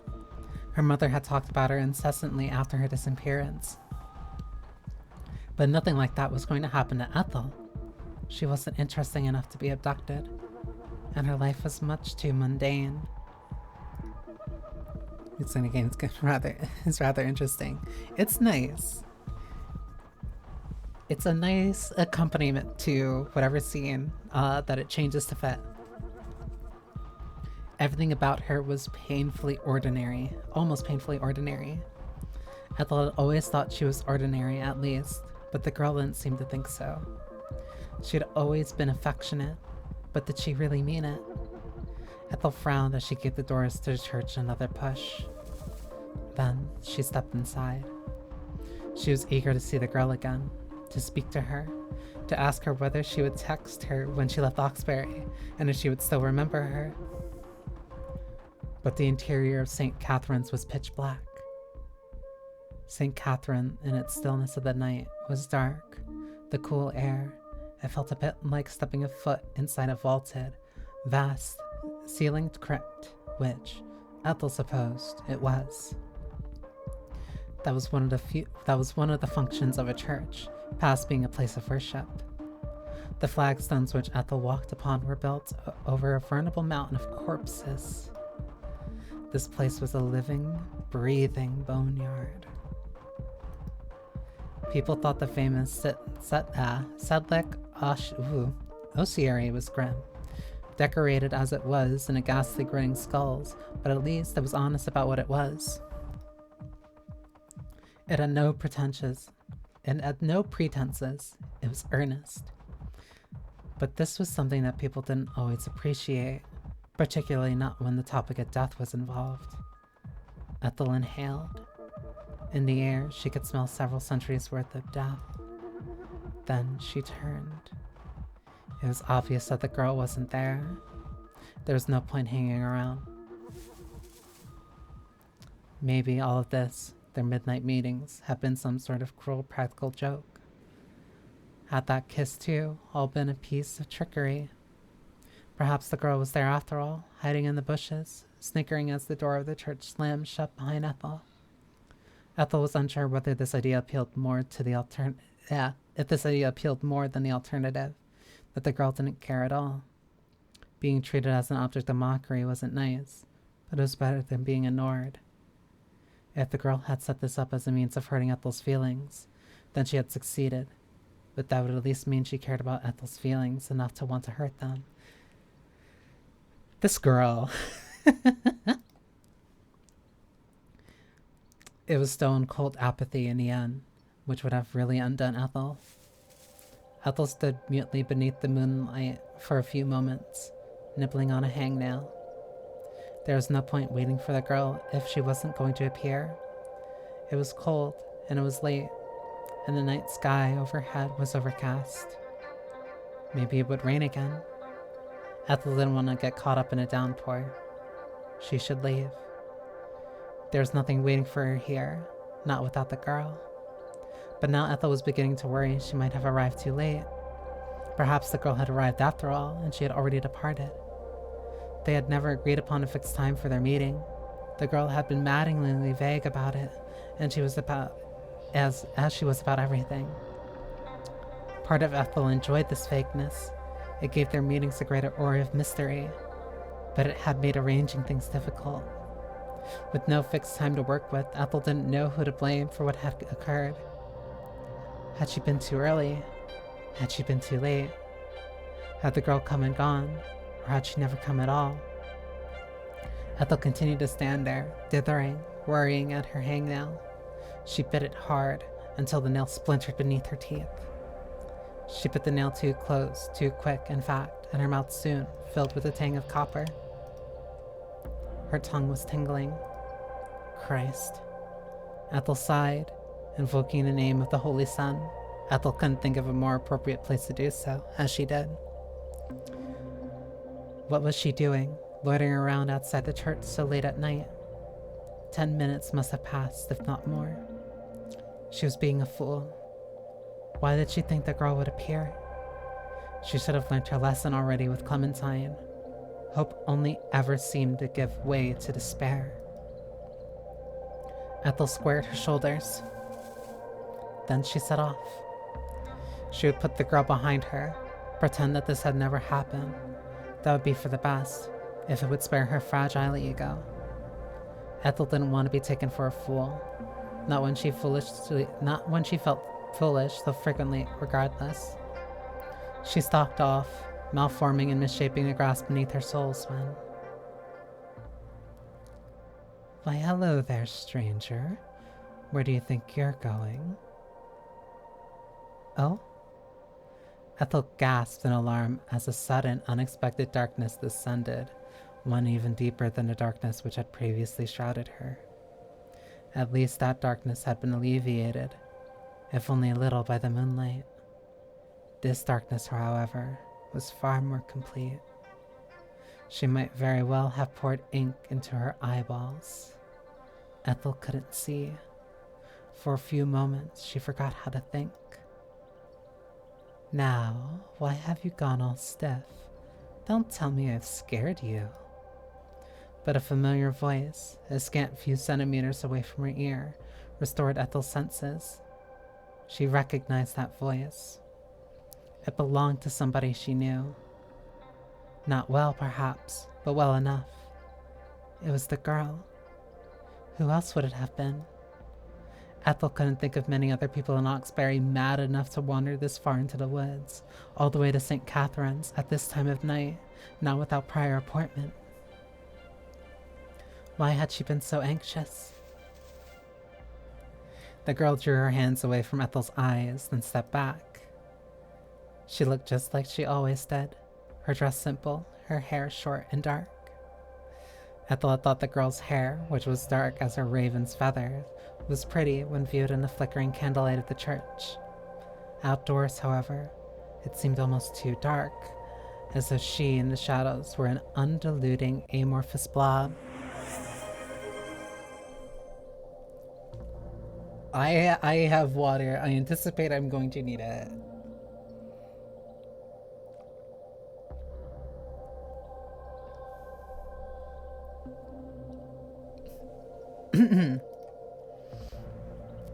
The girl's skin, meanwhile, seemed too pale, her dress oddly flimsy given how late it was.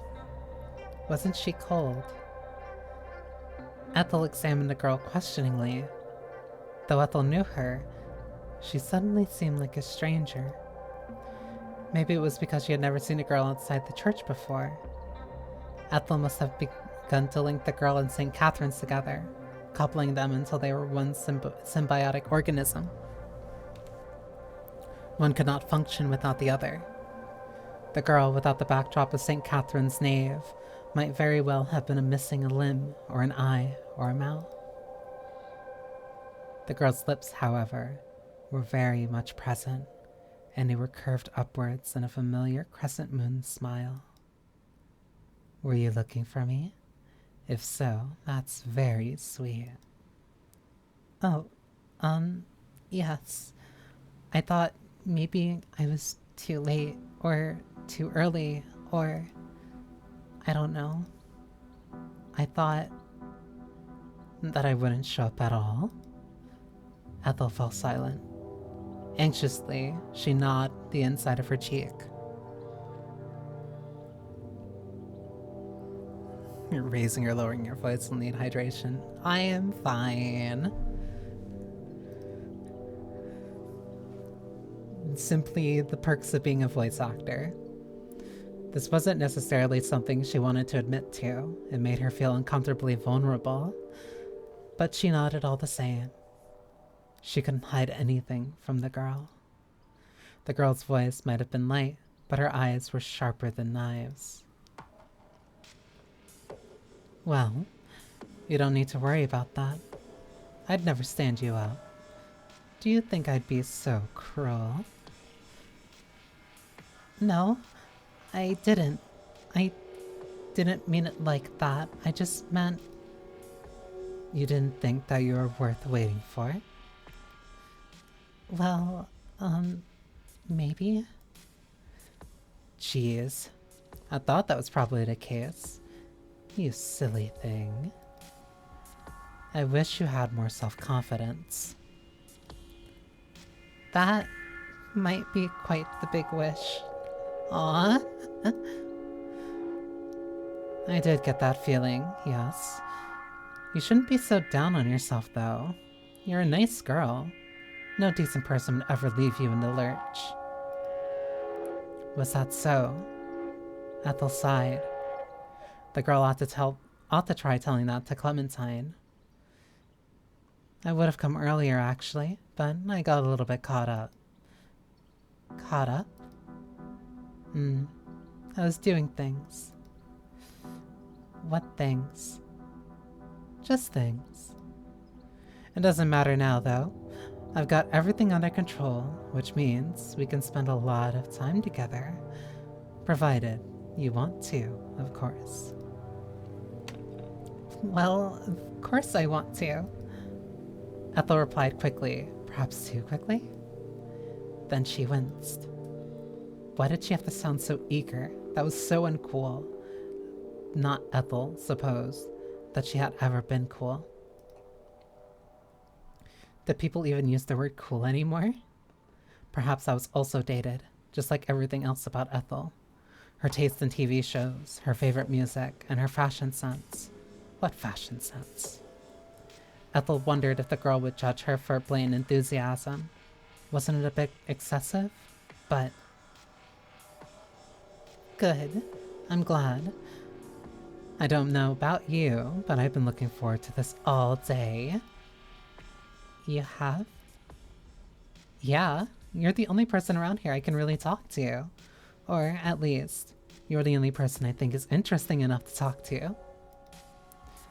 I don't want to waste my time with anybody else but you. You're special. Special? Yup, I said so it must be true. You can trust me. The girl giggled, and after a pause, Ethel found herself giggling too. There was something infectious about the girl's laughter. She really couldn't help herself.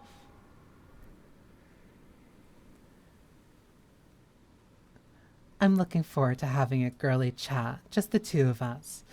But I don't think I want to stay in St. Catherine's tonight. Not when it's my last day here.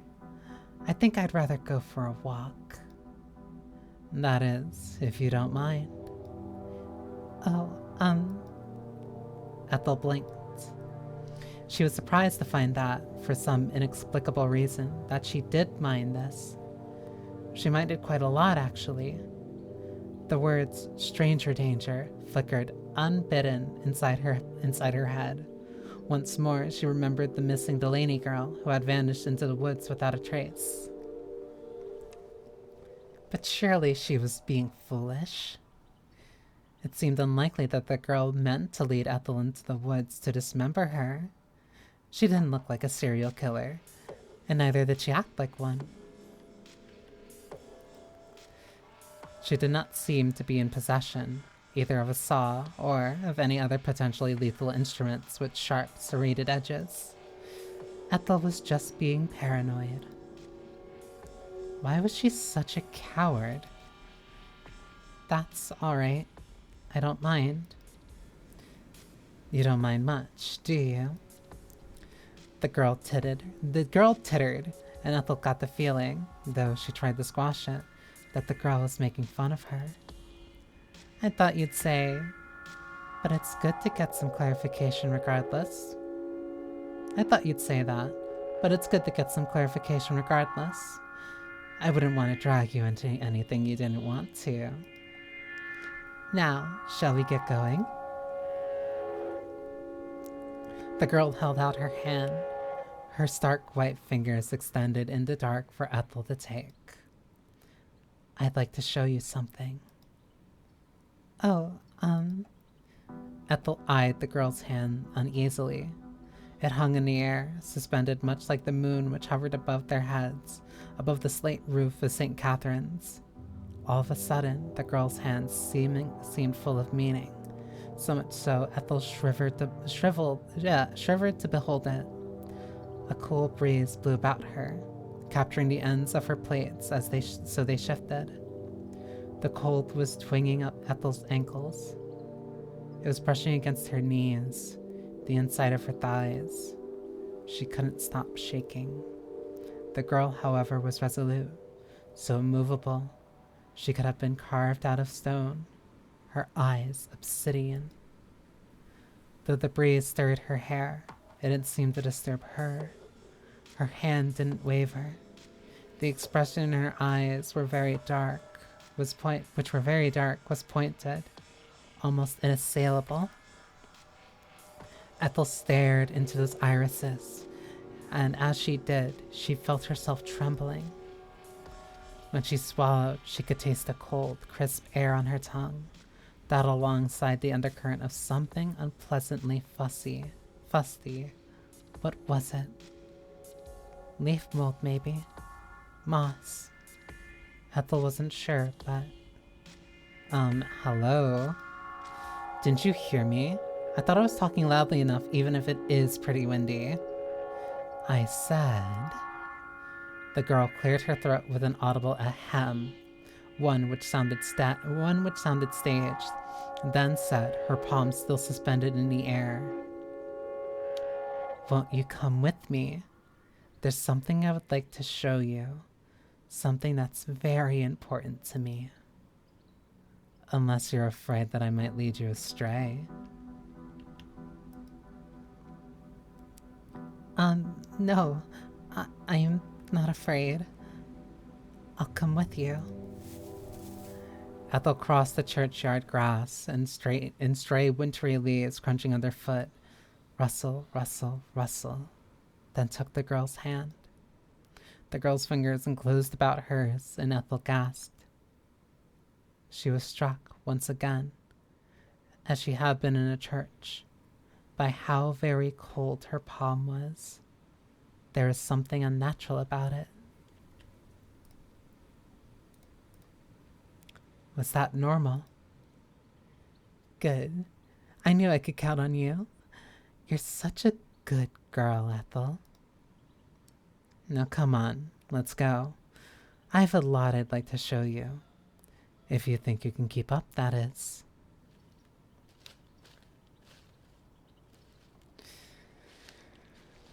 It was without any further preamble that the girl turned, her dark hair fluttering in her wake as she walked. The girl might have been slender, less like a flesh and blood ballerina, and more like a fragile china figure of one. But her grip around Ethel's hand was surprisingly firm. I'm going to take a quick second. I'm going to take a quick second and brew some tea, because I feel like I'm going to need this. I feel like I'm going to need this for this next section.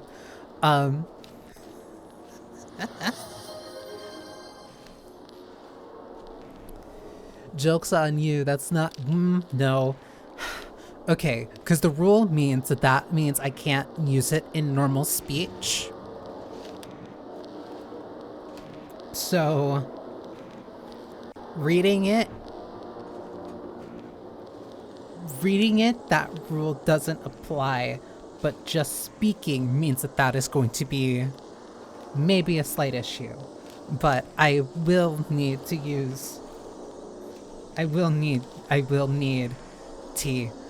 when I get back, and I can start the timer on that when I get back. So be right back.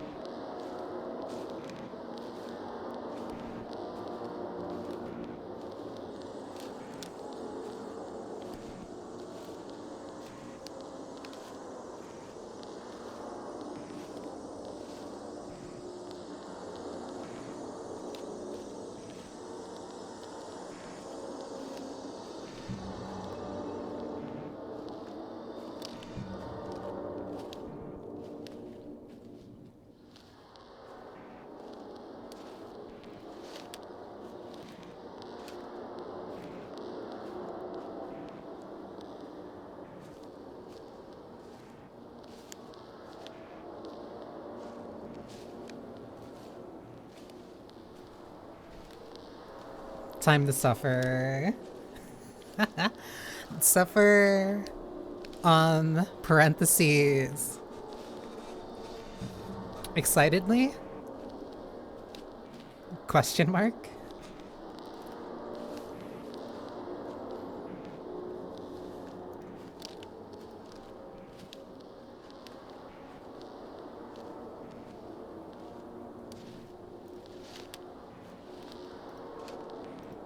That part's not the bad part. Holding using, yeah, and say anything outside of storytelling.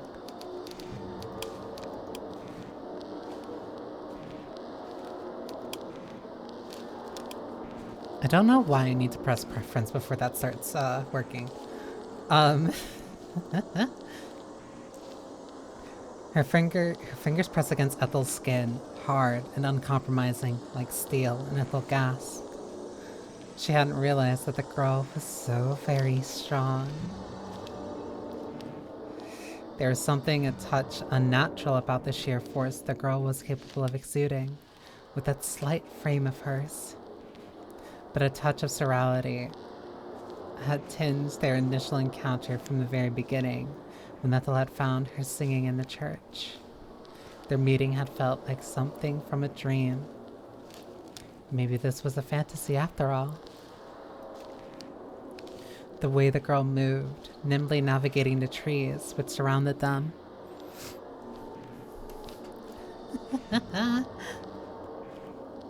Certainly felt like something from a dream. She made no noise, like a minnow swimming through a stream. Ethel, meanwhile, was far less coordinated. She was clumsy, and her feet made no shortage of noise as they trampled the grass and the leaves in her wake. Once she almost stumbled, but the girl's grip on her hand didn't waver. The further into the forest they delved, the firmer her grip on Ethel's hand had seemed to become. The trepidation that Ethel had first felt when the girl had extended out her hand doubled, humming like a second heartbeat in the base of her throat. She could taste the earth when she swallowed. It was so potent she felt as though she was choking on it. Her mouth might as well have been stopped up with soil.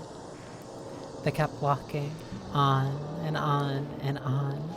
As the minutes elapsed, or had it been hours, Ethel's feet began to sting. Her shoes were beginning to feel like a constricting prison, one which squeezed her without mercy.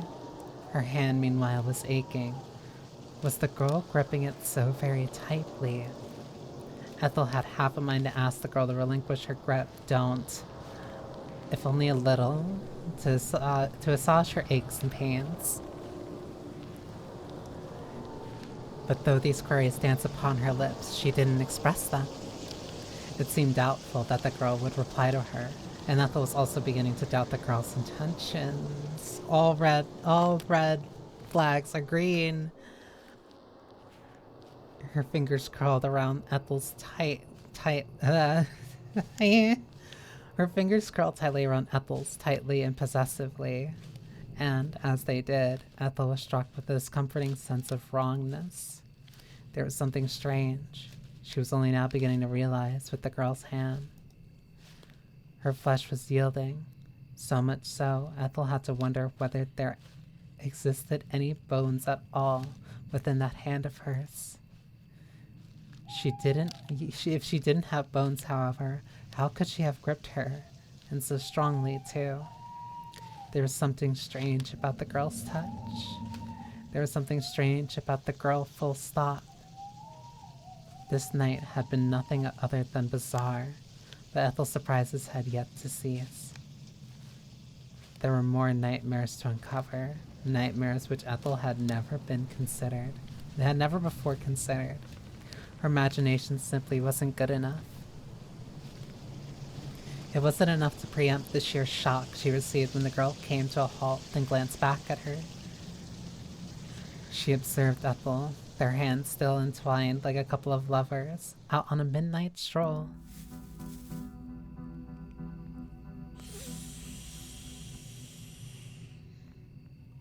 I'm going to be normal. Well, now, isn't this relaxing? I find this part of the forest quite pretty, don't you agree? But there was nothing very lovely about Ethel's companion.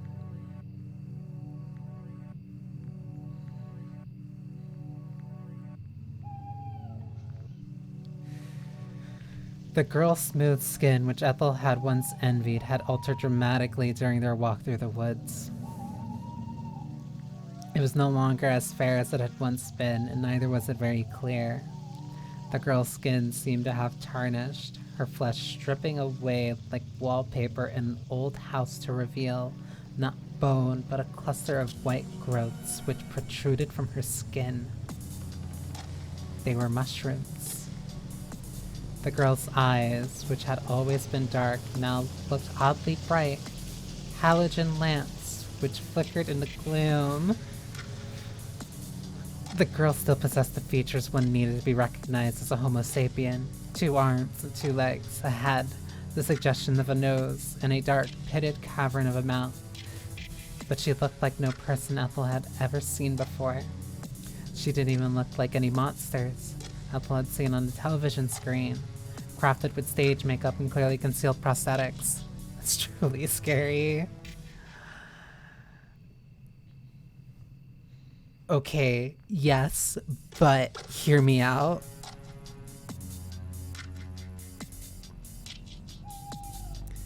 She looked like something from a nightmare, so removed from Ethel's comprehension that she didn't know how to define her. Ethel's thoughts seemed to have ground. In the moment the girl turned to glance at her, to a halt, slowing, then stuttering. The girl must have noticed Ethel's disorientation and the distress which accompanied it, but it didn't seem to bother her. Maybe she'd been expecting it. The girl smiled, a dark, demonic sort of smile which rivaled the blackness of the night which hung above them. The girl's dark hair had once been luxurious, but now it looked strangely brittle, like straw. Her body seemed to be undulating ever so faintly, as if animated by some unholy energy.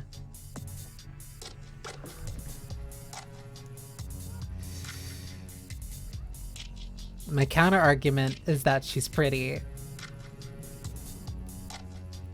More mushrooms are sprouting from the side of her neck, her collarbone, her right cheek. Also being strong? I'll take that, I'll take that.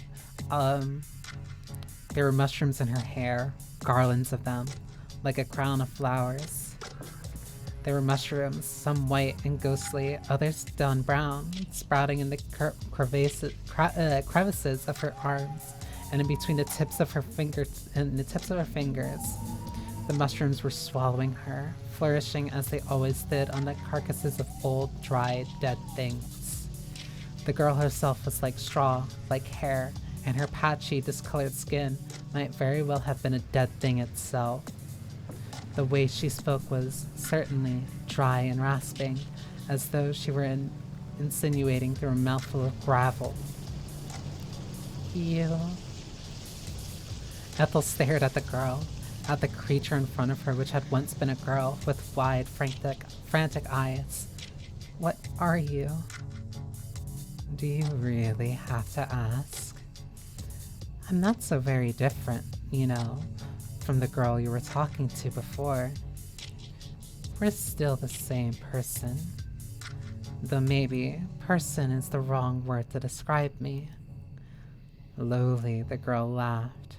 It was an awful sound, dry and scraping, like a tree branch drumming against the window pane. The sound sent shivers down Ethel's spine, shivers she couldn't control. It was cold outside, but the girl's voice was even icier. Don't look so frightened. You have nothing to worry about. I'm not going to hurt you. Have I ever done anything to upset you before? Mutely, Ethel shook her head. She wasn't sure what to say in the face of this nightmare. There were no words. There, you see. There's no need to fret.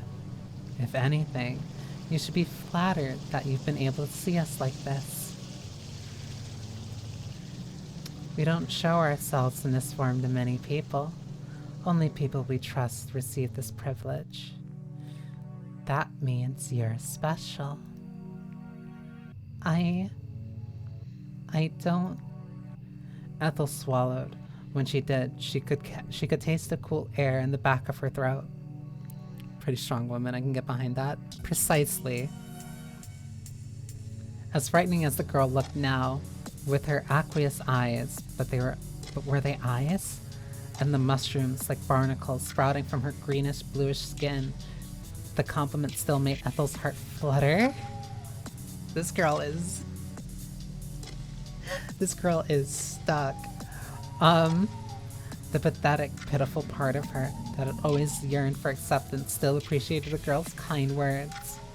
But another part of her shrunk away from them, shaking. I don't understand. You said that you're always the same, that you're the same as always. That's correct. But you're not human, are you? Ethel winced the moment this query left her lips. It sounded so stupid, hackneyed beyond belief. It was the sort of thing she'd hear in Supernatural. Never had she imagined that she might end up saying such a corny line. How in the world had this happen? Ethel's face began to flush, despite the cold from embarrassment. It seemed like she would never be cool. She simply didn't have it in her. She was too large, too unwieldy, too awkward.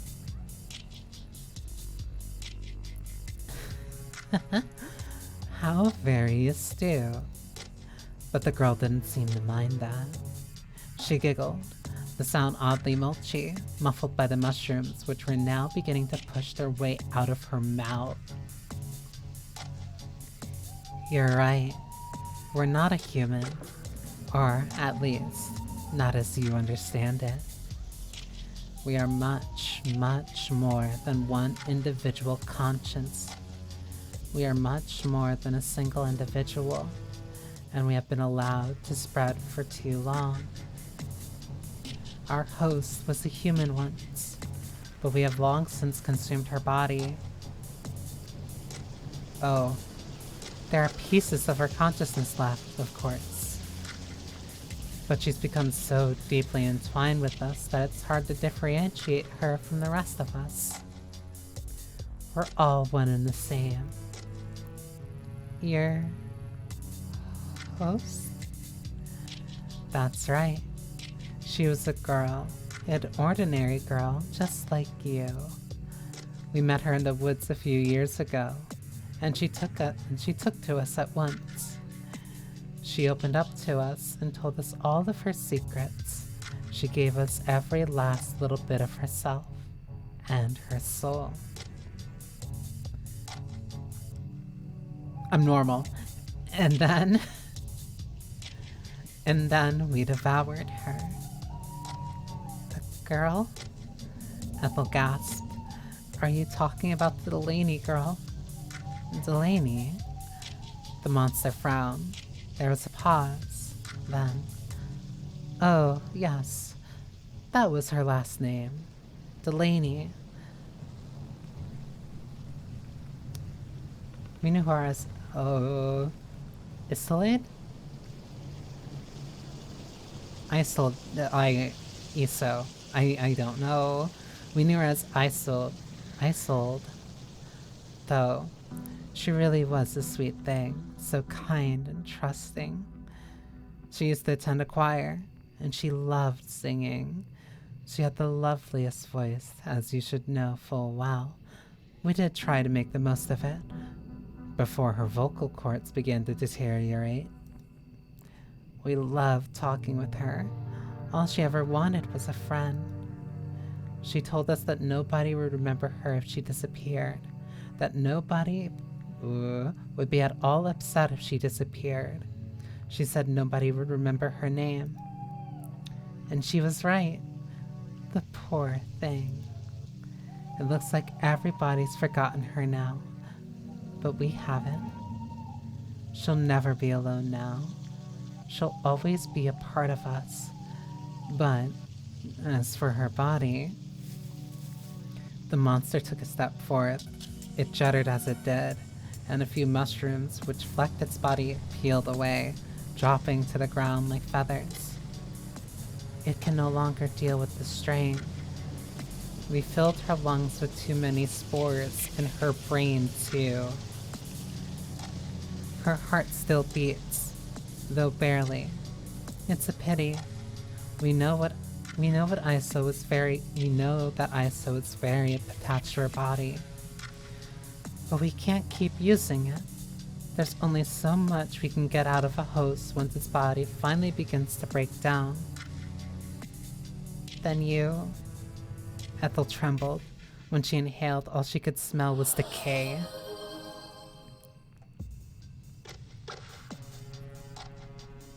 Enjoying the stimulating work. That's a way to describe it. Thank you. Have a wonderful evening too.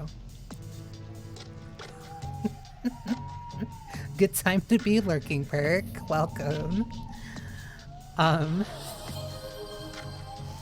Ethel trembled. When she inhaled, all she could smell was decay. You're some sort of fungus. That's right.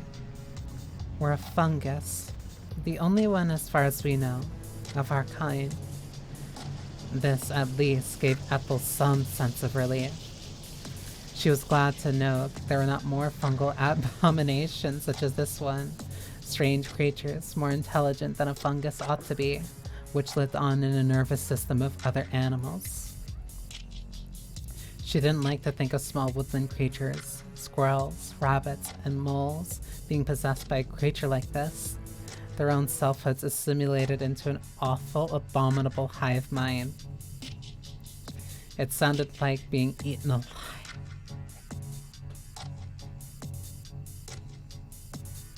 Ebi!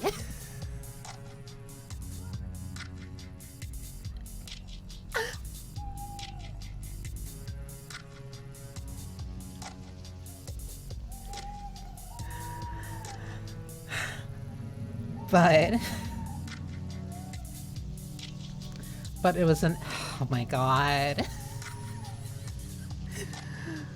But it was an act of cannibalism performed, not with teeth on flesh, but spores inside the brain itself.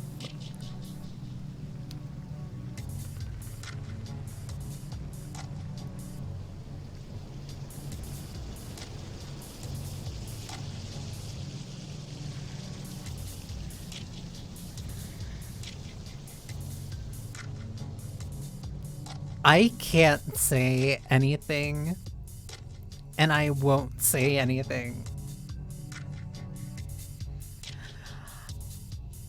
Tone will carry my feelings from this point forward. It was a cannibalism that worked inside out, hollowing a person or an animal out entirely. Eventually, the possessed lost sight of who they were. They became a shell of their former self, if they retained a sense of self at all. We have lived in this forest for centuries, surviving from one host to another in an endless chain. But that's neither here nor there. We don't think that is very interesting. Our old host has already run her course.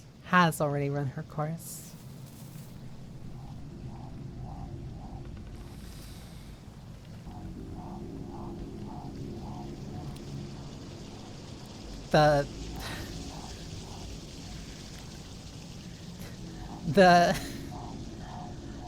monster took another step forth, then another, mushrooms slowing off its body with every step.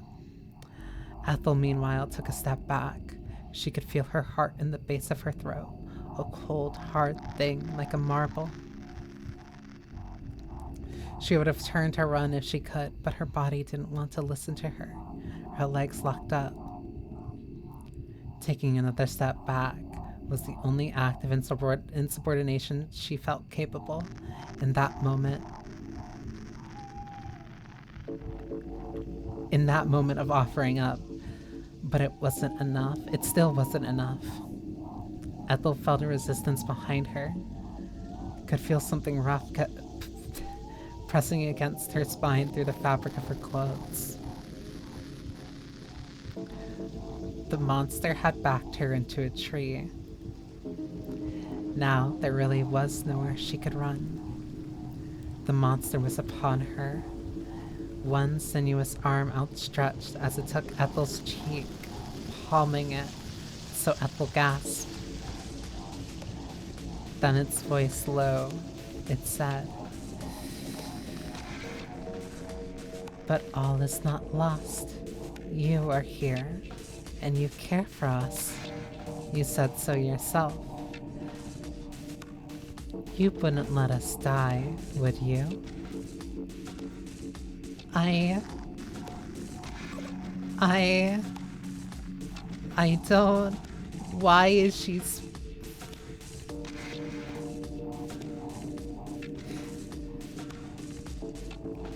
I hate that she's speaking the same way I do. I can never escape it. We know that you wouldn't. You're a good girl, Ethel. A kind girl. You're always putting others before yourself, even when they hurt you. We would say you ought to stand up for yourself more. Once again, the monster chuckled, a warping of its host's vocal cords which sounded unnatural. But we think it's best that you don't. We know you want to change, but we like you just the way you are. We like how soft you are, and how sweet. We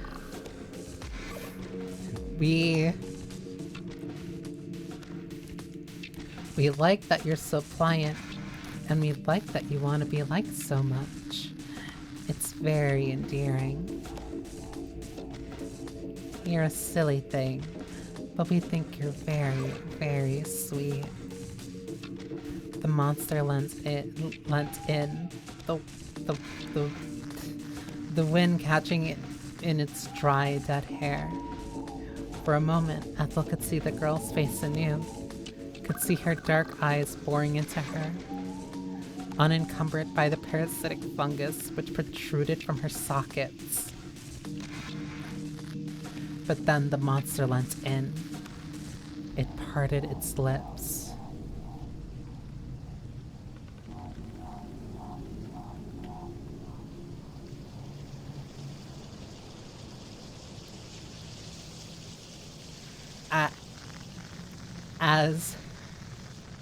As it pressed its mouth against Ethel's own, the monster's breath smelt of mildew. It tasted like a tomb. That was fitting then, given Ethel's mounting confidence that this would be where she would die. The monster would consume her, just like it had done to Isla Delaney, to Chloe, who had gone missing all those years ago, to all the other girls Ethel knew had vanished in Oxbury Woods. Like a parasite, the monster meant to... The monster meant to devour her from the inside out, and there is nothing Ethel could do. She was too weak to fight it off. Ethel had always been weak. Ethel had been desperate for any crumbs of affection she could scrounge ever since Clementine had left her. Her parents had tried, Ethel supposed, but her father had always been too busy, her mother too self-absorbed. Their love had never been enough to satisfy Ethel. She always wanted more. She had wanted.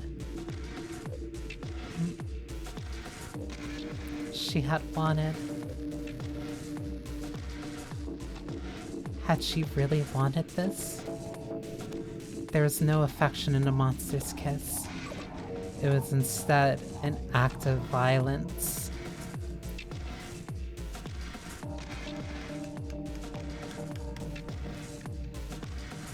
If I have to choose my next words very carefully.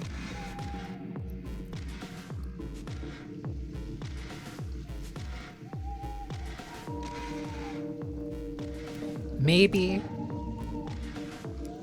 a kiss that is considered an act of violence maybe can be interesting a little. Kinda, sorta, maybe, as a potential, as a trait. The monster meant to impress itself upon Ethel.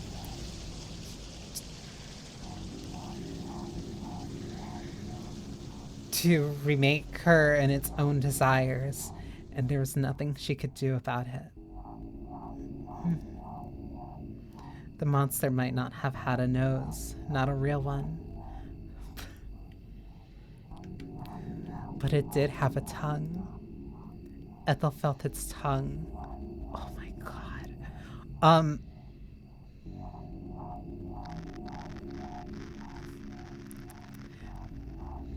A diseased lump of a thing half rotted away, nudged against her own, and she gagged. She felt like she was going to be sick. Would it repel the monster? She wondered wearily if she vomited more black sludge inside its mouth.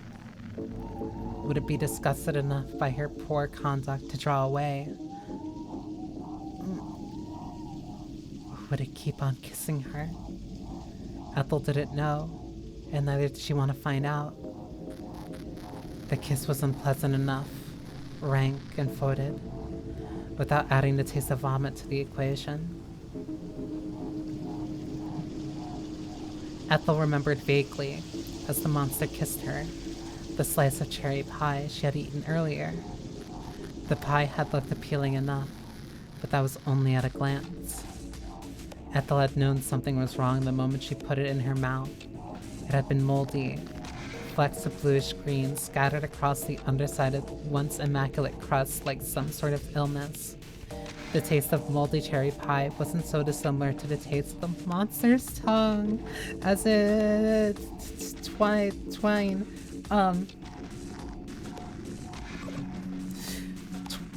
twined with Ethel's own. Ethel had been able to spit the ruined pie out of her mouth, but she couldn't do the same with the monster's tongue. She couldn't twist away from it.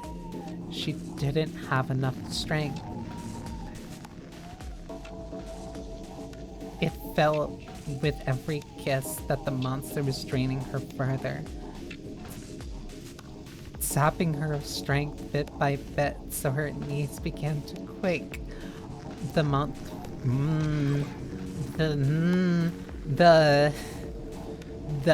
monster was kissing her more vigorously than anybody had before, almost as if to draw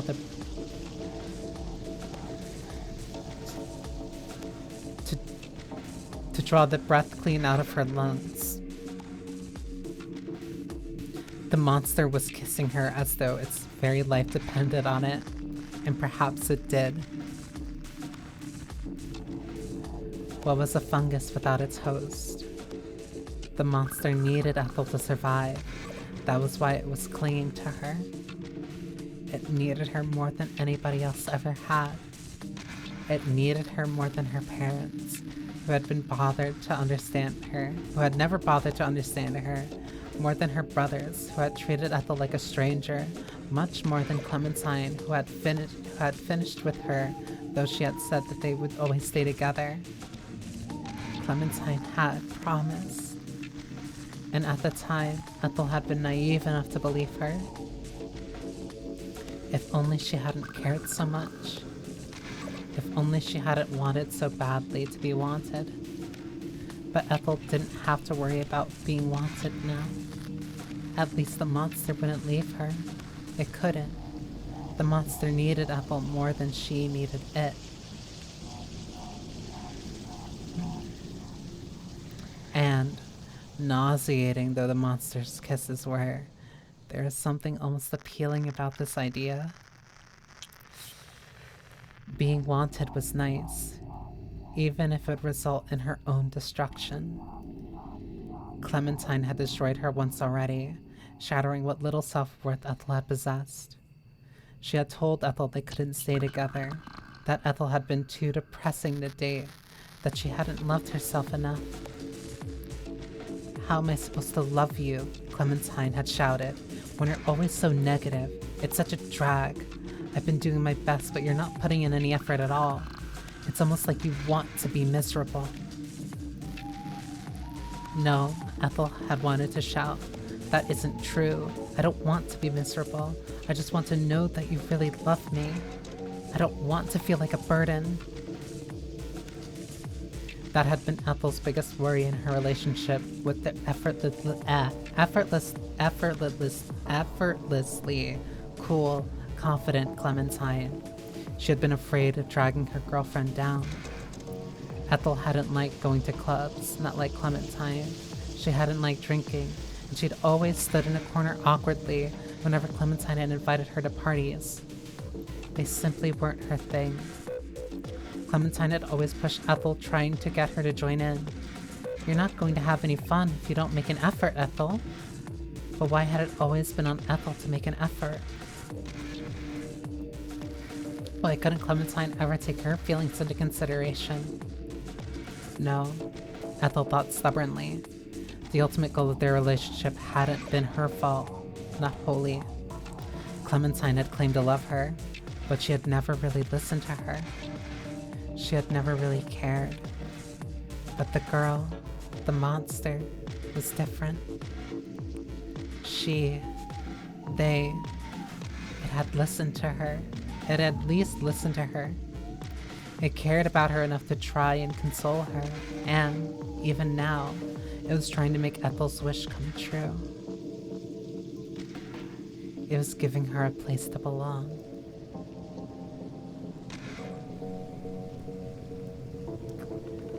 So what if the monster consumed her?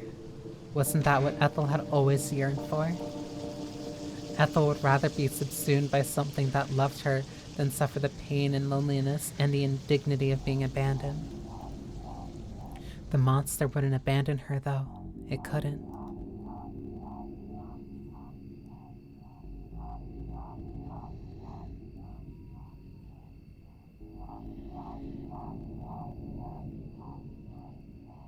I can't speak. I can't speak. I can't say a goddamn thing right now. And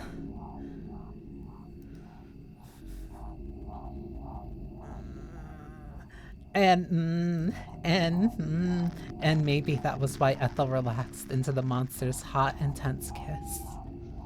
Her eyelids fell shut as though predestined, and as they did, her thoughts began to blend together. Her strength, if she had ever indeed possessed any of it, was beginning to fail her. Her knees felt weak, and her legs were beginning to tremble. If it hadn't been for the tree against which she was pushed, she might have tumbled to the forest floor. It felt as though the girl, the fungus, the creature, as it kissed her, was draining her. Ethel's skin was beginning to feel uncomfortably cold, particularly the tips of her fingers, which were curled against the rough bark against which her body was pressed. The monster's mouth, meanwhile, was warm and wet, its tongue rough against her own.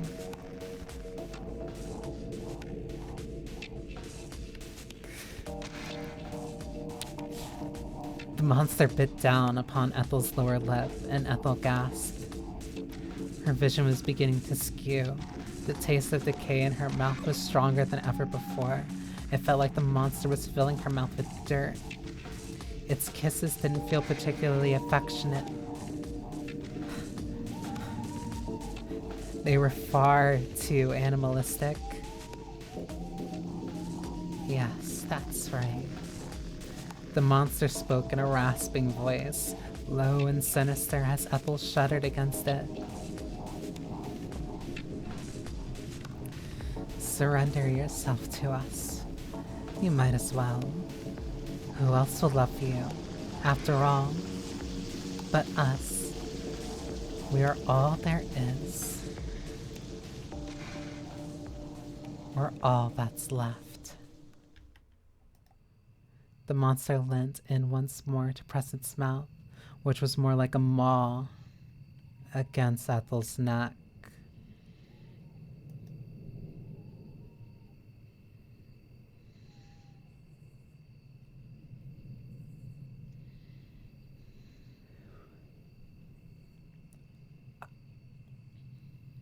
Mm, mm, mm, mm, mm. There, there, there. The monster bit, and there it suckled, its teeth sharp as glass, scraping against Ethel's skin, so she squealed. Ethel felt the monster reaching for the hem of her skirt.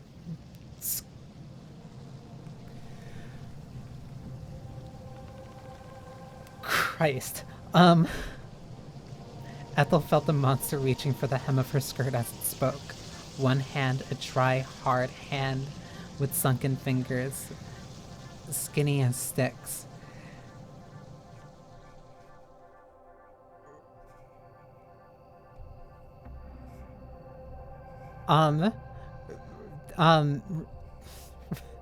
Rucked up the long, dun brown fabric, which obscured Ethel's pinkish eyes.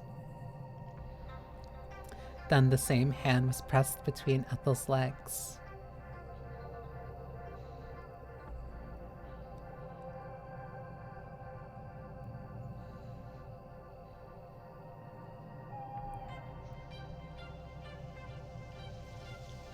If I speak,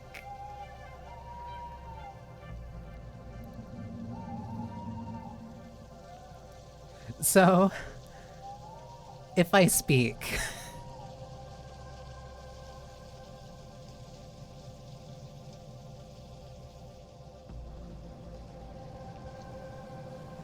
if I speak,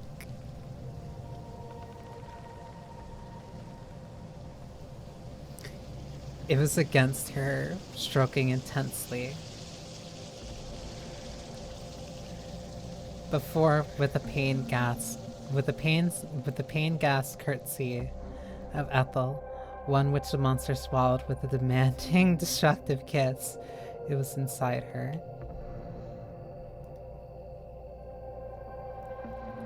This wasn't the first time Ethel had done this, or had this done to her. She and Clementine had experimented during the year they had been together. It had been inevitable, given the duration of the relationship, and their mutual feelings for one another. Clementine had loved her, and Ethel had loved her in return. They had kissed, and they had cuddled, and they had done more besides.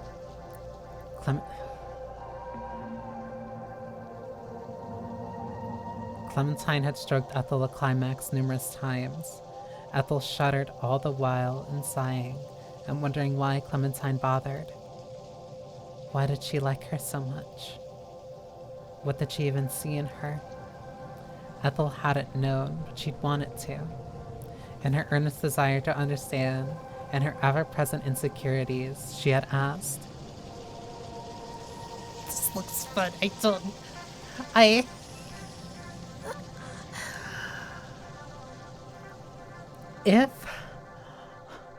Okay, ads are coming up in 20 seconds.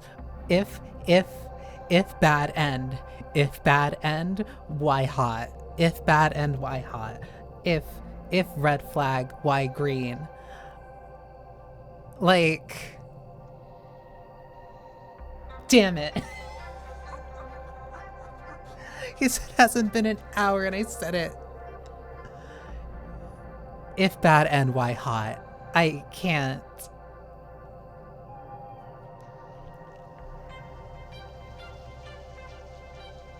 I can't. Um,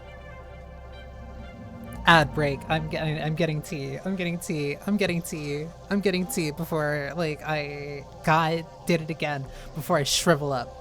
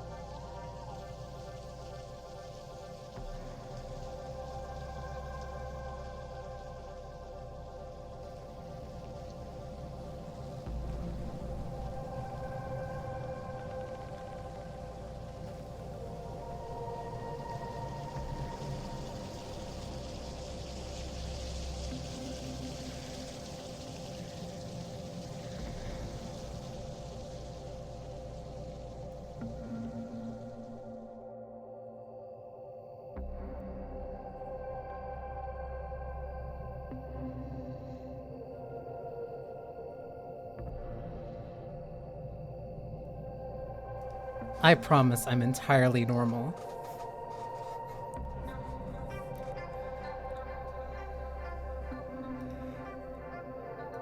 It is not my fault. I I promise I'm normal.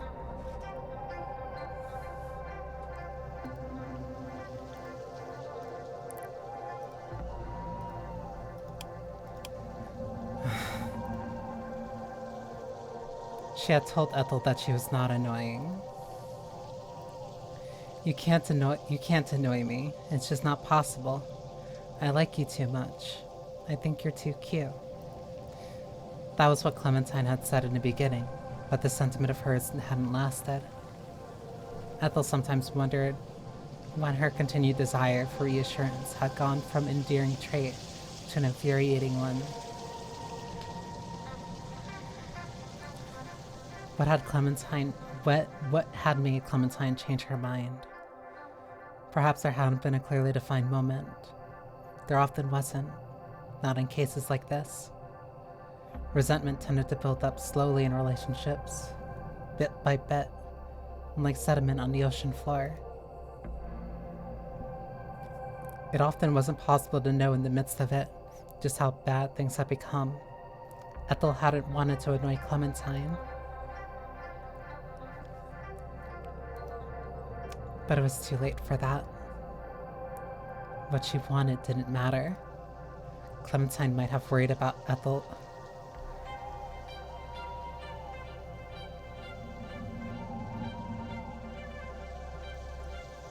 Wild. Wild.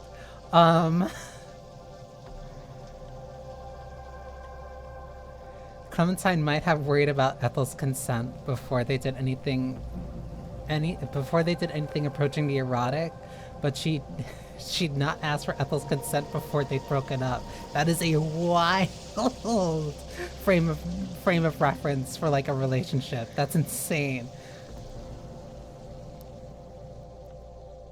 That wasn't a thing that people tended to do before they broke their partner's hearts. Ethel knew she was being unfair and irrational, but she couldn't remember thinking Clementine wasn't all that considerate at the end of their relationship. Clementine liked to posture herself as a good person, but she hadn't realized just how much hurt she had caused Ethel. Or maybe she simply hadn't cared. Ethel wasn't sure, but you don't have to worry about anything now. The monster intoned, its mouth against Ethel's ear, its teeth inhumanly sharp like shards of glass. You're with us, and we want us to stay together. We want to be with you for as long as your body can endure us. And unlike you humans, with your empty promises, we really do mean it. That girl might have abandoned you, but we won't. We can't live without you. We need you, Ethel. So please, give yourself up to us. Ethel sighed as the monster pressed more kisses against her neck, her throat, her collarbone.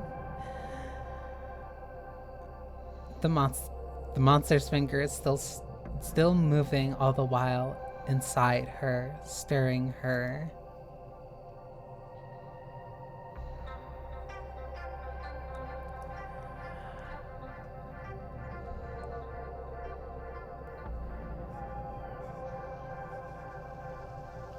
I'm thinking back to that bathtub scene, and it's so funny in the context, because in the context of that moment, of that scene, I am 1000% correct.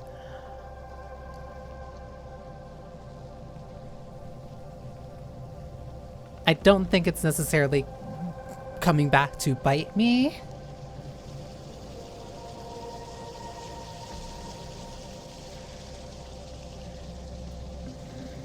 But this is the one time I'm like, maybe.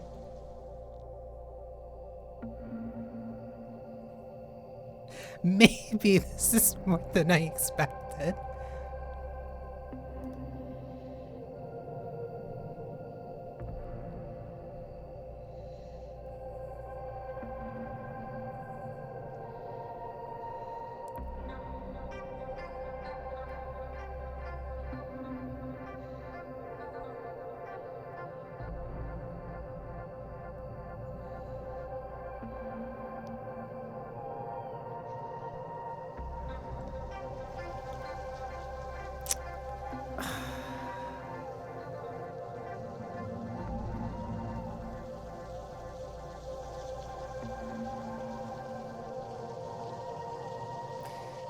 Damn it.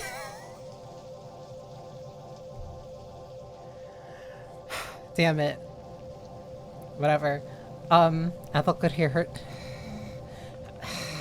Ethel could hear the damp, like, sounds of her own sex, and she whimpered from it. This shouldn't have felt so good.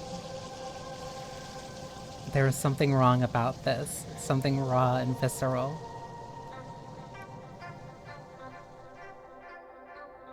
But it had been a long time since anybody had touched her like this, and her own clumsy, ineffectual pawing in the bathtub didn't count.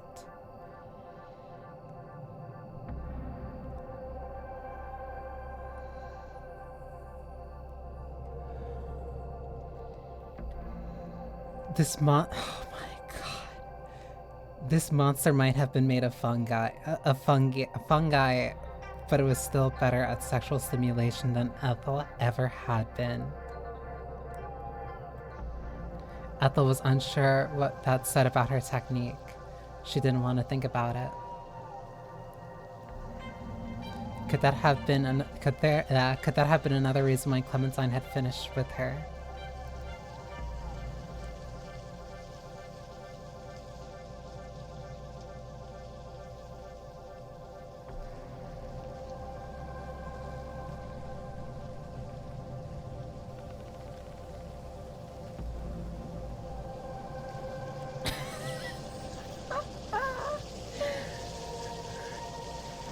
Alina, no! Alina, turn away. This isn't...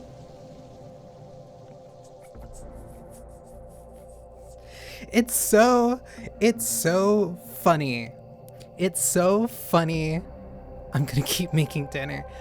Thank you. I'm gonna have to read this though, I'm sorry. It's so funny that, like, I expected the monster stuff, the horrible death, the if bad and why hot, like that stuff I expected. I expected that as a complete continuation from 1, it gets so lonely here, 2, glass heart in my hands.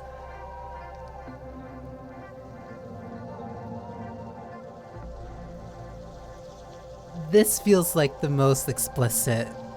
Not in terms, again, of like titillation, but just like the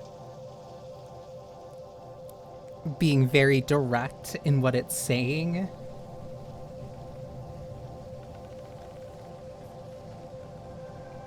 And it's still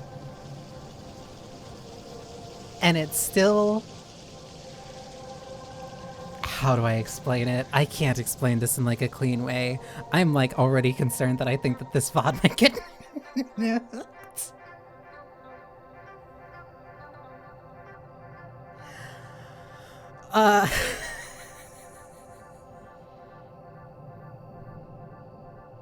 God damn it.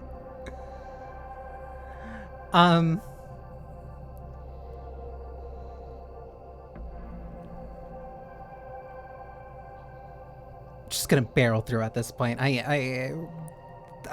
made my peace with whatever happens. Ethel had expected that Clementine had pretended to orgasm when they were intimate together to spare Ethel the humiliation of not being able to satisfy her, but insane. Shh.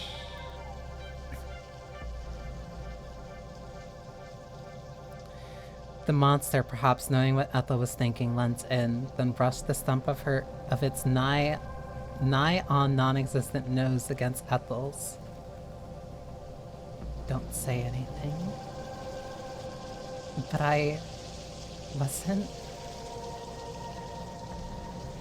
Not out loud, perhaps, but we can tell. You're still thinking about her. What? But how did you... We know a lot of things. It's that feeling in her stomach. The monster spoke with a smile, one which looked disarmingly girlish and sweet alongside it. Listen, I didn't... I can't save myself at this point. I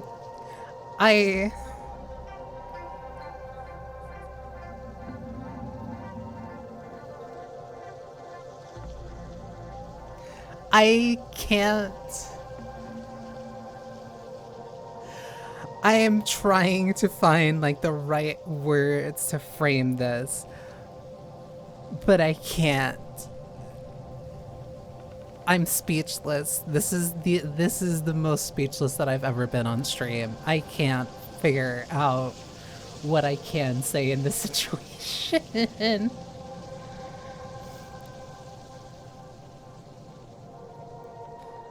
We know that you've been let down a lot in life. That's why you don't trust us. You can't give yourself up to us. You won't let yourself relax. But it'll be alright. We promise. Do you really mean that? Naturally. We aren't lying. We need to take care of you. Unlike that awful girl who broke your heart. You're going to be our new host, so we need to take good care of you. We won't hurt you. That would be like hurting ourselves.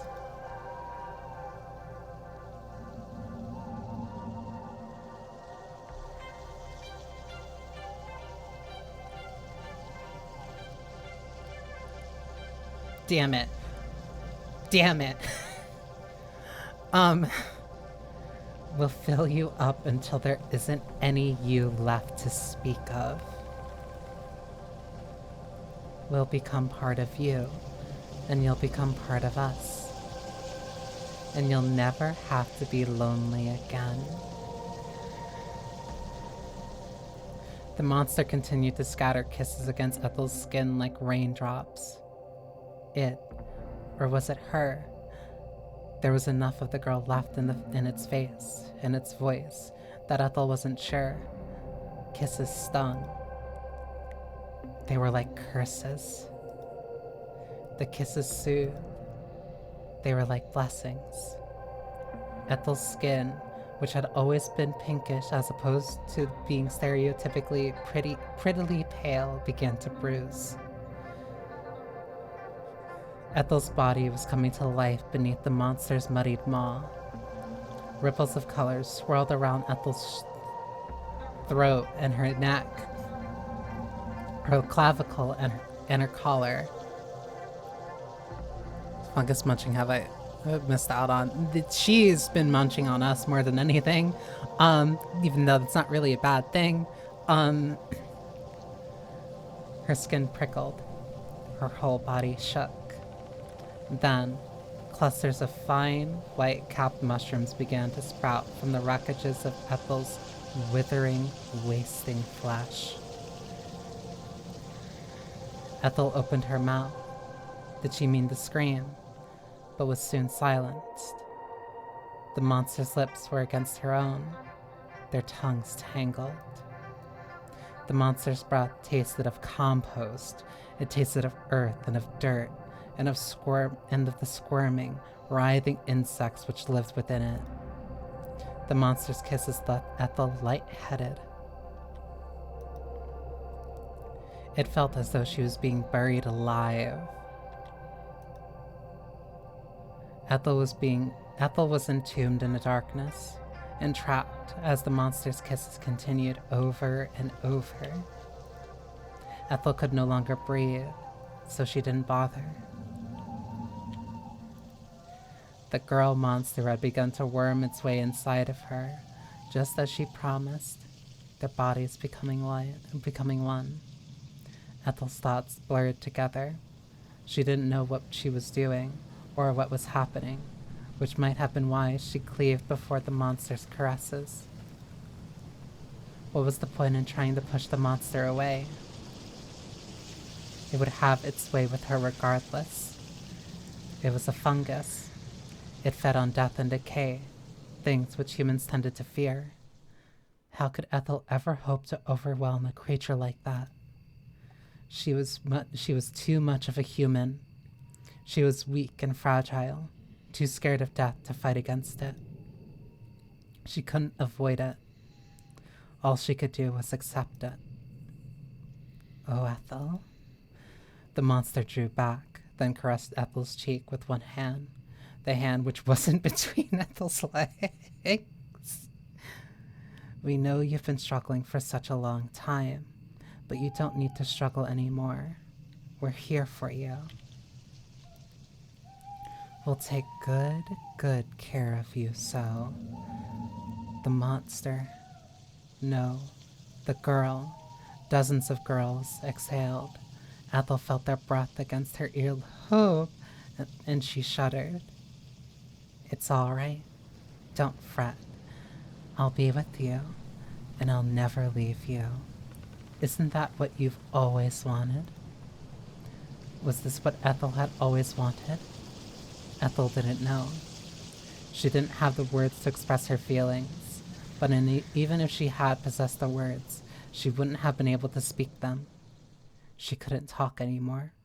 Her mouth felt dry, as though it was stopped with cotton wool. She was choking on the air, on the atmosphere, on all of this raw, visceral affection, and she didn't care. If this is what death was, then she would welcome it. It almost seemed silly now, as she succumbed to all these kisses, that she had ever been so afraid of this. Why had she worried about death when she had always been petrified of being alive? It was life which was difficult, the waking up, the getting dressed, the long, gray days of nothingness which stretched on for infinity.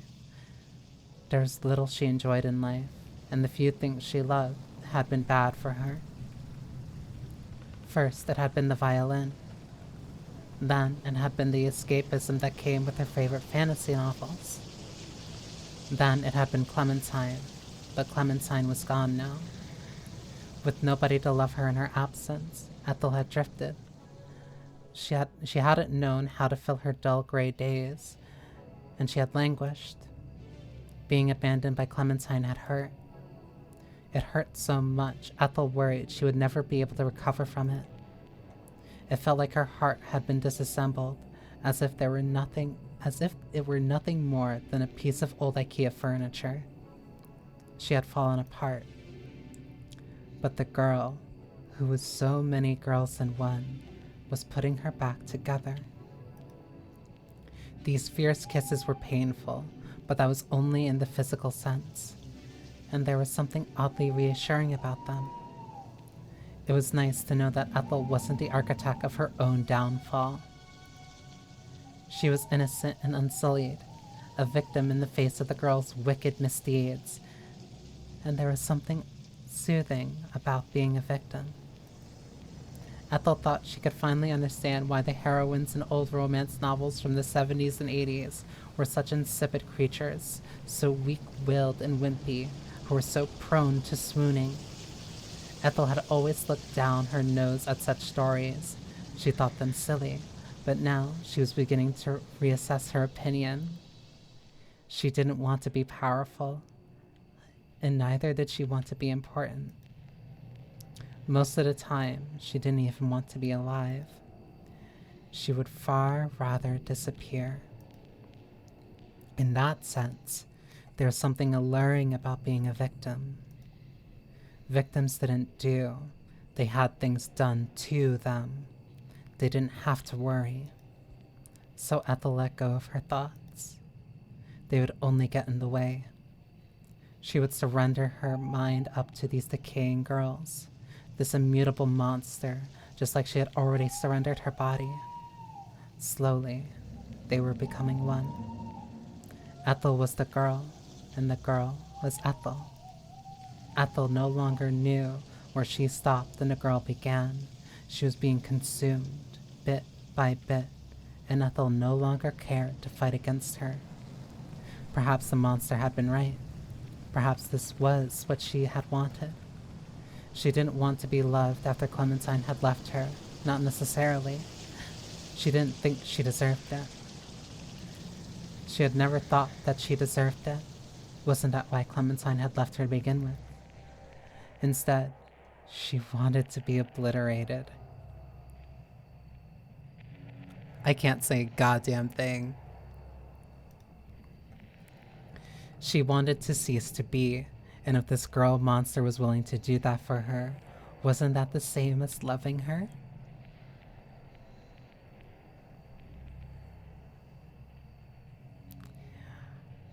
I can't say a goddamn thing. Welcome, Taco. That's right. You're doing so well. A litany of girls murmured, a symphony of overlapping voices as their fingers rubbed against Ethel, rubbing inside.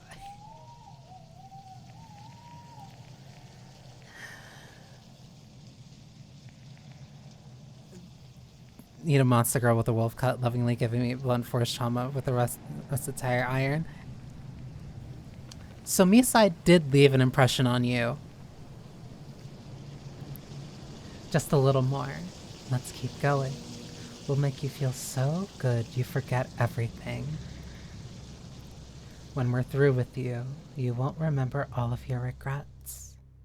You won't remember your mistakes. You won't need to. We'll do the remembering for you, which means we'll do all of the hurting for you too. You'll never have to feel pain again. We'll take it all away. We'll become one, and then we'll always be together.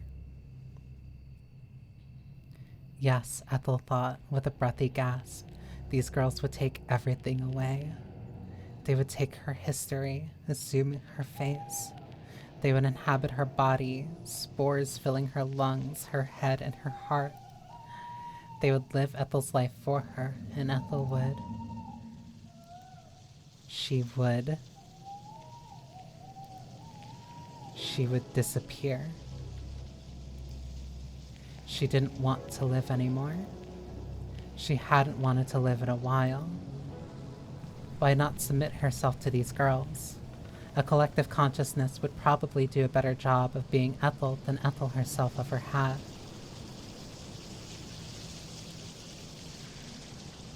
Ethel's back arched. Her body seemed to fall apart, to bust, to bloom, to blossom anew. Her heart hammered, then her mind contracted. It collapsed, and everything fell apart.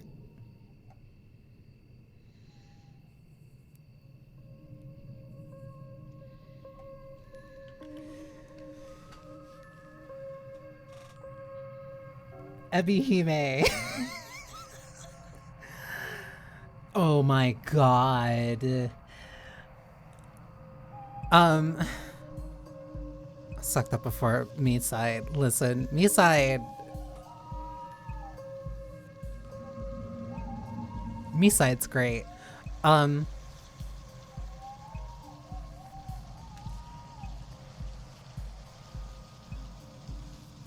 also so is this.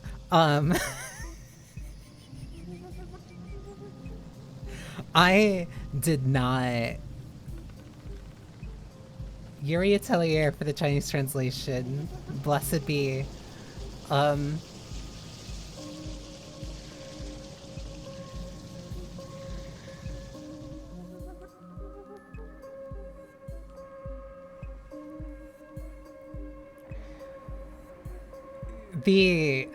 My god. Ethel Briggs was no longer Ethel Briggs. In the deep dark woods, where few and Oxberry dared to tread, a curious transformation had taken place. The girl who had really been a collection of girls, or perhaps they had been a monster, had taken Ethel inside of them. Or perhaps it was Ethel who had taken all of these girls inside her. Lucky. It was impossible to tell. One thing was certain, however. Where there had once been two, there was now one. The discarded shell of the monster's former host, the dark-haired, dark-eyed Iso Delaney, lay strewn upon the forest floor like a pile of unwanted kindling. Isolet's body no longer looked like Isolet's body. It had undergone a curious sort of metamorphosis once it had been abandoned. Her discarded carcass lay curled up like a shed chrysalis, a cocoon. Mushrooms had begun to sprout from her remnants, pushing upwards like sunflowers as if to greet the moon which hung above the treetops. As for Ethel, meanwhile, her body too was beginning to change. Her skin rippled as she took the monster and its many, many consciousnesses inside her. A flood of voices filled her head, a torrent of girls passed who had been similarly subsumed. Ethel thought, perhaps, that she could hear the dulcet tones of Iso Delaney, who had been such a good singer. But surely that was impossible. Ethel had never heard Iso speak, not the real Iso, at least. She had only heard a phantom of her, animated by the sheer consciousness of the creature which now dwelt within her.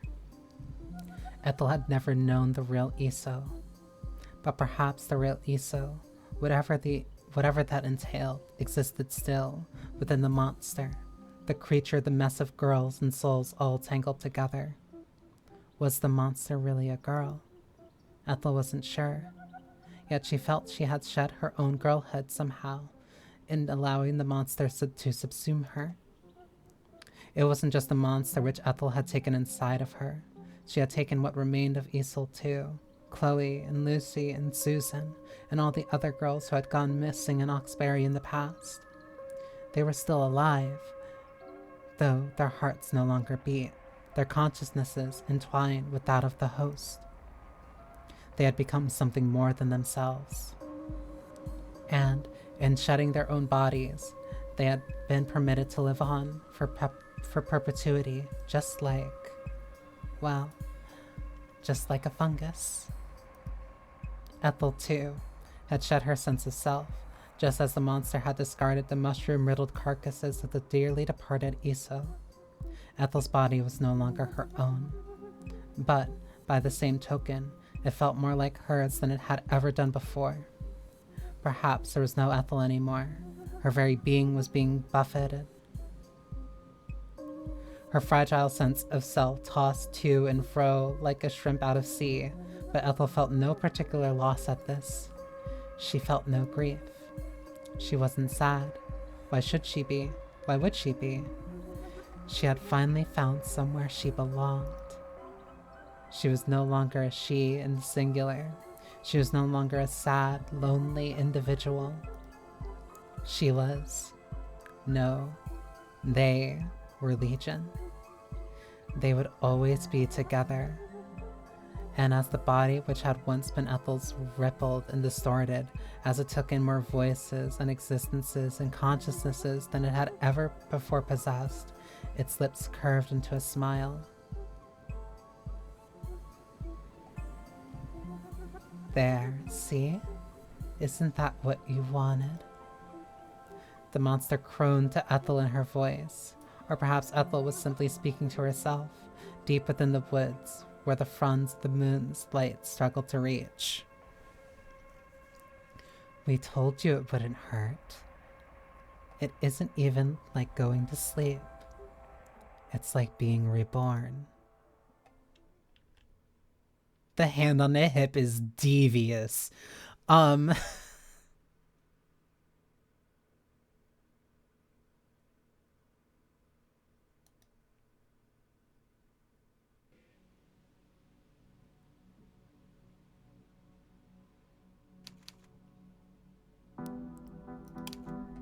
Ebi-hime, you're too...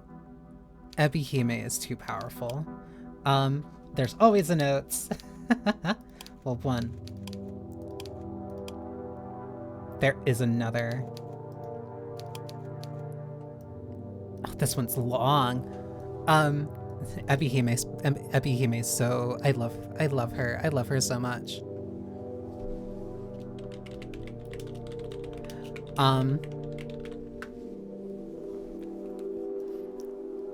But Ebi-hime is incredibly smart about doing stuff like this.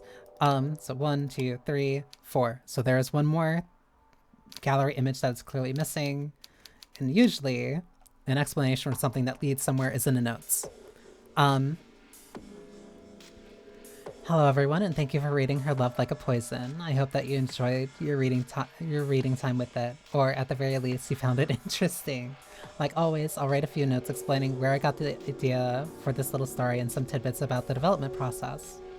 So, I actually had the germ of the idea for this story a really long time ago, like Cage of Roses. It's another vague idea I had floating around in the back of my head for years. My first concept for this story, however, was pretty different from what I actually ended up writing. This is a bit convoluted, but I was inspired to write a story with a cute fungus girl after spending the night in a friend's dorm room back in university and seeing the absolutely rank state of their shower. What? This friend had, well, I guess they still have, OCD, and it led to them not cleaning their shower properly when the tiles started to get moldy because they didn't want to risk touching the mold. That's insane. I had a conversation with a friend to the extent of, why don't you clean your shower? I can't clean my shower. My OCD won't let me go near the mold. So you're just going to leave it like that? Yeah, I guess. It really got me thinking. Oh my god. I thought it would be fun to write a moege, aka a generic BXGVN, where the MC has OCD, which prevents him from cleaning his shower. He's staying at home in a small English countryside village while his parents are on holiday, and he's meant to be working on his thesis. Alright, this is starting to sound a little more like Her Love Like Poison. So his parents aren't around to help him clean the shower, the MC putting his problems off while the mold in the shower gets more and more out of hand. Until, inevitably, well, this was going to be a cute BXGVN, the colony of mold gains sentience, becomes a cute anime girl, and then the MC starts to fall for her. He really can't clean up his shower now, because if he does that, his mold waifu will die. Oh no! I also had a couple of other girls slated for this very serious story. There was going to be a mushroom girl dwelling deep within the forest called Elspeth? Elspeth. And I was going to give the MC a childhood friend who lives in his village and who sings in a choir at the local church called Susie. And I was pretty hype about it, and I even wrote a little bit of it. But the story never progressed too far, and I wound up scrapping it. While I was conceptualizing this BXG story, I got pretty into writing Yuri, so I wound up pivoting away from her romance, from het romance, to write things like strawberry vinegar and blackberry honey instead. I still like the idea, however, and I wanted to do something with it. I sat on the idea for a bit until I happened to read Mexican Gothic by Silva Moreno Garcia.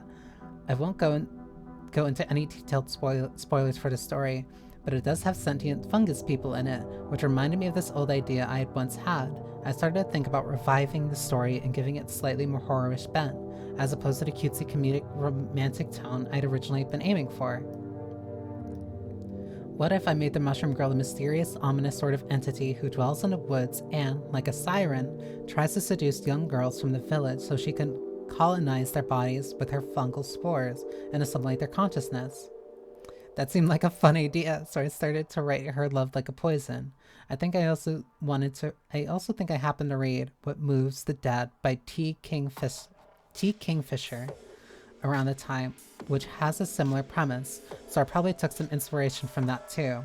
I decided to lean more into the spooky atmosphere, and I had a lot of fun describing the dry, dead woods and Ethel's general sense of mounting unease. Okay, this is the big section that I was expecting.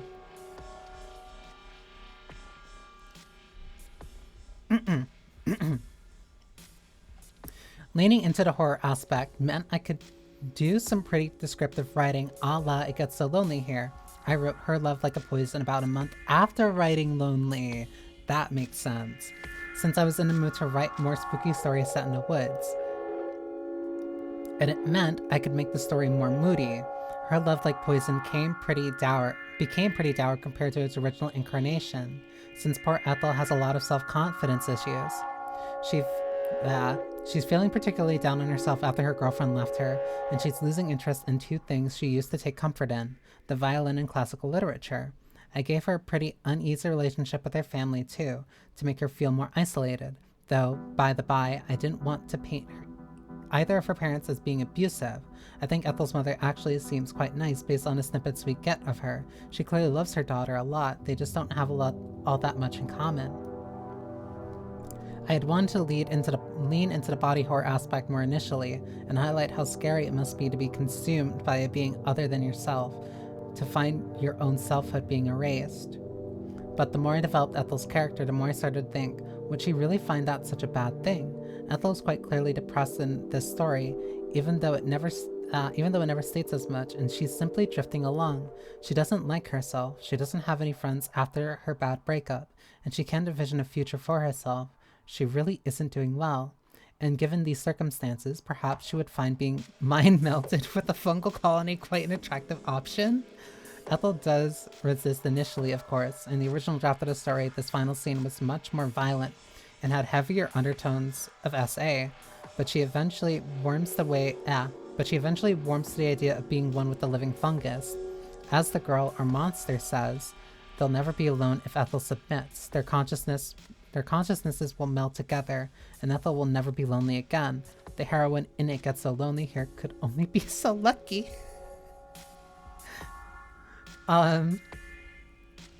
In the end, I wound up rewriting the last scene to feel more reciprocal. Ethel ends up taking solace in the idea of this symbiotic relationship, and she likes the idea of being needed by somebody. You could argue that the ending is actually quite happy, which makes me wonder whether it's a horror story after all. Is cozy horror a genre? What did she know years before that discourse started? Months before that discourse started. I suppose if you aren't like Ethel, the idea of being brainjacked might be an unpleasant one, but if you are no longer one to live, yet you have no real conviction to die, becoming one with your mushroom overlords might be an attractive proposition. I wanted to end the story to feel reassuring in any case, but your mileage might vary on that one. And some extra information. Mr. Brown's dog, Sparky, takes his name from the Cardiac song, Dog Like Sparky. The girl's initial appearance in a church was a carryover from my original version of the story. I planned for the MC to spend a lot of time in the church on Susie's route, listening to her rehearse for her upcoming Christmas concert, and I originally toyed with setting Her Love Like a Poison in the same universe as the fairy tale song. Oxbury was originally Fen Chapel, and the boy at the corner shop who bags Ethel's pizza was a cameo of my goth boy Abel from In Fair Spirits. Interesting! I decided to do away with this idea and set Her Love Like Poison in its own self-contained world, but I still imagine that spriteless shopkeeper looking like Abel. Maybe he's an Abel from another universe. In any case, I hope you find enjoyment in the story. It's pretty short. So much so I did initially consider releasing it for free, but I hope the general atmosphere and the very pretty art made up for it. Also, as an aside, part of me still wants to write the Mushroom Girl Moe Gay. Maybe someday. There's an addendum? Ethel was drifting. Her consciousness undone. Her consciousness was coming undone, slowly unpulling around her like silk. Happy? Listen, happy is subjective, considering also very funny for her to say, oh, this was relatively short. I'm now at this for like 10 hours. Glass Heart is shorter.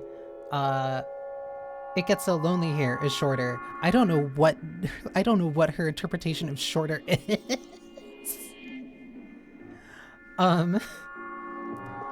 Her consciousness was coming undone, slowly unspooling around her like silk.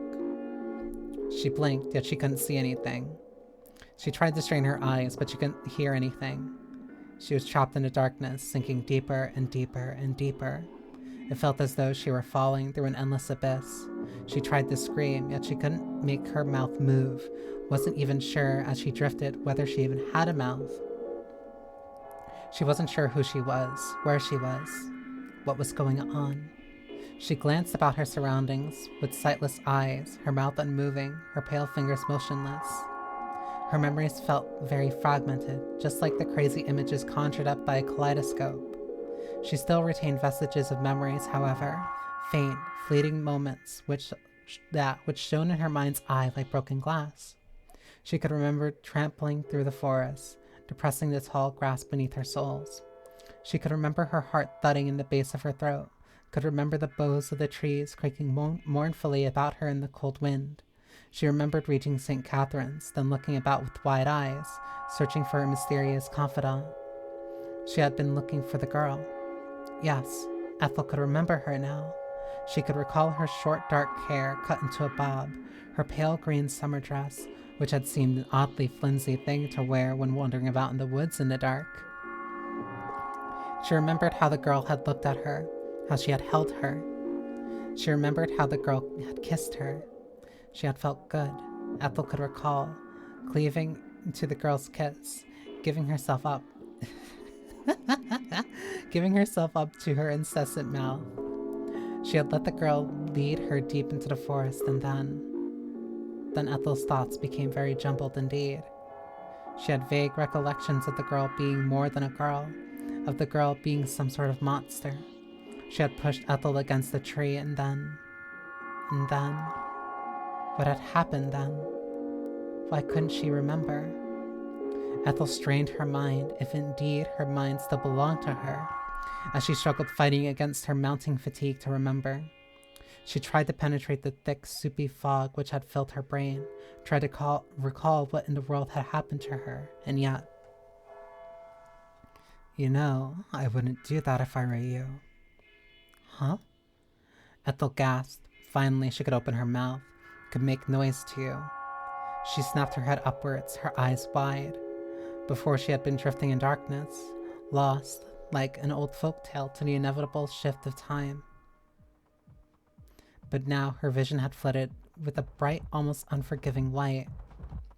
She was no longer drifting in darkness, and neither was she alone.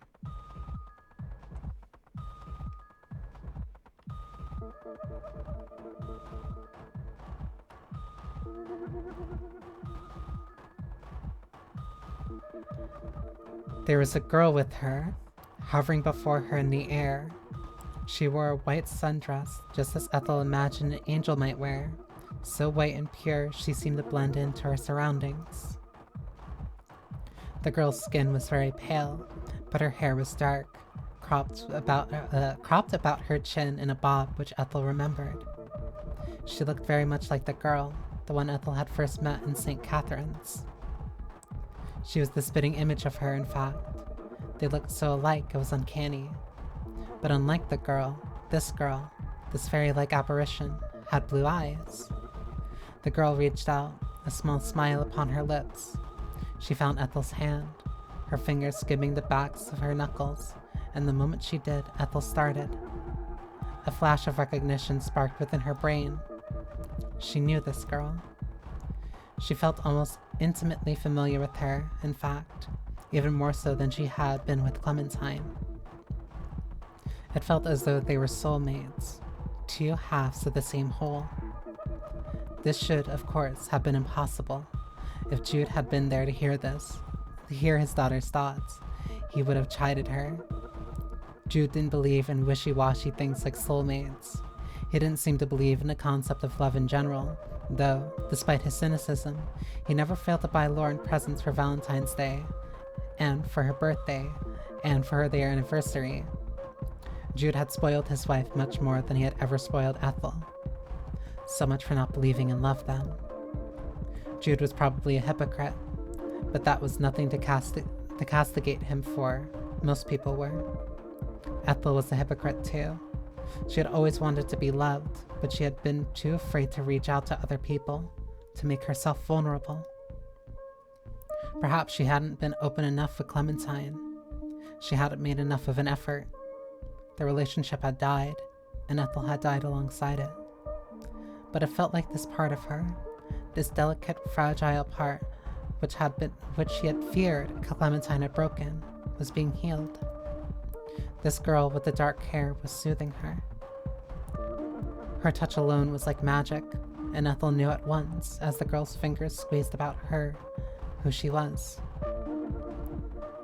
She knew how old she was, where she had been born, who her parents were, who her grandparents were too. She knew everything about her. A flood of information filled her, a veritable deluge of it. Ethel blinked, then said, "Isol?" "That's right. I'm Isol. And you're Ethel, aren't you? I am... Yes. I'm Ethel. But how do you know that? No quotation marks. How do you think? Isol rejoined, dimples appearing in her cheeks. I know it's the same way you do, silly. I know everything about you.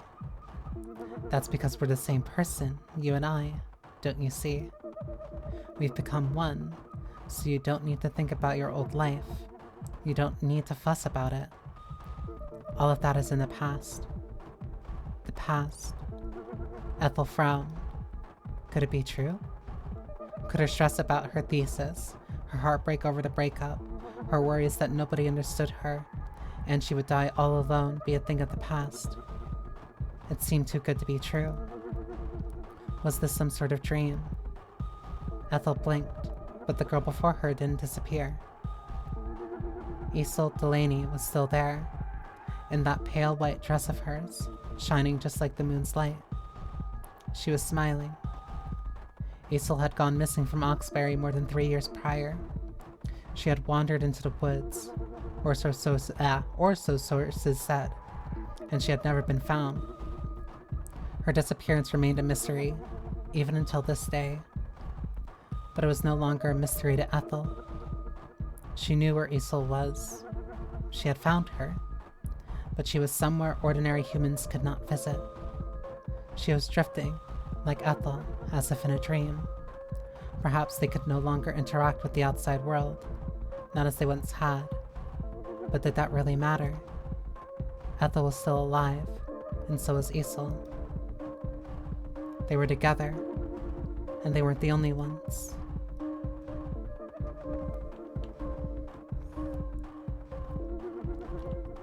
You know what? Maybe I get it. Maybe I get it. There were others too, drifting inside this strange white world where no natural light could reach. Ethel could see these girls now, could see them flocking about her, their white dresses fluttering like curious pigeons in the park. She knew all of their names, though she had never seen them before. She knew all about them too, knew of their past fears and their regrets and their deepest dreams. That girl with the blonde hair was Chloe, and the girl with pigtails was Lucy. The girl with the long straight hair was Susan, and the redhead with all of the freckles, she was Dawn. There were so many girls drifting about in this pure white world. Ethel struggled to count them all. Not that she needed to. She knew who they were instinctively, just as they knew her. They crowded about her, all of them smiling, all overjoyed to see her. It's nice to meet you, Ethel. Isn't this a bit of an old-fashioned name? Isn't that a bit of an old-fashioned name? And I thought mine was bad. Yours is bad. You've no right to make fun of Ethel. And who said I was making fun of her? I was just stating a fact. Alright, let's not argue. That's right, there's no point. We'd just be arguing with ourselves. Speak for yourself, I still remember who I am, even if you all don't. But I guess this isn't so bad, really. Oh, Lucy, you always have to be so contrarian. I just think she likes being difficult. She did give our host the most trouble, didn't she? She tried to resist, but it all worked out in the end. Well, of course it did. That's how it always is. And it's how it should be, too. Don't you see, Ethel? Isolde looked back at Ethel. She smiled at her, their fingers intertwined. Then, her palms pressed flush against Ethel's own, she said, "This is what it means to be happy." Happy, Ethel repeated, her voice little more than a murmur. Was she happy? She wasn't sure. But she couldn't deny. She was a good deal happier like this, surrounded by all these girls, than she had been with Clementine. Clementine's love had once been enough to sustain Ethel, but now it seemed woefully inadequate, almost laughably so. Clementine had just been one girl after all. She had only been able to love Ethel so much. Her love had been finite. She had promised that they would stay together, but she had gone back on her word. Her love had run out. But here, in this white world, Ethel knew she would never need to worry about that. She was these girls. Isol and Lucy and Susan and Chloe and Emergard and Heather and Dawn and Lucy, and they were her. They couldn't survive without each other. Their thoughts twined together like braid. It was impossible to say really where Ethel's thoughts ended and their own began. Their thoughts ran together like oil pastels. Their thoughts and feelings were as one, their hearts beating in perfect harmony. They were not disparate girls, isolated by their own biology, their immutable, inviolable bodies. They had come together in a way that nobody could, not even the most devoted of lovers. And they would, like the girls had said, always be together. Not several girls, but one girl. They were one being. And maybe this was what she had always wanted after all. Nobody would ever be able to get tired of her now, not like Clementine had. She had finally found the place where she belonged.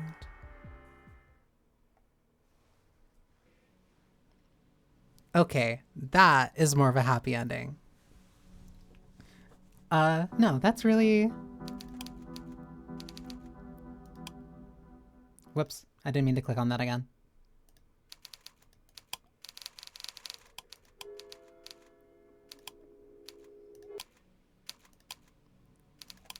I wanted to see this.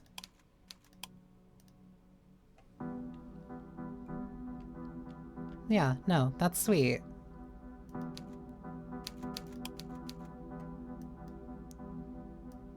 And the notes don't change this time. Okay. No, I like that one. That's really nice. It's definitely very different from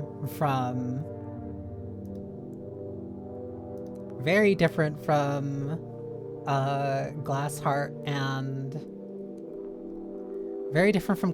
and It Gets So Lonely Here. But no, I really like that. That was really fun.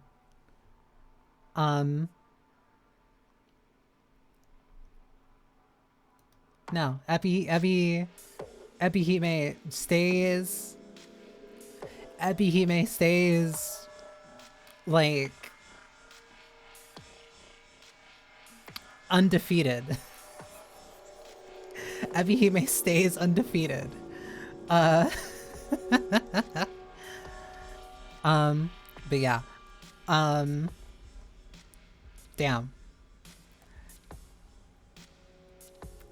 I really can't recommend it anymore. Well, like, even if, let me word it this way. Even if, like, you watch all of this and, like, even if you've seen all of this and, like, watch all of it, Ebi-hime has a bunch of really great VNs. Highly recommend. I can always recommend it for anybody who's really into Sapphic works. Because there's Blackberry Honey, Blackberry Honey, Salome's Kiss, Cage of Roses. Like, no, there's very few who can do it even possibly like Ebi-hime. I can always recommend her work if you're into kissing pretty girls.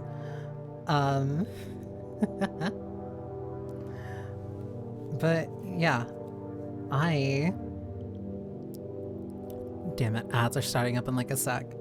I'll quickly let those play. I'm gonna stretch and then I can figure out how to properly send off. Damn, no, this was so much fun. This was so much fun. And I feel bad about the I feel bad about like the ads coming in like right now. But I also did kind of like keep things delayed a little bit, a couple times, maybe to make sure I could keep that I could keep it going. But yeah, most of this is just kind of like a preamble.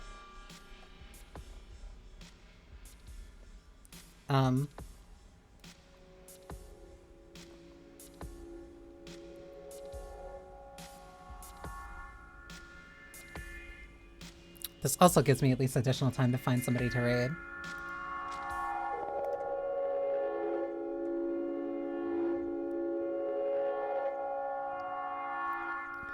Like, damn, this was a good time. Damn, this was a good time. I can't even possibly complain.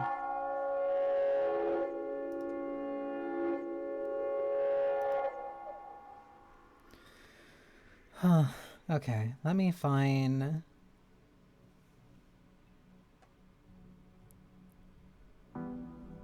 Yeah, I think I have somebody I could raid into. Ugh. Make sure to get up and stretch. And, like, actually drink water, because, like, I felt like I was going to die. I felt like I was going to die reading, especially reading that last section. Like, god damn.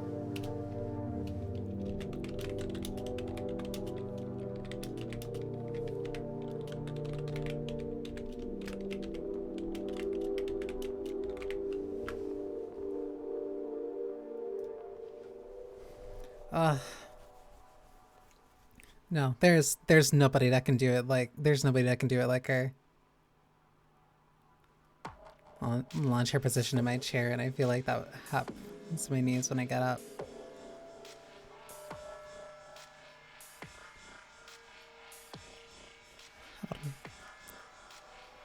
Like what? Your back cracking? Like everything cracking? Like pop rocks for some reason?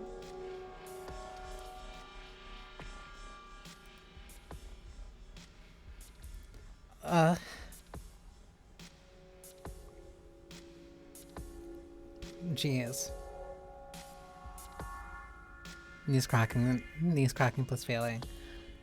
Yeah, I can understand that. I think that's an understandable concern and our fear.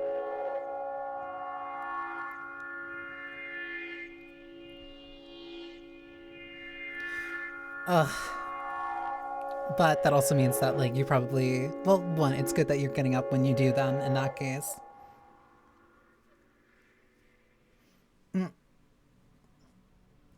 Because that's helping you at least stay like a little bit more limber.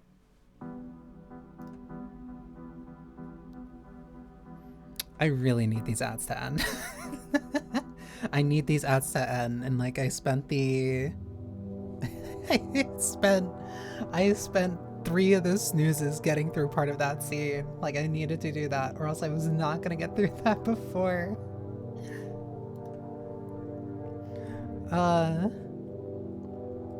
I need these to get through, or else like I don't want to start the next stream and just like it's so annoying that it's like happening right as like I'm trying to raid out. Chudapaya, thank you for the follow. All customers are welcome to the atelier. But yeah, no. Check out Ebi-hime on Steam. Check out her itch. Like, no, nobody does it like Ebi. Nobody does it like her. Both in every sense that make me feel incredibly weak, but also make me incredibly happy. But yeah. Let me raid into a VTuber that I really like, so that you guys aren't leaving, so that I'm not just kind of, because I am kind of I'm kind of late to something that I usually do on Saturdays. But like I had to finish it. I had to finish this today. There was no way I was gonna stall it again. But yes, thank you for spending time with me. I hope you enjoyed yourselves. Unfortunately, the atelier is closing. You do not need to go home, but you cannot stay here.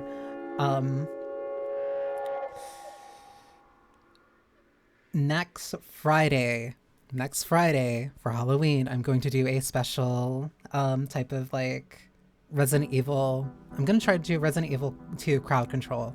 The plan is that I'm going to try and speed run through Leon A, Claire B, and then also do Fourth Survivor.